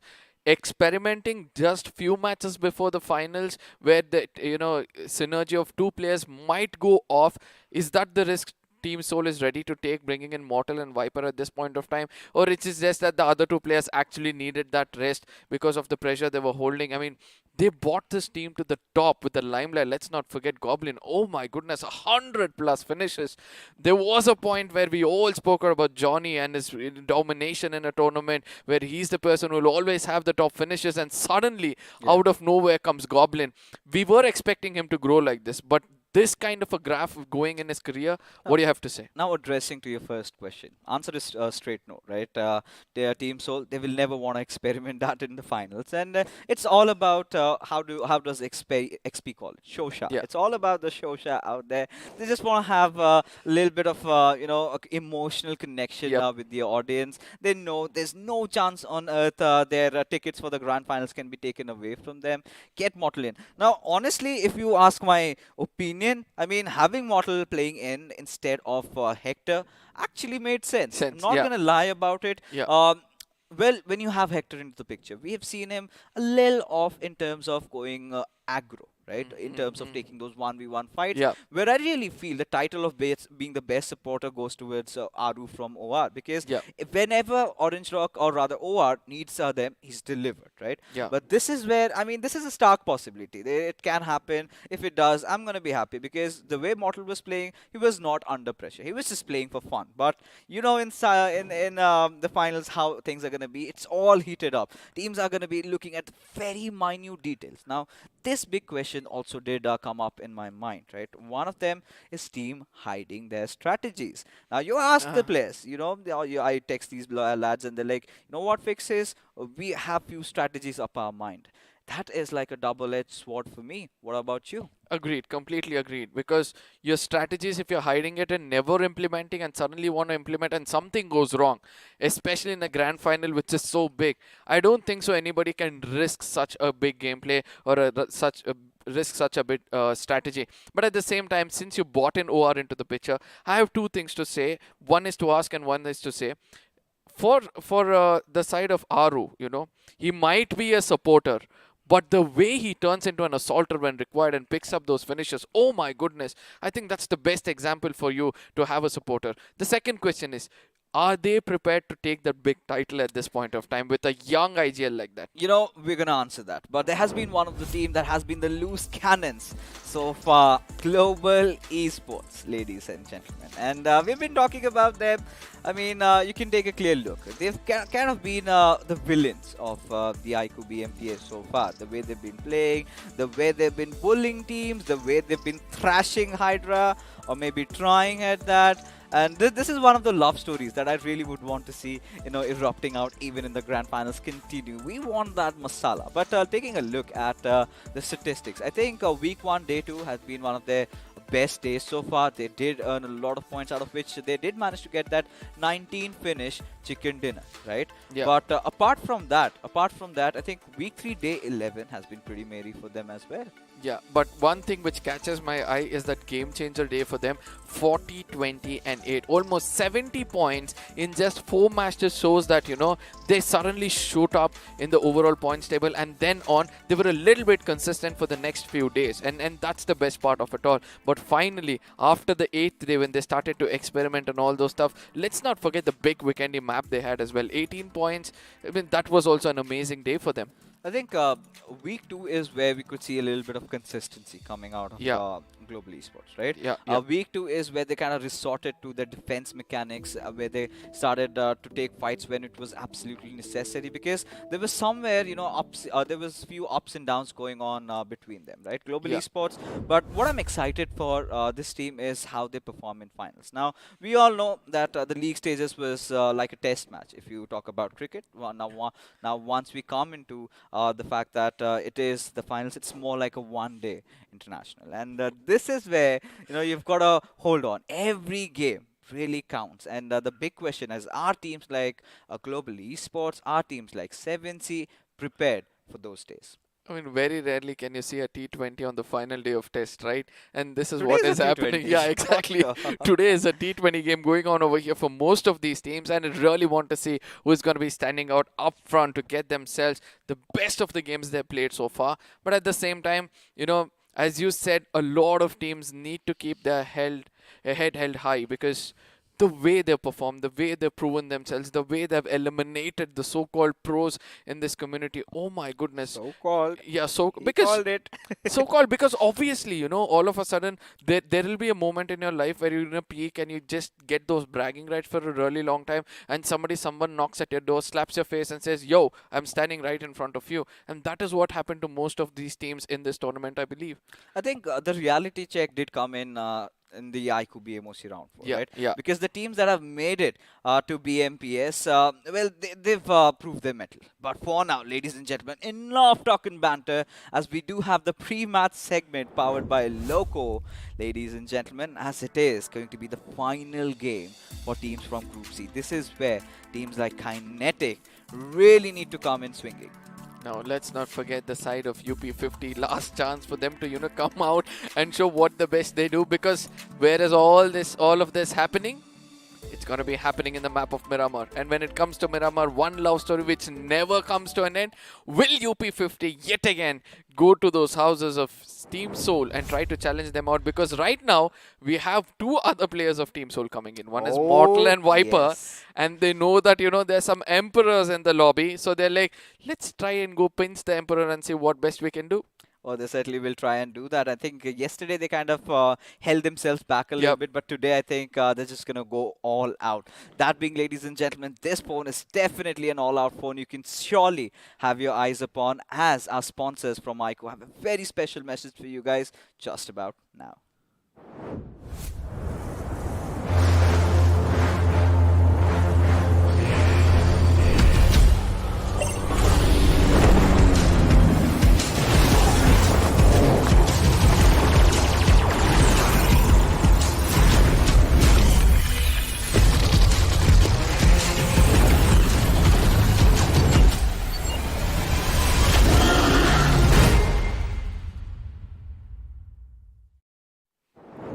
Oh, wow. 90 FPS, ladies and gentlemen. Put your hands in where it needs to be.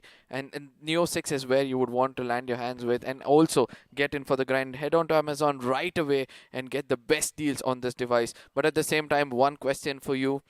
the biggest question which is lingering in my mind, I know most of these people in the chat would also want to know, a young IGL like Jelly is going to be coming in over here from the side of OR.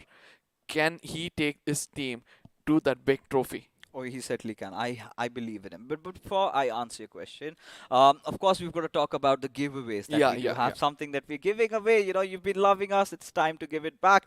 Of course, you can support your favorite teams. Hashtag whichever team do you think is going to be ending out on top by the end of the evening, just on the fact that it is today's days, right? Show your support, and if you're lucky, then you might win some beautiful goodies. And if you're not, you can also try winning 10 of these iQOO Neo 6 that is on giveaways, right? On your chat section, there is a pinned comment. There's a link over there. But before you press on that link, make sure you subscribe to the BGMI official esports YouTube channel and follow them on their Instagrams. While you're at it, you can also check us out as well. But this is where, you know, we come down to the discussion about OR esports. Now, this is a question that I did ask Jelly a couple of days ago. Now, do you think you guys are going to win the trophy? Do you think you've got what it takes? Now, this is what he had to say, right? The last time he played in the iQOO BGS, it was a team that was given to him. Now, this time, when he comes out to play in the iQOO BMPS, this is a team that he has created. Exactly. Now, considering the fact that, you know, he's built up this entire roster, everybody knows their roles. That is where the job of IGL gets 50% over. He does not have to be the one making all the call-outs. And I feel that OR Esports are a very strong contenders to the title. Now, this is where we already have 3 big names for the title already. And let's not forget, there are some loose cannons coming in over here. Big Brother as well as Global Esports, right? All of a sudden, they have, you know, they have taken the limelight away from everybody on the top of the table. And do you believe that, you know, if they try to play as a loose cannon in the beginning of this games itself, they get those finish points as quickly as possible and then try to play for placement, do you think they also have a shot into the title itself? I think for Big Brother Esports, like we said, we've seen them in the past, right? They did come in as a new squad, new roster, and that time you could say they were underdogs. But after iQOO BGIS got over, that is where they got picked up, right? That is where they got the chance, and that is how we're seeing players like Scream develop into players that they are right now.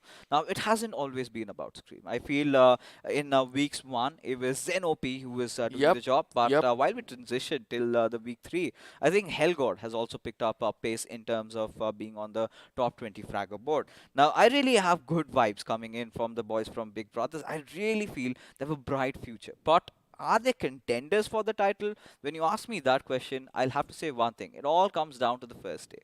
Oh, yes, obviously. And let's not forget that, you know, the other titles are also going to be contested, like MVP and also most number of finishes, because they also have a big chunk of money, as well as the bragging rights, you know, telling that I was the MVP of the tournament, even though my team couldn't make it.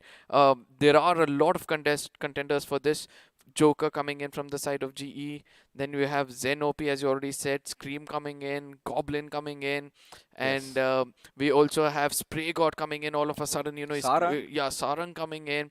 Who do you feel is one of the top 3 contenders for you for this title of MVP? I think the ones that are on top 3, undoubtedly, right? They've proven themselves in the past in the games where it all mattered. Goblin, of course, being the one on top, but Aditya, Atanki, also these 2 players. But I think Fierce is also one to really watch out for. But EXO. Enough talk right now, enough chit chat. I know you're gonna get bored of us. You're already, but finally, it's moments. Last game for teams from Group C. They have to deliver the final Miramar of iQOO BMPS League stages, ladies and gentlemen.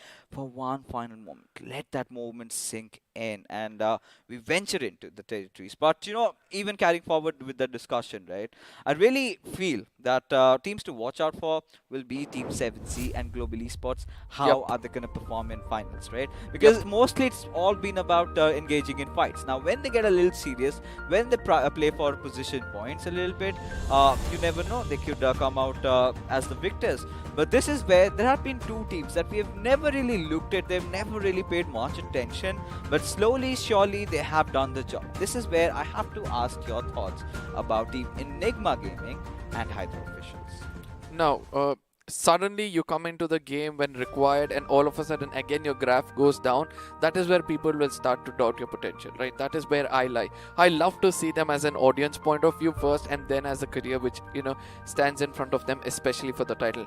Nigma on the other side, they have performed much better before. Enigma on the other side, slowly the graph has been going up. I do understand they rely on 2 to 3 players of theirs the most, especially Rex when it comes to finishes and whatsoever, but at the same time, as you said, these are the teams which performance of the first day and the second day will matter a lot for them as well. It is indeed. But finally, time for business, right? Well, we are in the church, and all you fans out there, especially the fans of Team Kinetic, will surely have to make prayers. And more than that, I think GOG and Esports Wala WSF need it, because nothing less than a chicken dinner can save them from entering into the top 16. But for now, one last gaze at the mountains, the ranges of Miramar, and then we will be back into action. We've been talking about that Seoul UP50 fight, and this time we do have Mortal and Viper with us, so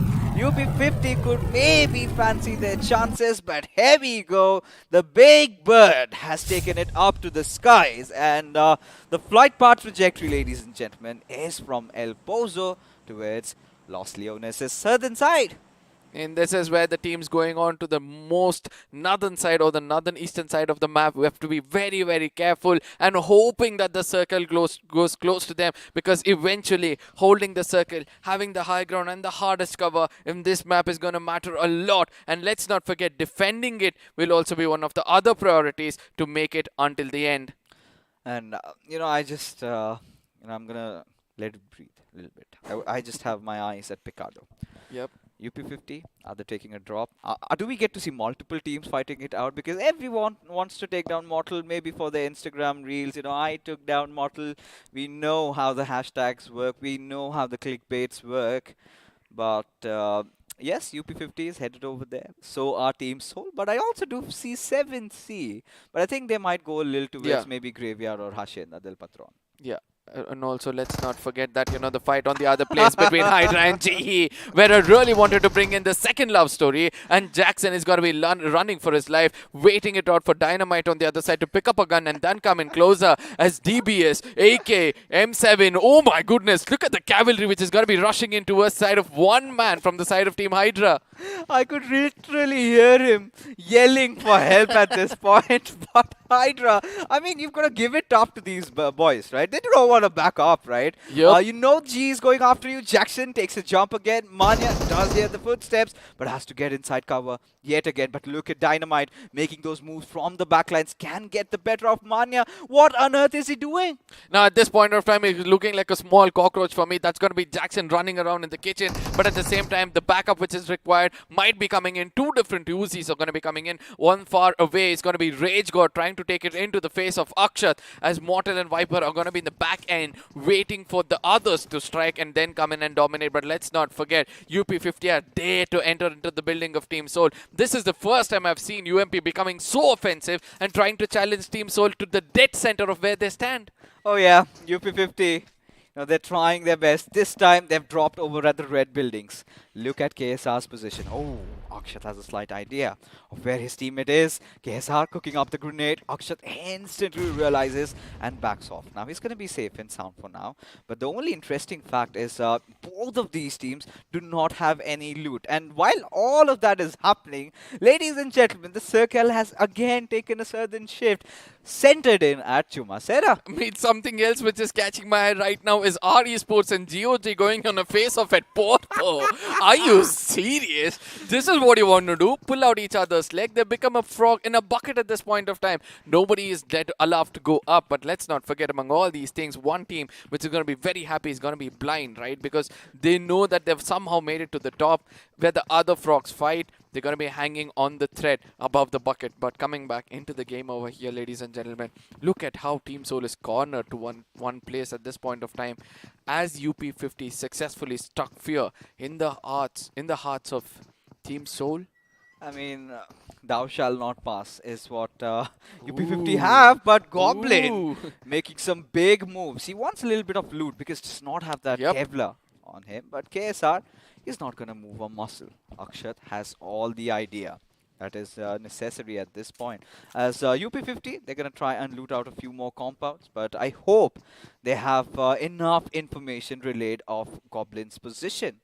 Yeah, but at the same time, you know what I love the most about Goblin? No matter how far he is, he's going to stick on to his basics, right? He's going to be like punching in the air, making sure no matter what happens, I'm not going to give away my footsteps, which he has done wonders even in the previous match of Erangel, where he came in and became one of the key players to get that winner chicken dinner. But coming back into this specific game, I think, you know what UP50 did over here? They just allowed one person to go into that building, grab all the attention of Team Soul so that they don't get the right kind of farming, whereas the others might be going in. As GE at this point of time, knuckle down, one man already lost in. That's going to be the, you know, I think it was the shotgun which did the magic for them, but ultimately Parv has come in closer. He kind of knows the location of the enemies. He's going to be tossing up a grenade. If this connects, this is a time where Hydra says, yo GE, we are in the ground. I do not understand why Hydra officials are so scared. Because Parv had all the time on planet Earth to try and lob that grenade and get 2 players down along with him. Still resigns himself from doing so. But Jackson, is AJ aware? Does he know? Finally gets on his Uzi, goes in gets the better out of Ronnie, but the trades do follow suit. And this is where Manya has also got to close in as AJ angrily gets the finish for his team, as GE have managed to already reduce Hydra to a 2-man squad. Now this is what happens when you don't stick together. I don't know why this has been a big problem for the side of Hydras. I just hope they learn from this, right? If they perform like this in the finals, I don't think so it's going to be easy for them, as Dynamite at this point of time gives away his location and falls back, because that's the best thing to do right now.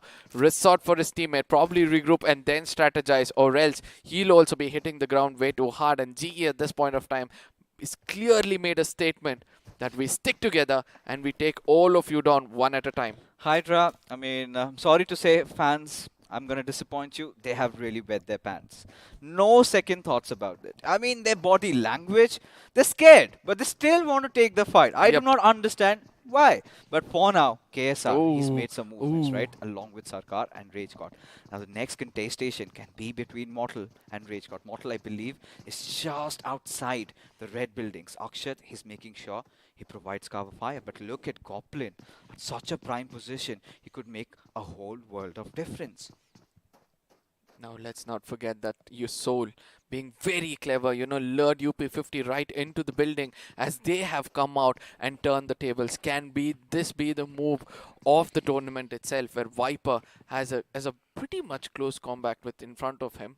I know he's got the deadly AK and DBS. I would rather want a DBS at this point of time. Oh, I would. But eventually, you know, he runs away, then comes back again into the crosses. Oh my goodness, how much more of blessing has this guy got, as KSR is still waiting to strike.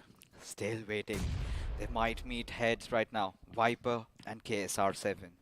Oh, he spots his. Hands out. KSR still not out on his triggers. Realizes that grenade goes in. That was a pristine moment. He could have decided to strike. Viper getting a little impatient. And this is where KSR lets himself loose.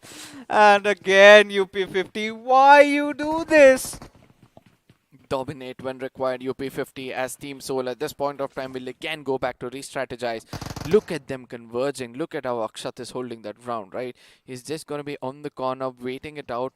Probably jump down as soon as Mortal gets a knock for himself. And eventually, Goblin does that, and Akshat is going to be jumping down as Mortal is going to be shifting his position as well. He's going to be Goblin having a view of the opponents as well. And a push comes in. Let's see how UP50 is going to strategize against this. And the mistake made by UP50 will surely be capitalized. Oh, their happiness are short-lived as Rage God also gets wiped out.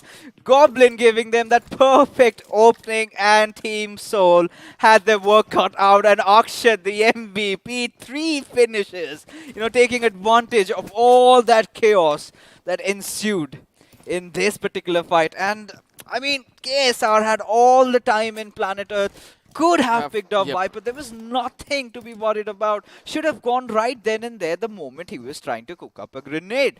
And I do not know why UP50, I mean, they're creatures of habit, I get it. But these sort of habits are something that you have to let go.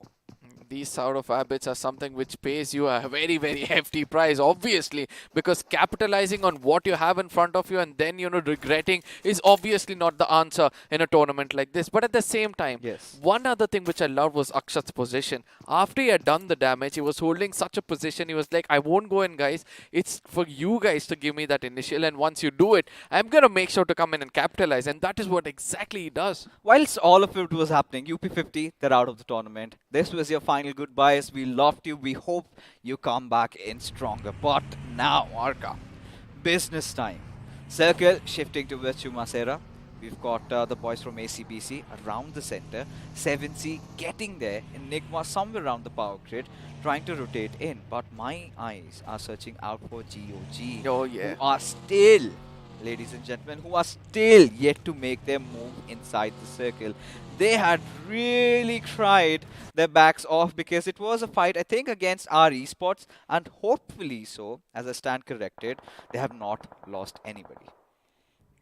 This is where I really felt that GOG have done the right thing, right? In this game, as Kinetic on the other side is going to start trembling. He's going to be getting down, and eventually Sarang, one of those contenders for the MVP title, is not going to stop himself until he's going to spray down and make sure he connects some bullets to the head of the enemies, as Dotty is going to be over the horizon as well. I don't know, with this 3x spray, it looks like Sarang is going to be unstoppable. All RTR has to do at this point of time, tuck their tails, go into hiding, and then try to revive Craniac. I think Sarang is definitely has taken the accolades of being the mid-range king, but look at 7C. They want to fight it out against Retribution RTR. This was again one of those teams, and very important game for them, but I'm pretty sure their chances are also very bleak. Duty just backs off a little bit, has to reposition himself, and so are the players of RTR. 3 of them already cornered to one position. 7C at this point will want to get the better out of Duty, but look at Retribution RTR. They are making a run for their life. And I do believe that's the right thing to do, right? When you don't have the right kind of resources, you're already tagged out, and you don't, you're not having the best of the mind, but eventually Chono has different things to say. He's going to make his teammates come back and try to take the fight. But let's not forget INS also coming into the picture. Both of these teams actually need a lot of points. So who's going to be backing out from an unnecessary fight, whereas the other will be taking advantage of that, is going to be the next big question. INS have already let themselves loose, already fired a couple of bullets. There you go. Joker trying to immobilize their buggy. Chono tries to go in. Makes it into cover. But this is all safe and sound for both of these teams if they tend to survive, right? But for Team INS, a very important game. Maniacs trying to get into cover. Gets picked off by Sarang. And now 7C Esports. They're not going to look behind, but they will have to, as Duty has been spotted out. Now Aladdin coming from the backlines has a open vision. But despite that, Duty still gets the better out of Sarang. And Savitar suddenly has himself knocked out. No, at the same time, Duty doing wonders over here, eventually gets taken down because of Savitar coming from behind, but Coops is going to capitalize on that, as well as Chono and Dotty both are down on their knees. INS is trying to push in at the right time. Could this be the game changer where INS can take it all home, as Craniac's one grenade is trying to restrict them, as the other one will be trying to take down the side of 7Cs. INS smell blood. They know this is their time. They need to pounce. Crazy Soul already pushing in. Has to deal with Coops. Does manage to get a knock. Can he get the second one? That's the big question. Shane from a different angle altogether sprays at another player, and there you go, another one falls. RTR, they are in shambles as Chono, a last fight, a last stand for him, but there he goes, falling down, and Retribution RTR, goodbye, says INS, but 7C, they somehow still have 2 players surviving. One finish was actually stolen by the side of INS in a very, very clever way of doing. But on the other side, it's going to be Team Soul versus the side of Enigma. Avi is just going to restrict himself, as going to be very beautiful cover fire coming in from the side of Goblin pretty far away, where Akshat is going to be regrouping to his teammate. But what a game we had just now, witnessing the perfect time, I would say, for the side of INS to come in and strike, as Savitar has got a very good off angle. I would like to say this bird eye view will be relying information, and Prince can strike to take down Crazy Soul. INS, They are hounds at this moment, right? They have been looking out for every single player, every single body that they can get. Ensure they have the central area to themselves. Yep. And now Savitar could make a world of difference, right? Now Prince need not move a muscle over here. He has to be steady. He has to be sturdy as a rock. But still, he's made those movements. INS have an idea. Crazy Soul out with that grenade, the perfect opening that they need, and goes kaboom! Is going to be Prince. Now Savitar, does he respond? Does he retaliate? Joker already pushing in, getting the finish, but Savitar does not still wanna move, but he is doing something notorious. A grenade right at the center. Now INS know. Joker firing at his direction. They'll be taking it up the stairs, and down goes 7C as INS 6 finish strong already. Now this is where I would like to say Team INS have taken things way too seriously, and RTR are gonna regret of coming back to the same fight which they thought is not necessary and eventually had to pay a hefty price. And let's not forget there's another team coming in closer. Could this team be the next one to get taken down? And that's gonna be Hyderabad Hydras, who heard all the commotions from pretty far away. They're gonna be coming in as INS are preparing themselves to evacuate this place where they have the best spot in the house. GOG, this could be a nightmare. Look at their West. It's global esports that they have to deal with. Elsewhere, Enigma and Team EXO, they're fighting it out against each other. It's fine. We don't care right now. I'm just scared about GOG if they do not get a chicken dinner, if they do not have a good game. And so goes the same for the players of Esports Wala WSF. They were right at the southeastern side of Chumasera, and they are safe and secure for now. The next shift is going to be quintessential for every single team. And Team Kinetic, they have their objectives set, right? They have to be consistent, 7-8 points, and they're good to go.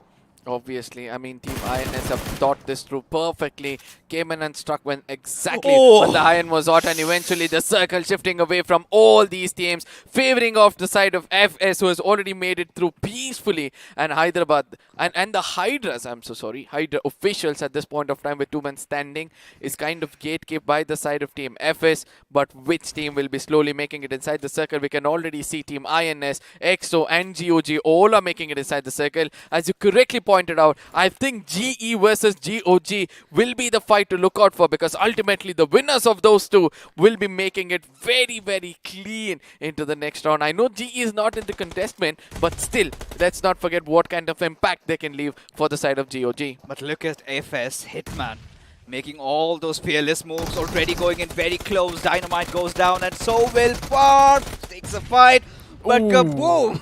And it's a little bit of a TK. It's all right. It's all right. They've got to get inside the circle. They have to look at the bigger picture. But Team INS realize they still have the better of the zone. But right next to them lies the players of Team EXO. This is where, you know, I have my eyes set at the fight between GOG and GE. But now Kinetic, a very important fight for them. This is against a very informed Team Enigma.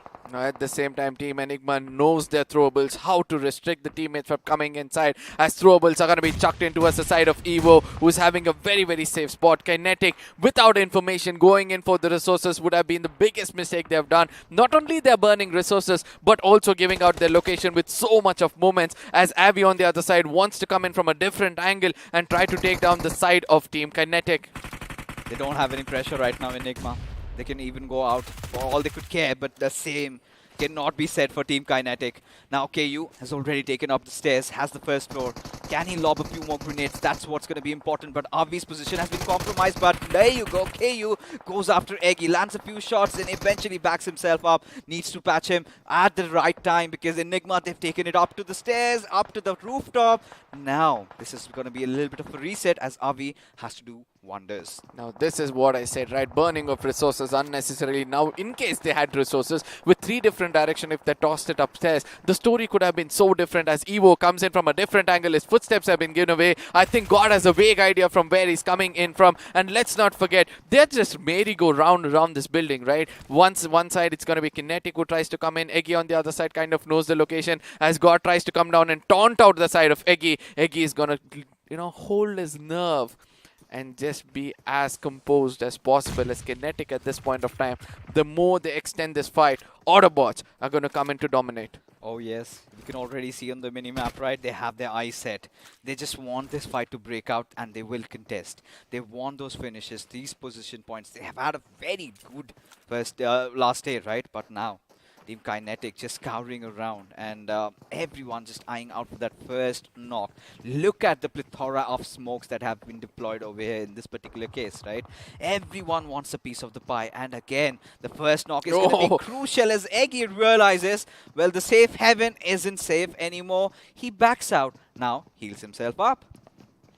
Now the next circle is also going to be forming and eventually AV gets taken down, and it's important for Kinetic to hold this composure to make sure that, you know, they take down the other two players, as Enigma at this point of time are looking a little bit vulnerable, but I do understand that, you know, they might want to survive at the circle. Again, going away from the teams which won this game so far. I know that Autobotz at this point of time will have a small smile on their face as they make it inside the circle, but let's not forget to see how Enigma for the first time are suffering to, you know, take down a team.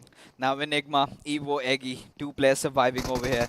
Now this is where Kinetic really need to go in hard and heavy, as there you go. Eggy somehow trying to defend, but Evo falls down, kills Onyx, and there you go. The entirety of Team Enigma gets out, gets deleted from the server. Now Team Kinetic, they still have little semblance of cover still inside the circle, just a little bit, but they still need some better compounders. DOG letting themselves go could be the worst possible decision that they made at this point. Messing up against the bullies, you better watch out. Now at the same time, they do not have control over the zone as well. It's going to be a fight for taking out between INS and GOG as Nick OP gets taken down. Not the right kind of fight, as you correctly pointed out. There's going to be the next man coming in. Retaliation was really good from the side of Nick OP.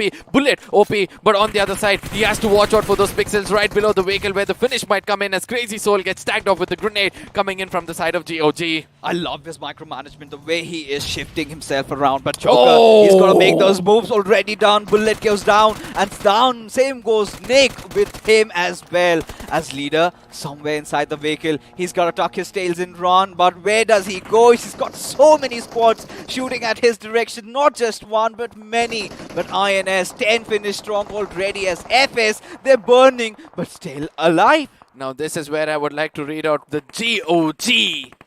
Might get out of the tournament with 9 finishes, with 9th position, 0 finishes for themselves. The final map, they have to go bonkers, as INS is not stopping themselves.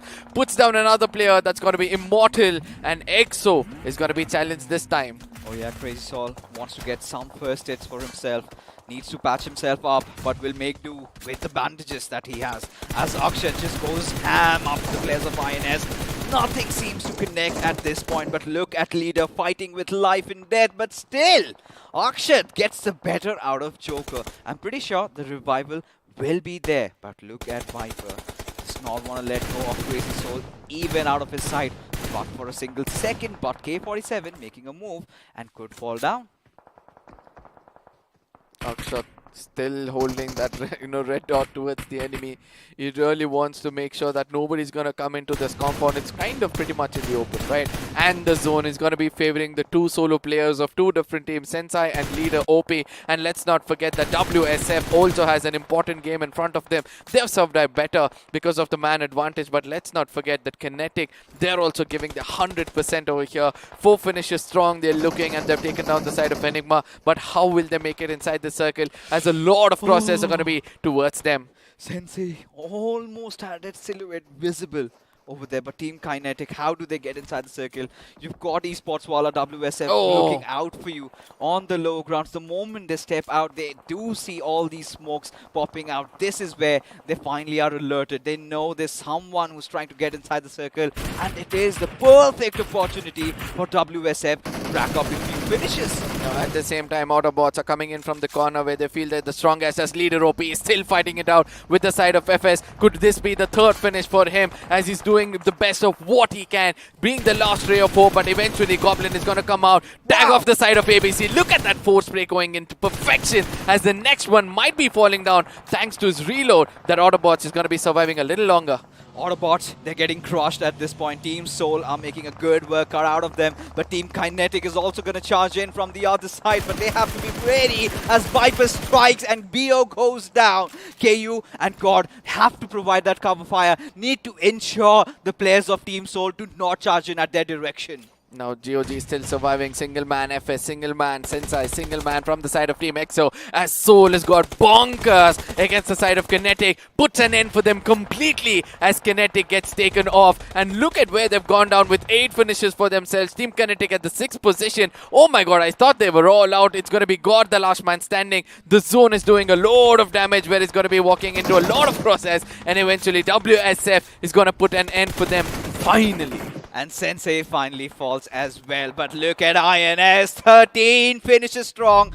This time, however, just remained with 2 of their players as Goblin. This time, he has his eyes set at the players of Esports Wala WSF. A very important game for them. They haven't made their presence felt. They have been focusing heavily on just getting position points. But Akshat, he is going to deny them the luxury of that vehicle. And in doing so, Goblin picks Honey up as well.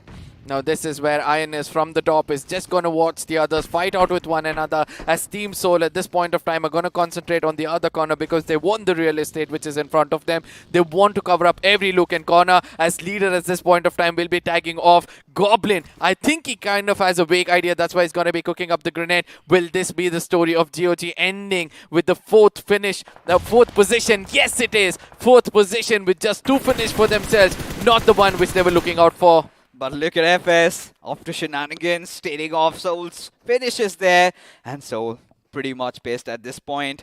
They can do something, but INS Billion, he's gonna survive with all his lives.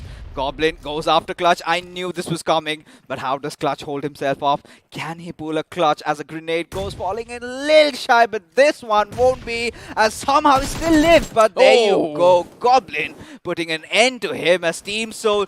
They're also looking strong with 11 finishes with their name as Mortal just suddenly erupts. Now this is where the big OGs are going to come out and show what they're capable of. Look at that. The follow-up comes in with the side of UP50. Still not feared by the bullets which is going to be coming in towards him, as Viper from the off angle takes that real estate for him. Goblin is going to be pushing in from the other corner as well. They're not at all bothered about the backstab which might be coming in. That's going to be Billion out of nowhere trying to do that $1 billion game, as Viper's attention is come towards him. Can Billion take the other person down as Viper comes in, puts an end, and now it's going to be Soul versus the side of WSF. But now Bajwa, he's got to pull off a magic. Right now, laser nade at Akshat, misses. He's going to cook one more. Will it connect? That's a big question though. In the midst of it all, Tango has got that crucial revive that they need at this point. But this is the perfect time for Esports Wala WSF to try and push a Team Soul, try and hurt them where they're injured but mortal. A golden grenade might just be on its way, as Tango does not take a lot of damage, but a second one will definitely follow. Now at the same time, there's a return grenade coming in from his side. He's got the deadly MK14 for himself. Can he do the magic with it? Because he and Viper, 2 of the strongest, were together, but eventually gets taken down. The other one has gone in for a revival. WSF looking way too strong at this point of time. Eventually wants to put the final nail in the coffin. That's got to be Akshat over there. Esports Wala WSF, the most wanted winner chicken dinner, finally coming their way.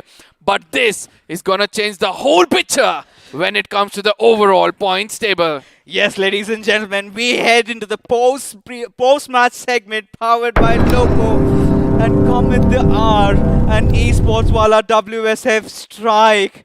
And boy, oh boy, a chicken dinner with 9 finishes to their name. Team Soul, you were amazing. We love you. But we're going to put you on the sidelines just for now, because Team INS, I'm pretty sure they racked up 13 finishes and on a 3rd position. Now, this has completely changed the tables around. This is where the pressure is going to build up on so many of these other teams, Arka. I'm just dumbstruck by this point of time. 2 teams, they just proved to us that if you gave me a pressure situation, we know exactly what to do. The rotation was like perfect. You know, every single corner they held, every single fight they took, they exactly know who to go forward, who should be rushing in, who should be giving the cover fire. Oh my goodness, 2 teams, hats off to you guys. Let's take a look at the point standings. Ladies and gentlemen, let's take a look at how much have these guys digged in at this point. Esports Wala 24 points. Now Team INS 23 points. And Team Kinetic, hold on. They've also managed to secure 10 to their name. And GOG, well, I don't think that 8 point looks fancy anymore. Oh my goodness. I mean, Blind, ACBC, all of these teams are going to be looking out for the final map because they all know they have to perform at this point of time. Team INS, I've never seen 320s in a long time when it comes to the final week, and 3 teams are able to do that. And look at the sharing of the possession points all of a sudden coming in. GOG relied on that possession points. If not for leader OP, I don't think so that, you know, they would have even had those 8 points. But at the same time, let's not forget, if GOG even wants to dream about making it to the next round, they need a 35 points, you know, to make it into the next round, which is next to impossible with a lobby like this. But let's not forget to see the bottom of the table, right? Hydra, UP50, 7Cs, RTR. Retribution, RTR, one more game, I don't know. I'm going to write all these teams off, even for GOG as well. But now let's take a look at the iQOO MVP. Who's that one player going to be? Who's the player that stood when it all mattered? I know who it is. Has to be Crazy Soul. I'm just going to call it out, because of the sort of contribution he had into this game. But, you know, we're just going to give our own MVP titles, because for me, I mean, it had to be Crazy Soul. Every single fight that INS got themselves into, he's done so much. Absolutely. I mean, there were several other performances which came in, but he was the one man standing out over there. And let's not forget that, you know, if not for him, I don't think so the team would have survived at one point of time, because eventually when the teammates were getting taken down, he was not only picking up finishes on one side, on the other side he was also giving cover for the team, and that is what an MVP has to do, right? You know, assist as well as get those finishes. But ladies and gentlemen, now is the moment we come to the final map of the day. This is going to be the map of Erangel, and I know that, you know, those fans, those big fans of the new teams which have come up over here and proved themselves, proved their mettle, you all are going to have calculators in your hand, just waiting for them to go bonkers. But I would like to say just one line out of this. INS, hats off to you guys. Hats off to you, INS. And same goes for Esports Wala WSF. But ladies and gentlemen, before we, you know, get into things, of course, we've got to thank our sponsors, Crafton BGMI and iQOO, as they have a special message for you guys just about now.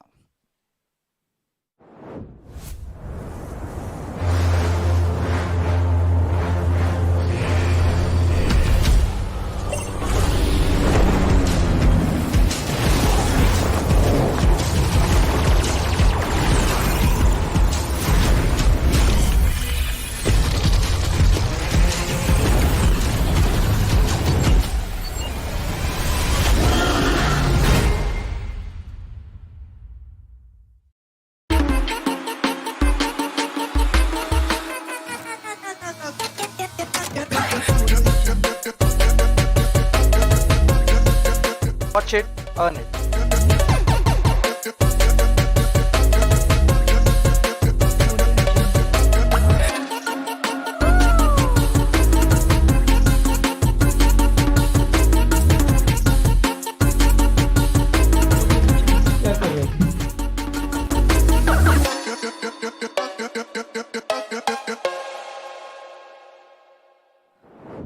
Well, it's all loco out there.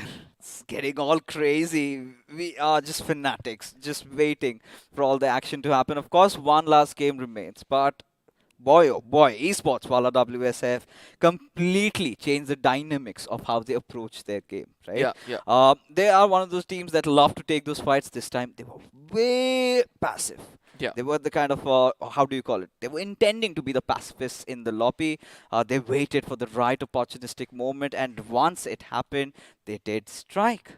Now, ladies and gentlemen, if you want to get struck with a lot of information for yourself, all you have to do is head on to Loco and make sure you follow all your favorite BGMI streamers and casters out there, where they're going to give out a lot of information for you as to where and how the next part of the tournament is going to go around, as well as...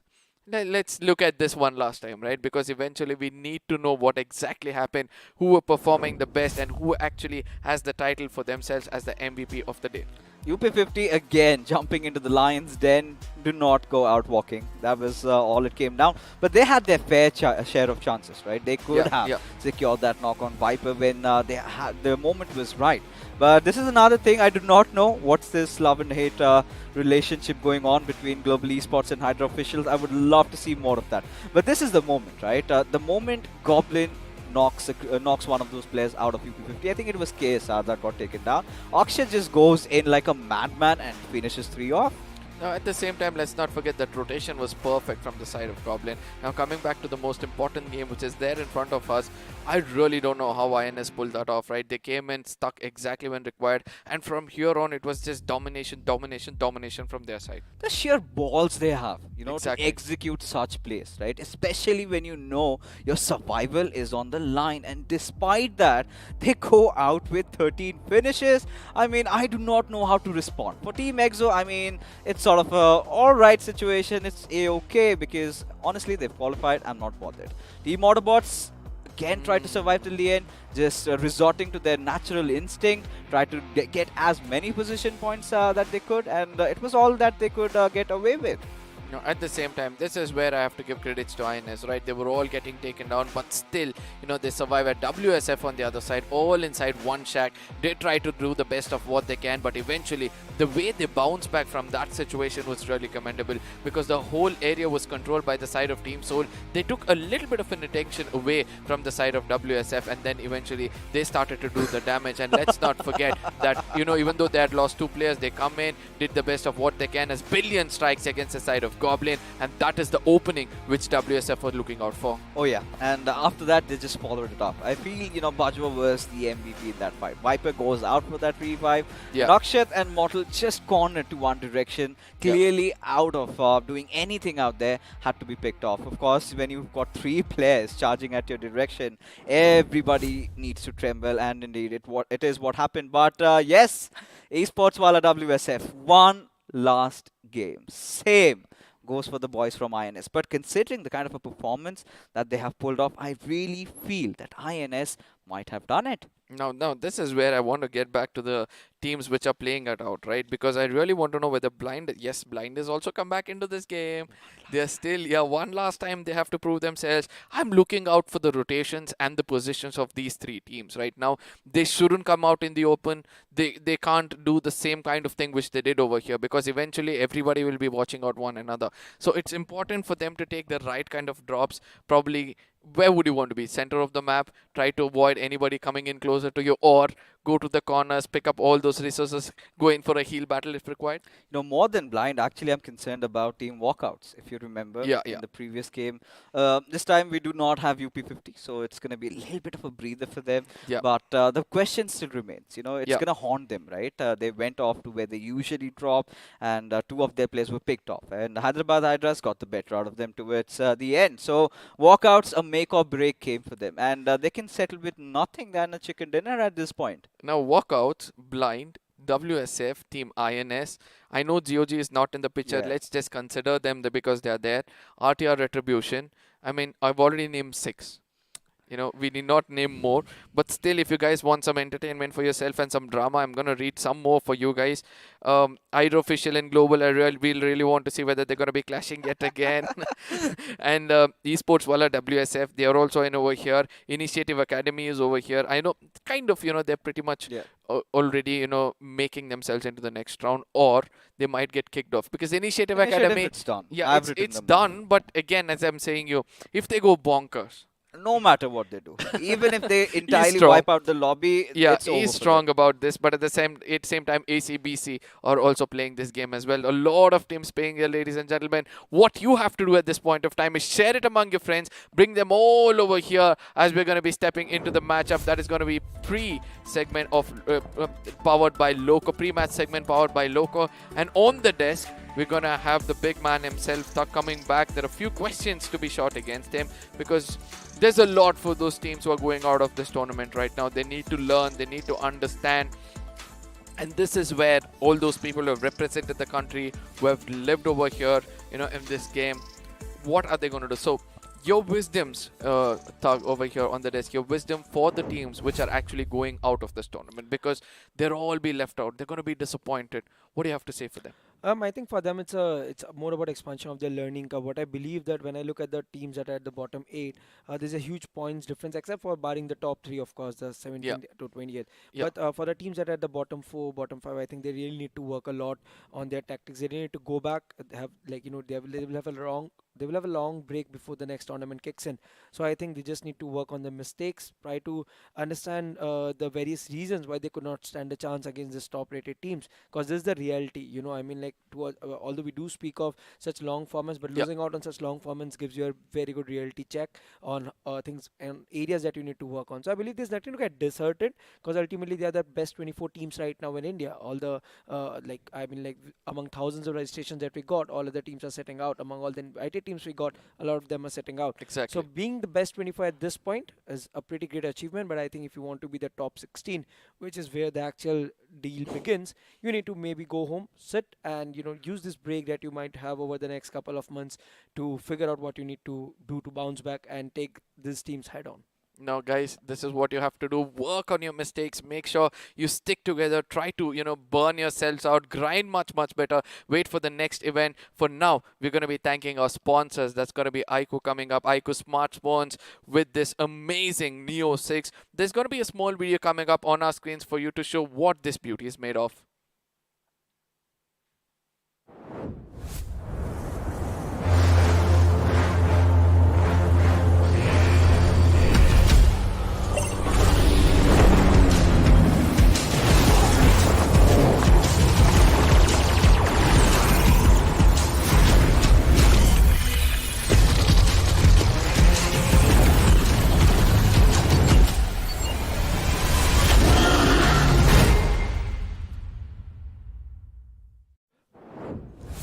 FPS, something going smooth in the device, but what's more important for us right now is the smoothness of the final map itself, because everybody needs to be very careful on their moves. I mean, I don't know about smooth, because it is going to be chaotic.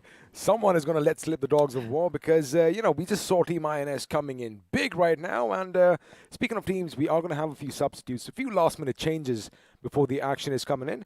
And Salman is going to be coming in from Enigma for Abhi, and we haven't really seen a lot from this gentleman yet. Maybe he might just come and showcase what he is made of. And speaking of showcasing things, we are going to be showcasing these lovely t-shirts and bottles that you see on the bottom of your screen right now, and all you have to do is click that link below.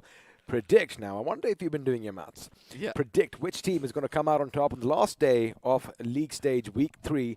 And who knows, you might just get some BGMI merchandise coming your way. And if you're unlucky in that, well, we're also giving away these bad boys. Absolutely. What you guys have to do is get to the chat. There's going to be a pinned comment over there, right? So click on that. You'll be going to a specific link, which will later lead you to subscribe to our channel and follow them on their Instagram. And if you're ready to do that, and if you do that and come back to the same link which was given, which took you to a specific page over there, you're going to put your name and your email address and just wait it out, because this device is something which you need to have if you're a BGMI gamer. Absolutely. Of course, that 90 FPS is something that's going to make you stand apart from every single other competition out there. And who knows, maybe next time we might be talking about you on our big screens. But for now, it is time for the final game in this league stage. It is going to be the nail-biting finish that we were hoping for, because after this, well, we are going to say bye to 8 teams. And the question is still open. Who are going to be going? So before the game starts, we're going to say bye-bye for one last time from the studio this week. However, we are going to visit Erangel once again. And I expect some shenanigans, buddy. I expect a couple of curveballs coming in. And hopefully we have a few more drop clashes and a couple of other teams ganging up on either the big boys just for fun, or some of the teams languishing mid-table. I still want to do the math, I still want to check out which is the team which has got that opportunity. The production at this point of time, the kind of seed, the kind of seed they put in our minds, where we can't concentrate on one thing regularly, but at the same time, if this is the case for us, what's going to be happening with the teams? I know that the big teams will have their boot camp. There'll be 2-3 people who will be doing the math. But for the new teams, the new pros who have come in over here, they're spread far away from one another. They need somebody to be doing the math, and that pressure also will be kind of mounting on them. I'm not sounding unprofessional at this point of time. I'm just telling that there might be some people over there, but you need to rely on the best of the information you have. Well, see, they're going to know how many finishes they have in a game. They're going to know exactly what position points they get. So as far as the math is concerned, I'm pretty sure they have an idea. However, what is going to stand out for me is, largely thank you to the iQOO BMPS, they've had this spotlight that's been shining on them. And at the end of the day, when you have an opportunity, you can either grab it or let it slip through your fingers once again. And all in all, I do believe that most of these teams, they've seized that opportunity. But now, ladies and gentlemen, boys and girls, for one last time in the league week 3, the Big Bird is going to take to the skies over the beautiful map of Erangel. And this time, by the look of things, we are going to be heading down south. In fact, we are going to be flying over the shooting range, over the ruins, and eventually ending somewhere west of the Sosnovka military base. But speaking of ruins, which all teams are going to be left in its wake? The flight path seems to be so clear. The flight path seems to be, so silent at this point of time. But the team's jumping off early for making sure that they have the right kind of points for themselves. Oh my goodness, I'm already feeling my hands and legs go numb because I know that there is AC over here. I know I'm sweating on other parts of my body, but my hands and legs are just going cold. See, the thing is, right now, even I'm just going to take it down a notch because this is the calm before the storm. Now, we saw in the last game, Esports while at WSF, oh boy, they came out swinging, but the question is still going to be, was it enough for them to get the job done? Now, they still have another opportunity right here. Question is, are they going to make the best of it? Now, all teams are going to be dropping down from the heavens above. And already you can have a look that a few teams are switching things around. Blind this time around, deciding that, you know what, they're not going to take any chances. They're going to have a little bit of a spit drop at the shooting range. And Severny, and lo and behold, have a look at the circle. It is something that is going to be in their favor. Now, RTR. We know that these boys love heading to the Sosnovka military base from time to time, but ACBC are going to be playing as well, which means they're going to be content with the ferry pair and the surrounding areas. But that also means they might just lock horns with Team INS. And speaking of Team INS, boy oh boy, these guys have been playing phenomenally. Now, not only Team INS, also WSF are also in the picture, right? Even they have been playing amazingly well. And look at what's happening over here as GE is going to be hitting the ground. It's going to be Hydras yet again. Oh, the right kind of gun as well as Jackson almost took a player down. And eventually, we have to see what kind of retaliation will be coming in from that player. It's going to be Ronnie going in with the gun. But at the same time, shotgun versus the side of AR as Ronnie's going to be trying to duck as much as possible. And it's going to be the Hydras, the Wolves rushing in together and trying to take them down. Manya far away is also giving out its location. Hydra, why are you doing this? Man, this is their city, and Global Esports have dared to step in. They're going to make sure they make them pay. And you know what? They did anticipate that. Now, Global Esports, they did glide all the way to the city itself, but Hydra were expecting this. They knew. They packed up a few weapons from the compound to the north and were heading back south. And now, although they have the upper hand, they have a man advantage on the boys from Global Esports. They don't really have a lot of options except falling back. But knowing Global Esports, well, as long as they have a weapon or two in their hands, they are going to bring the fight straight to the enemy. For now, Manya is going to be on the left of your screen as AJ is just trying to make sure he has a nice little path to fall back on, because keep one thing in mind. Although Hydra officials do have this building, there's only going to be X amount of loot, and looks like the stalemates have already started. And speaking of stalemates, Team INS down south could be heading on a collision course with RTR. RTR Retribution, Autobotz, ACBC, all of these teams, and how well are they going to counter out the final game? Who's going to leave a big mark even though they're not making it to the next round is also something we have to watch out for, because ultimately there are only few teams, who have proved their mettle, right? But at the same time, let's not forget to, give a little bit of a limelight for those who actually worked hard. We have Walkouts over here, we have Blind over here, we have WSF, we have INS. These are the 4 teams who are actually fighting out for those positions to make it inside the next round. Well, speaking of the 4 teams that you just mentioned, they're going to be still comfortable right now, Manya. Oh boy, he knows smokes have been deployed. He knows Hydra might either try and, take advantage of obscuring their vision, or perhaps it is just going to be a little ploy on their part. And he's like, you know what, maybe we don't have the advantage, but now this is where Hydra could pick up a few finishes. Down goes Mania. He thought nothing's going to happen. In fact, Global Esports were thinking that, wait a second, if they've gone to the right, we're going to do the same. But that was beautiful mind play coming in from Hydra officials. They deployed all that smoke to confuse the enemy that, hey, maybe we're already over him. And Pop making sure he checks every single nook and corner, every single cranny, as elsewhere we did expect this happening. Coops from RTR is going to get the better of INS's crazy soul now. He does move forward a little slowly, but have a look at Building and Joker. They could be spoil sports. Yeah, eventually there's where the shot's going to be coming in from. Cyan would have given out the information. That's how backup comes in, as Joker wants to go a bit more closer towards the side of Coops. Will have to watch out for his teammates. Again, they also have a high ground, a vintage point where they can take down the side of Team INS. They could indeed. For now, Joker's position is nice. Perfect switch over there. He did switch to the Uzi. He knows that rate of fire is something that's going to be helpful. And Chonu has the same idea as well. Now he is going to be jumping. The position is given away. Chonu has no idea that Joker already saw him coming in. And this is what we were talking about, ladies and gentlemen. Team INS firing on all cylinders as the man himself, one of the most underrated players in the community, is going to make sure he racks up those two finishes. And Retribution RTR, they could be in a world of trouble. Team INS Joker, oh my goodness, the composure, the way he was just holding his ground was also really commendable. Legend at this point of time is going to call his teammates. He's going to be like, I think I see him out, behind this door. What we're going to do is just wait out over here as AJ on the other side is going to be striking. This is the moment where the backup has to come in. He's playing around with the mine, but eventually goes over the compound where it's going to be Dynamite from the other side also tagging him off. Reload is going to be the AKM. Well, the AKM is confirmations as well is going to be coming in, and Legend and Dynamite. Nakul needs to do wonders. He does indeed, but right now it's going to be Dynamite. In fact, laying down some Dynamite in his position as that grenade was just a bit too close for comfort. But this is where that Uzi-laden man is going to come up from behind. And, well, Legend might just go down as a Legend himself because AJ, although he is trapped in a little bit of a corner over here, smokes have been deployed because Knuckle and his teammates know that they need to keep him alive. In fact, Knuckle is the only other teammate that AJ has at this point. However, those smokes are going to work. Legend's position is going to be given away, and looks like Knuckle was trying to go for the grenade, but now he is just a little bit confused.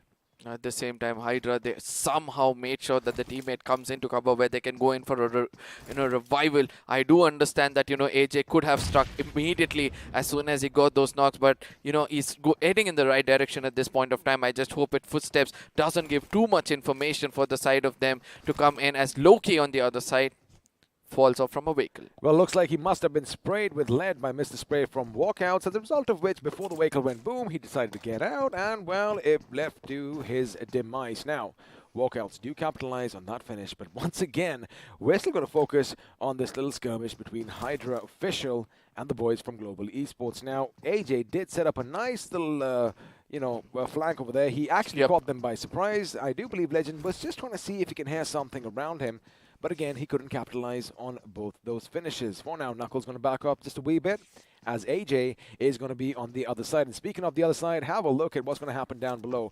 Team INS are going to be driving past RTR, which means chances are their vehicles are going to be full of bullet holes, as those teams are going to be going forth against one another.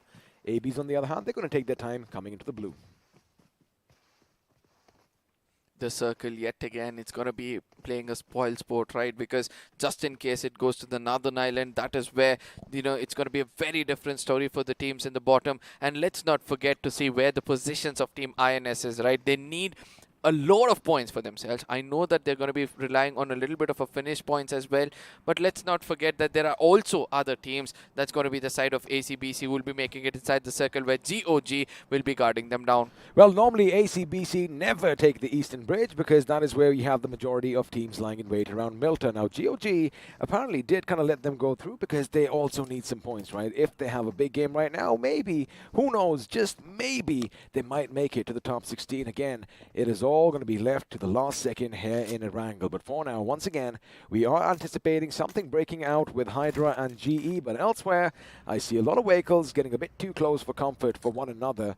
As for now, we are going to be focusing on Walkouts, but have a look at what is around them. You have Team MG at one end, and the circle is going to favor them, as well as OR Esports. Well, they're going to be heading in the direction of yet another team, and chances are we might have a little bit of a skirmish breakout just east of Rozok.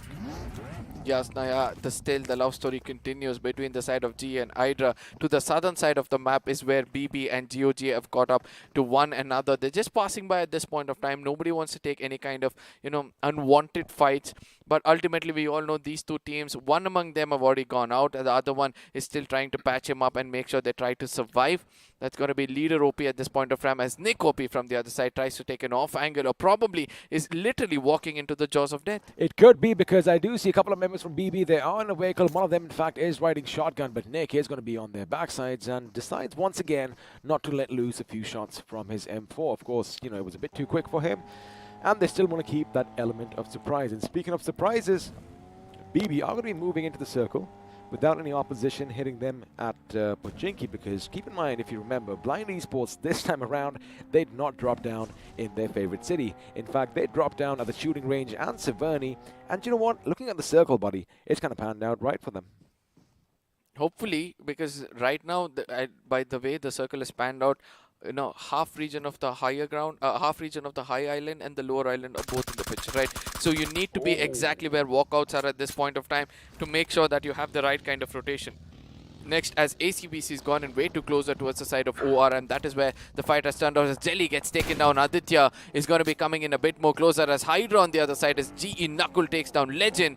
The fight still continues at Yasnaya. Well, AJ is going to make sure that Hydra is going to be answering for a few of their questions, and now it is going to be a 1-on-2 situation. Parv knows exactly where the enemy is. His teammates might be giving him that information. The grenade comes in. It is going to be raining down shrapnel from above like a flak grenade. However, it isn't going to be enough, and now AJ does have a little bit of an angle on the man from Hydra officials. Parv is the last man standing, and for now AJ is like, you know what, I see them. I'm just going to confirm a few finishes for myself, as Parv is going to be on the back foot. Little did he know there was a little wall over there, and he does spot them. They both jump, they both shoot, none of them connect, and now AJ is going to go in for seconds. All he needs to do is move in at the right time. The AKM is going to be locked and loaded, and Parv might be running low on a few bullets, but now Parv is the one who's going to make a first move, but AJ knows that he has this flank secure. Oh, nice! Puts in the final nail in the coffin, and elsewhere, looks like Team INS are going to get the better of Retribution RTR. This means that INS are looking finish strong for themselves, still looking forward to make it into the next round. They're playing it to perfection at this point of time, and also RTR out of this game. They had a very, very good game so far. GE on the other side is also suffering in the hands of BB, as Helgor is going to be raining one more bullet just to make sure that he gets those finishes of two players, as on the other side, Retaliation with the grenade is going to be from the side of MG. Well, MJ and Bullet OP, they need to make sure they provide enough cover for their teammates down below, because, well, Leader is going to be down on his bloody knees. However, Zen OP, he is going on a little bit of a rotation. And if he gets to the top, and of course right now he's trying to make sure he doesn't make any sound, MJ is going to be focusing on Helgor. There you have it. Shots are going to be fired from the left flank over there, as Zen OP is going to make them pay, and with one big boom, Big Brother Esports are going to make quick work of GOG. Now, one finish, that scream out of this game is going to, kind of affect their performance. But let's not forget they've already made it through, right? So BB are going to be happy. They'll be trying to experiment and see. But a very, very beautiful flank coming in. Something which they're going to cherish for a really long time. But coming back, Nigma Galaxy way towards the eastern side will have to make it inside the circle. Probably from the side of shooting range. And let's not forget, INS will be coming to the big mountains. Expecting nobody to be there. But will BB coming and backstab them when they're making it inside the circle? Well, we're going to find out. What's going to happen right now is, as we are going to see INS on the move, I expect a lot of action breaking out on those little Delta Islands, because OR Esports are heading straight for the position of Walkouts. And speaking of Walkouts, well, we do have them on our screens right now. Carito and the boys, they do have the compound down for themselves, as one team just went past them, and of course is Enigma. But they've got to keep one thing in mind. They might not be aware that OR Esports could have a little bit of a high ground. And speaking of high grounds, it's going to be Dionysus who makes sure that Rex is kept at bay, but for now they know that there's an enemy in the compound down below. Now Marcus Gaming knows nobody's going to come back from behind them and backstab them, and that is why they're aiming for those finishes, just to make sure that they have enough to make it across the line. This is the final map, ladies and gentlemen. Everybody would want the maximum of what they can gain, but the bigger picture is going to be this. They need that winner chicken dinner. The biggest chunk of 15 points is what most of these teams will be looking out for. Now have a look at what's happening on the other side. To the left of the screen, you will have a look at Autobotz once again braving the blue coming in north. So what you said earlier, Marcus Gaming, they do have the backskin support. That is not the case right now. OR Esports are taking the fight once again to ACBC. They're going to make them pay for taking them down, but OR Dip there is the first one to be brought down. Now the big bad gun, the M249, is going to be rattling off those shots. Jelly's position has been given away. Jelly gets him for a grenade. He's going to go take it down, and almost Rain had a triple knock for himself, but this is where his teammates need to step up. Arthunki is in the line of fire. Aru still with a little sliver of HP. Oh, He's nice. doing a lot of damage, but he does manage to take down Haxa, and once again, Arthunki is going to be the last man standing for OR Esports. Now, let's not forget ACBC is a very important game for them. They need to survive. They need to get those placement points. They need to get those finish points as well, just in case they have to make it across. Because GOG is out, RTR is out, Hydra is also gone out. They're inching closer to get that winner chicken run. What have they done between all these things? Slapped in the faces of the biggest teams over here. That's going to be OR. One last finish. They're going to have 4 in their pocket. However, now Nigma Galaxy, they're going to be applying the pressure on ACBC, and is MJ going to make it rain? No, the smokes have been deployed with certain precision over here, because it's going to keep the enemy thinking that, wait a second, they could be in the smoke. But now MJ, he might get a bit of a visual. Rain is going to make sure that Haxa is picked up, but no! A grenade comes in, and well, Haxa is going to be blown to smithereens, and Rain is going to have to go back with a sliver of HP. Evil Sky at one end, Capron at the other. They realize, 1 second, guys, this is going to be a lost cause, and now Rain is going to get up. Next. MJ almost getting taken down, but his teammates are going to be right next to him, and Apollo is going to be making them pay for their little mistake. Now, at the same time, Capron is still trying to do the best of what he can. He's going to be pushing in. He doesn't know the information of the other one coming in. A 2v1 situation where he steps out, dares to take the player down. It's going to be Apollo and MJ coming in a bit more closer. Information would have been relayed that it's a grenade which is going to be cooked in from the other side, but that smoke could be that diversion, and eventually MJ also gets taken down. Capron at this point of time wants to do wonders, as then another team coming in from behind. He needs to be quick to take down the final player of Enigma Galaxy, or else things can go wrong. This is where Evil Sky needs to come in from that left flank, as Capron is going to go to the right. He does make sure he finishes what he started. Since Max been taken down, Apollo, all he can do is helplessly look on. He is going to still go for the revive. Max is going to be back up on his feet again. The big question, Evil Sky finally coming in with a massive grenade, and Enigma Galaxy are sent packing once again. What an important game for this team, but now we're going to focus on Team INS, making sure they pick apart Walkouts one by one. Now, that is where I would like to say that Walkouts at this point of time are looking very, very vulnerable, as INS is going to be held on to this ridge. They are divided at this point of time. Walkouts need to play for placement points. I know Spray from far away can hold an off angle, but he also has to watch out for the other team. That's going to be Marcus Gaming right behind him, who would want that hard cover for themselves. But coming back over here, BP versus the side of WSF. WSF are also having a good time. They need these finishes. They need this chicken dinner as well, as they're going to be raking up as much as possible. Capron, what a valiant effort coming in from this side, right? He took down 2 players and then allowed Evil to come in with 1 good grenade. Again, keep in mind, Evil Eye did kind of leave his position. I'm going to hold on to that thought for just a second, because here comes Esports, Walla, WSF, and Walkouts. Out now, the next intended target. I like what they're doing. They're surrounding the enemy. They're not giving them any chance to breathe over here, because if they go out, Enigma could be coming in from behind. Forget that. Enigma is way too far off, as Bajra are going to be coming inside. A barrage of grenades is going to get the better of Beard Baba, and keep in mind, since they are separated, Carito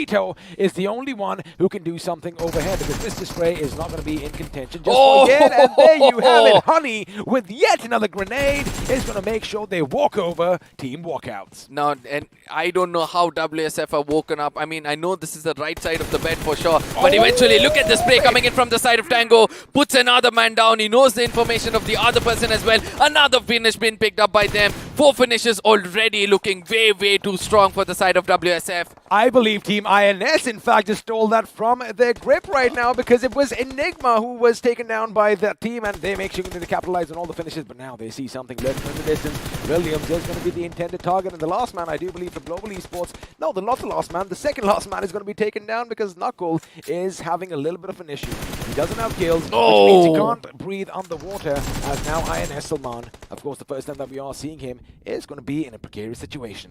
Now Salman has no healing for himself. All he has to do is give up his life below the water. If he tries to come up, that is where information is going to be relayed. Look at that off angle being held by the side of Billion. He puts him down, but the confirmation of this finish is pretty much required for the side of INS, right? Just in case he goes away, then the story can be different, but blind from far away can see Billion, and they might put in the crosshairs towards this player and then try to take him down. I love this bird's eye view right now. Esports, Walla, WSF playing aggressive as we expected them to, and Knuckle once again just just like a fish slithering away, and finally his lungs are what are going to give up because he just drowned himself to a watery grave. But for now, Team INS, they are looking good, but the circle, buddy, has taken a bit of a switch. It's gone back to the position they were in, and expect them to hit Mr. Spray's position with everything that they have.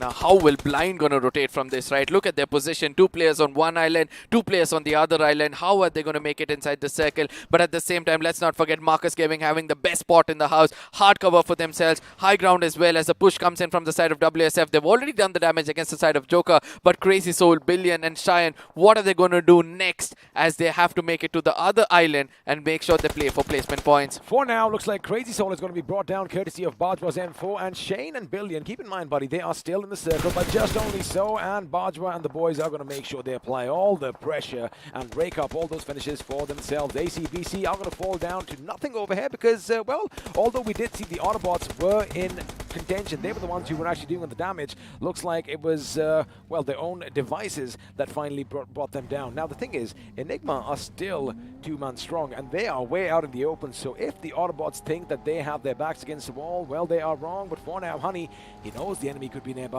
In fact, he might just know that someone is going to be down on his knees over here, as there are plenty of vehicles, and there you have it. They're going to pick up another finish for themselves. But the question is, do they know someone's up top? Looks like they do, because Tango is heading for the 2 remaining members of the Autobots. Oh, look at what's happening over here. I mean, I don't know how much information can WSF pick up over here. They are making sure the tag of every single player around the map, every look and corner, they have information, and this is what you would need in a final game like this. WSF, if they pull off a winner-winner chicken dinner, they will be eventually making it in the next round. Gusty's beautiful grenade is going to be connecting against the side of Blazy. DG, the last man standing, probably will be playing for placement points as the revival might be coming in successful. Well, he does have his teammate Phobic on the other end, so there is a little bit of option for these 2 gentlemen. But now, Team MG, they do look good. They have a nice little compound all for themselves, and Ghosty is going to make sure no one comes past that bridge. Now, INS, on the other hand, are going to take the fight straight to Esports while WSF, because looks like it's the other way around, because they know there's some fish in the water down below, as Blazy is going to be finally wiped out. Now, I love what Esports Walla are doing. Can they get it themselves a back-to-back chicken dinner? And speaking of Phobic, we did say that his position is going to be a bit instrumental, as Ghosty is going to be brought down onto his knees. Now, Marcus Gaming, I know there is no way they can come and pick up Ghosty, right? So they'll be holding that hard position yet again. But the next circle shift is going to ride the fate of load of teams over here, because eventually, if it goes towards the side of Southern Island, Marcus Gaming is going to be rewarded. If it goes to the Northern Island, then oh my goodness, it's still challenging out everybody. Everybody have to come out in the open and then only fight. But the only team which has got a little bit of an advantage because of that small hut in front of them is going to be WSF. It is going to be WSF, but they've got to be wary, because looks like they do know the Autobots are going to be behind them. Have a look at Orva's HP being chipped away. In fact, it could even be someone from Team MG dishing out all the damage. Now, Tango, he's got a nice little angle for himself. They've got all these vehicles for cover. Have a look at how they've made a makeshift fort out in the open grounds over here, as of course they do have the backs to a wall, literally speaking. But they've got to be careful about the Autobots. Now, for teams like Team Blind, they're going to come in, and they know it's time. Yes, of course, get all your covers back on, because this is where it's all going to go down. Oh, Pavkilo on the other side, playing it as clever as possible. He just wants to stay in the water. Look at the spray coming in from his side, making sure he takes as many finishes as possible, because Marcus Gaming needs it. 4 for themselves so far, and 1 man has done 2 right in front of our screens. Team INS were looking oh so good, but they are going to be out in the 6th position with 8 finishes to themselves. Not a bad outing considering last game as well. But now Team MG, they need these points. They are still a 4-man squad, and they are going to have to cross the waters at some point. But for now, what they've done is pretty smart. They're going to make sure, hold on to that thought, because right now, Esports Walla are taking the fight straight to the enemy, and of course, you are going to shoot shotgun.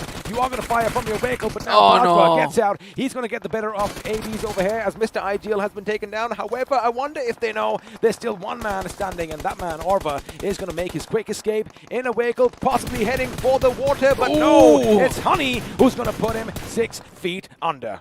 Now this is where I want to say Initiative Academy, can they put an end for the side of Blind, because Blind at this point of time is holding the 16th position the last time we saw them, right? So they need a lot of points for themselves. Retaliation from the side of WSF can be a blessing in disguise for the side of Blind, as they're going to be picking up more of it, as it's going to be Pavkilo inside the water. Shots are going to be coming in from the side of Rage. I think he has found out the location of Pavkilo. Eventually he's going to go deep under the water, trying to survive a little more longer to make sure they get that placement points. Esports Walla WSF WSF, I love what they're doing. They have the high ground atop that deep mound behind him. Karan is still going to hold down the fort over here, making sure nobody comes in through. And this grenade could spell trouble because have a look at this. Bajwa is going to be relentless. And with that, ladies and gentlemen, WSF have 12 finishes for themselves. 4 men still alive, and they are looking good. They are looking to get their second chicken dinner in a row. And let me tell you one thing, this is a massive game coming in for the boys, and they are not done yet. DG coming under the cross.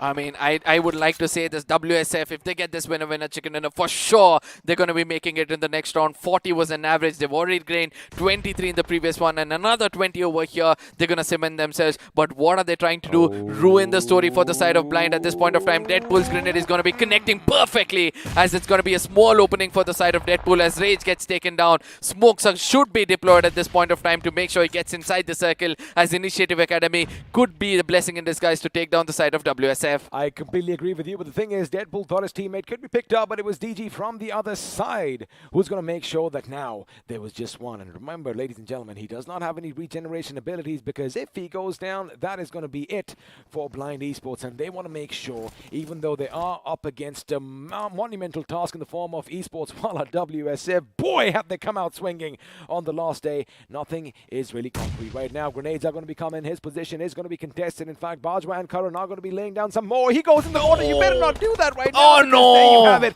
It's going to be DG once again from his little angle that is going to get the better of him. 14 finishes for the boys, looking for their second consecutive chicken dinner. Now, this time they're going to have a 30+, making sure that, you know, they'll have the best of the best of the best. At this point of time, Honey is going to be cooking up a grenade. Is this enough for the side of WIE to say goodbye from the lobby? No. One of them are going to inside the water, and I don't think so it's going to be easy for them to come out. The resilience, oh my goodness, it's going to be Honey who does get the shot before he does hit the deck. I'm telling you, the determination that these lads are showing right now is just phenomenal. And now DG knows his day's done.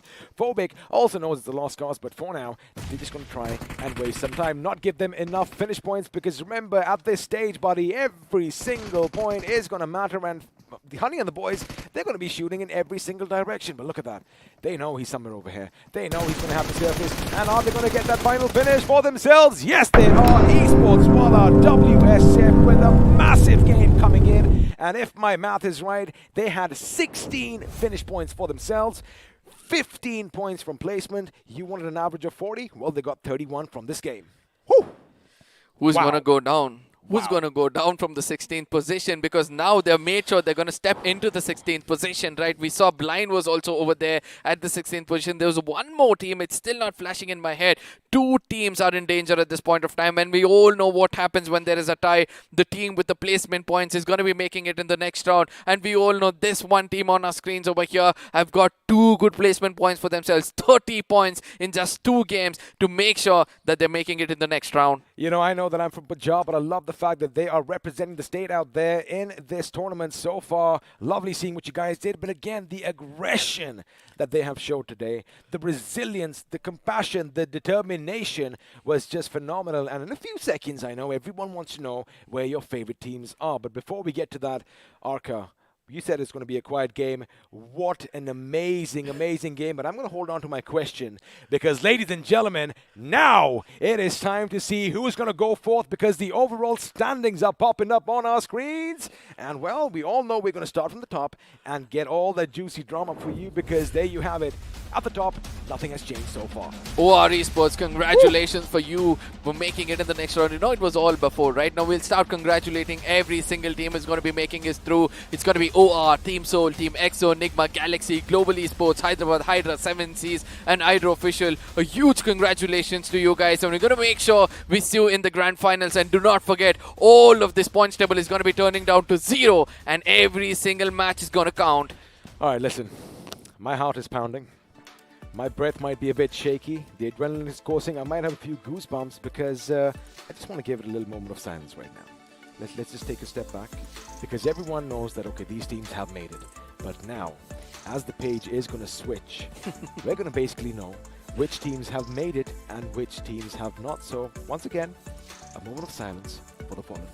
Oh, second page coming in. I would love you to do this. I can't see it, my friend. Hold on. Hold on. Let's see who's going to get it because the second page is over here. And, well, Team INS have made it. Esports Walla, WSF have made it. Team Kinetic have made it. Oh, my goodness. Woo! I can't believe Blind just got washed away. They had survived for so long. I mean, they were at the 16th position. And I really want to know the points difference between themselves. ACBC were in the 16th or 17th position as well. Out of nowhere, it's going to be WSF who comes on the top and suppresses everybody else as Kinetic, who were on the 14th position, have also been suppressed. Two teams stood out over here to make sure that they make it in style. Well, they have made it in style, and I love the fact that Esports Walla WSF do have 164 points from finishes and 164 points from position, something that you are going to have a keen eye out on. But congratulations to all the teams that have been on our screen so far. Big Brother make it through. FS Esports have made it through. Our Esports were never really in a bit of a bother. However, they're going to be going fourth as well, which means now it's going to be a little bit of a sad moment, as we are going to go to the third and final page. And, well, you know, that's how it is, man. For some to basically topple over the others, I mean, someone has to fall down.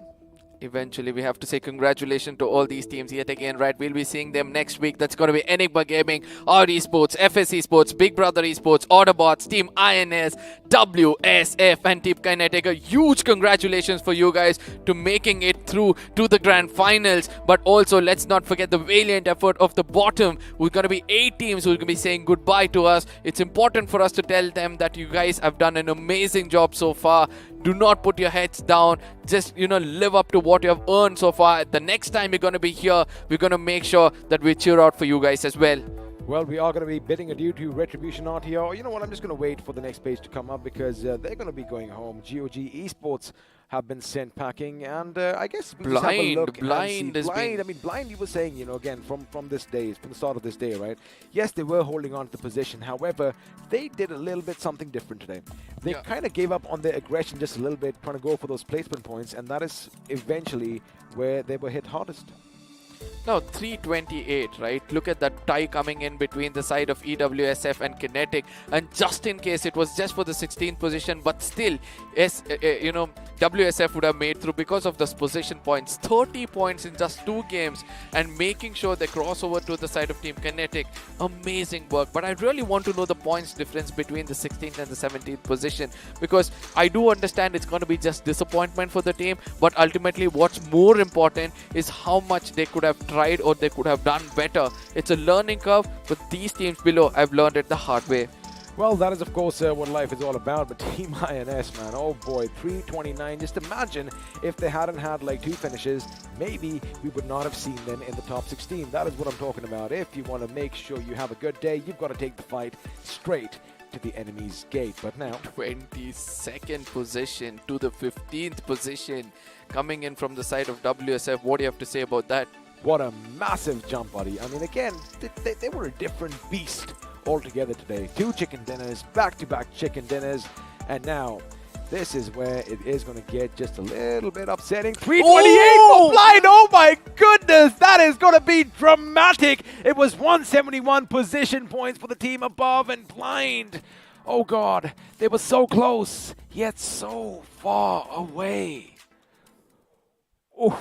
I mean, I know that you're going to feel something for it. I'm pretty sure all the Blind fans out there are going to feel something as well, because when you have a tie, maybe, you know, it always comes down to those position points and the number of chicken dinners. If they had 1 more chicken dinner, it could have gone the other way, but oh my goodness, that kind of stinks. I mean, I do understand this, right? We need a breather in between all these things. Wow. The best way to do it right now is allowing to thank our sponsors. That's going to be iQOO Smartphones coming up with an amazing device. There's going to be Neo 6, ladies and gentlemen. We're going to allow you to go in and watch this promo, as we both need a very big breather. I mean, it's going to be hard for us to understand what had happened over there. But at the same time, guys, enjoy the promo.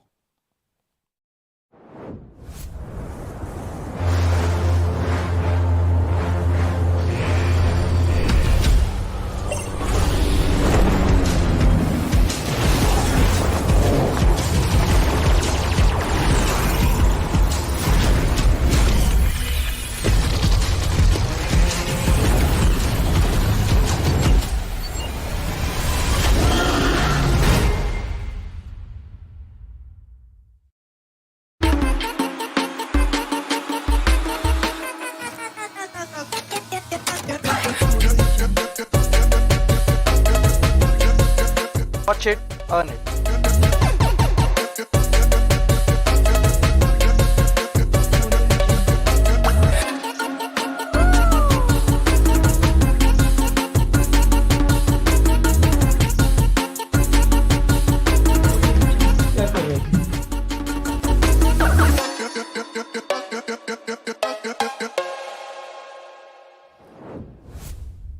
You have to head on to Loco and make sure that you have this app on your device, and you're going to be enjoying all this perspective, all these talks from different streamers, different players, different casters speaking about it. One thing which stuck my mind when we were in the break or the promo which we were looking at was, just in case the player had not jumped into the water and just waited over there for the side of IE to get taken out, or picked up one finish for himself, which they did get, right? One knock with that grenade. Or follow-up grenade, I'm going to just stop you over there, because let's just first congratulate all our viewers. We're going to come back to this point real quick. Congratulations to Fardeen. Well, Piyush of course, you and did. Yash. There you go. Thank God you read the names. But again, we have a few more coming in. Saksham Garg, Piyush and Yash, congratulations. You're getting some nice BGMI merch heading your way. I mean, we did try to do our best, right? We're just carried away from the momentum of Blind not making it through. Yes, the next three names is going to be 3 AM Frenzy. Ooh. Nice one. Aishwarya. And then we have Prasanjit Sarkar coming in. The three other big names. I mean, three other good names, or the lucky names. Of course, and we are going to have a lot more winners in store for you, because Dhanraj is going to get a t-shirt coming his way, and a bottle, as is Adnan Alam. I love that name, actually. Kind of reminds me of Adnan Sami from back in the day. But of course, we have Unwanted with an O instead of an A. And Sushant Thakur, congratulations for all your goodies. Unwanted with an unwanted O. Yeah, it's going to be, Pixobeat Photography and Tarun Kumar. Oh, Pixobeat Photography? Nice. Well, you got to represent your company out there. And joining them, we have Narendra Singh. Narendra Singh. 2 times? Hey, I buddy, hope there are 2 different people. If you're the same dude, you might want to send one of the t-shirts and bottles our way, because, more the merrier. And speaking of a few more giveaway winners, we do have Shakibu and Debangana. Congratulations, you have all this nice little presents heading your way. You still hung up on the blind thing. Obviously, they had everything for themselves. I'm just waiting for the next few names to come up. It's going to be Sanket, Shivaji, Nagare and Yug. Oh, I like the name Yug. And Kaushik B. Just 3-letter, but still sounds big. Yug means error, right? Yeah. Ah, I see. I do know. It's a century itself. It's a century itself. And then we have Ajupro and Dipesh Dalvi getting these amazing goodies their name. And now we're going to say last final 2 names, because if it's not you, well, there's always next time in the grand finals. So congratulations Punya Slok. Punya I would have messed that Slok. up. And of course, Slok and Jyoti Lal. Jyoti Lal Mathau. Congratulations, ladies and gentlemen. You're going to have a lot of BGMI merch headed your way. Now, sorry to cut you off earlier. We were talking about, the teams that have qualified and the teams that have not. But before we get to blind, let's just once again have a look at which all teams have qualified. I mean, you've already seen it, but just bask in the sunlight, bask in the glory, because there you have it. Ladies and gentlemen, a huge congratulations to all these teams. OR, Team Soul, Team EXO, Nigma Galaxy, Global Esports, Hyderabad Hydras, 7C, Hydra Official, Enigma Gaming, R Esports, FS Esports, Big Brother Esports, Autobotz, INS, WSF Esports Wala, and Kinetic Esports. Well, of course, these are all your qualified teams, which means once again, the battle is going to commence starting from the 9th of this month. So you better mark your calendars, you better free your evenings, because it is going to be non-stop action between these 16 teams. Now, of course, for some to prosper, others must fall. And now we're going to have a look at which teams are going to bid us adieu from this tournament. However, let me tell you one thing, a lot of them have a place in our hearts. At the same time, a lot of respect coming in from the fans and having their own fan base is going to be the side of Blind, ACBC, Marcus Gaming, Walkout, RTR Retribution, GOG Esports, IE, and UP50. Now, of course, at UP50, they did finally have some fun this time. But again, this is a learning moment for a lot of these teams because, you know, chances are, we've seen one thing. A lot of these players who are going to be walking out this time as well, we've seen them in the past do some amazing things, and they have all those accolades to back them up, which means they may be gone for now, but they're never going to be forgotten. We might see them in the future. But ladies and gentlemen, that was the end of league play over the last 3 weeks, and it was amazing. But now, buddy, it's all about the grand finals starting on the 9th. Absolutely, ladies and gentlemen, mark your calendar, make sure you're present over there. If this is what is coming out of the league stages, just imagine what's going to be coming in the grand finals itself. It's going to be a very, very big package. 10 lakh rupees of things to be given away to all you beautiful people out there. Do not forget to come in on the 9th for the grand finals. Also, make sure if you want to be updated, follow us on every single social media platform possible. Make sure if you are new, hello, by the way, welcome. You just kind of missed the show. Subscribe to the channel. Make sure you know exactly when the action is going to commence. And, of course, you can follow us, everyone, on Instagram as well. Because this, of course, is the iQOO Battlegrounds Mobile India Pro Series powered by Loco. And this is where stars are born. I mean, it's going to be so hard, right? Hey man, you gotta just, you know, push it in, and maybe later congratulate the boys for their valiant effort, because I know that you do have a little soft spot for them. Yeah, obviously it's gonna be easy for you because you've been in that place several times. You've been disappointed. You're the rock which has been hit so hard, and finally, you know, got yourself to be the idol you are today. But let's not forget, ladies and gentlemen, thank you so much for coming in. I know that, you know, there's gonna be a lot of words will be coming out of our mouth, but I let my big man do the talking as we thank you all. I was fine with this, but again, you know, from Arca, from Fixes, from Tesseract Esports, from BGMI Crofton, from iQOO, from Loco, thank you all for being with us till the end. We shall see you in the grand finals.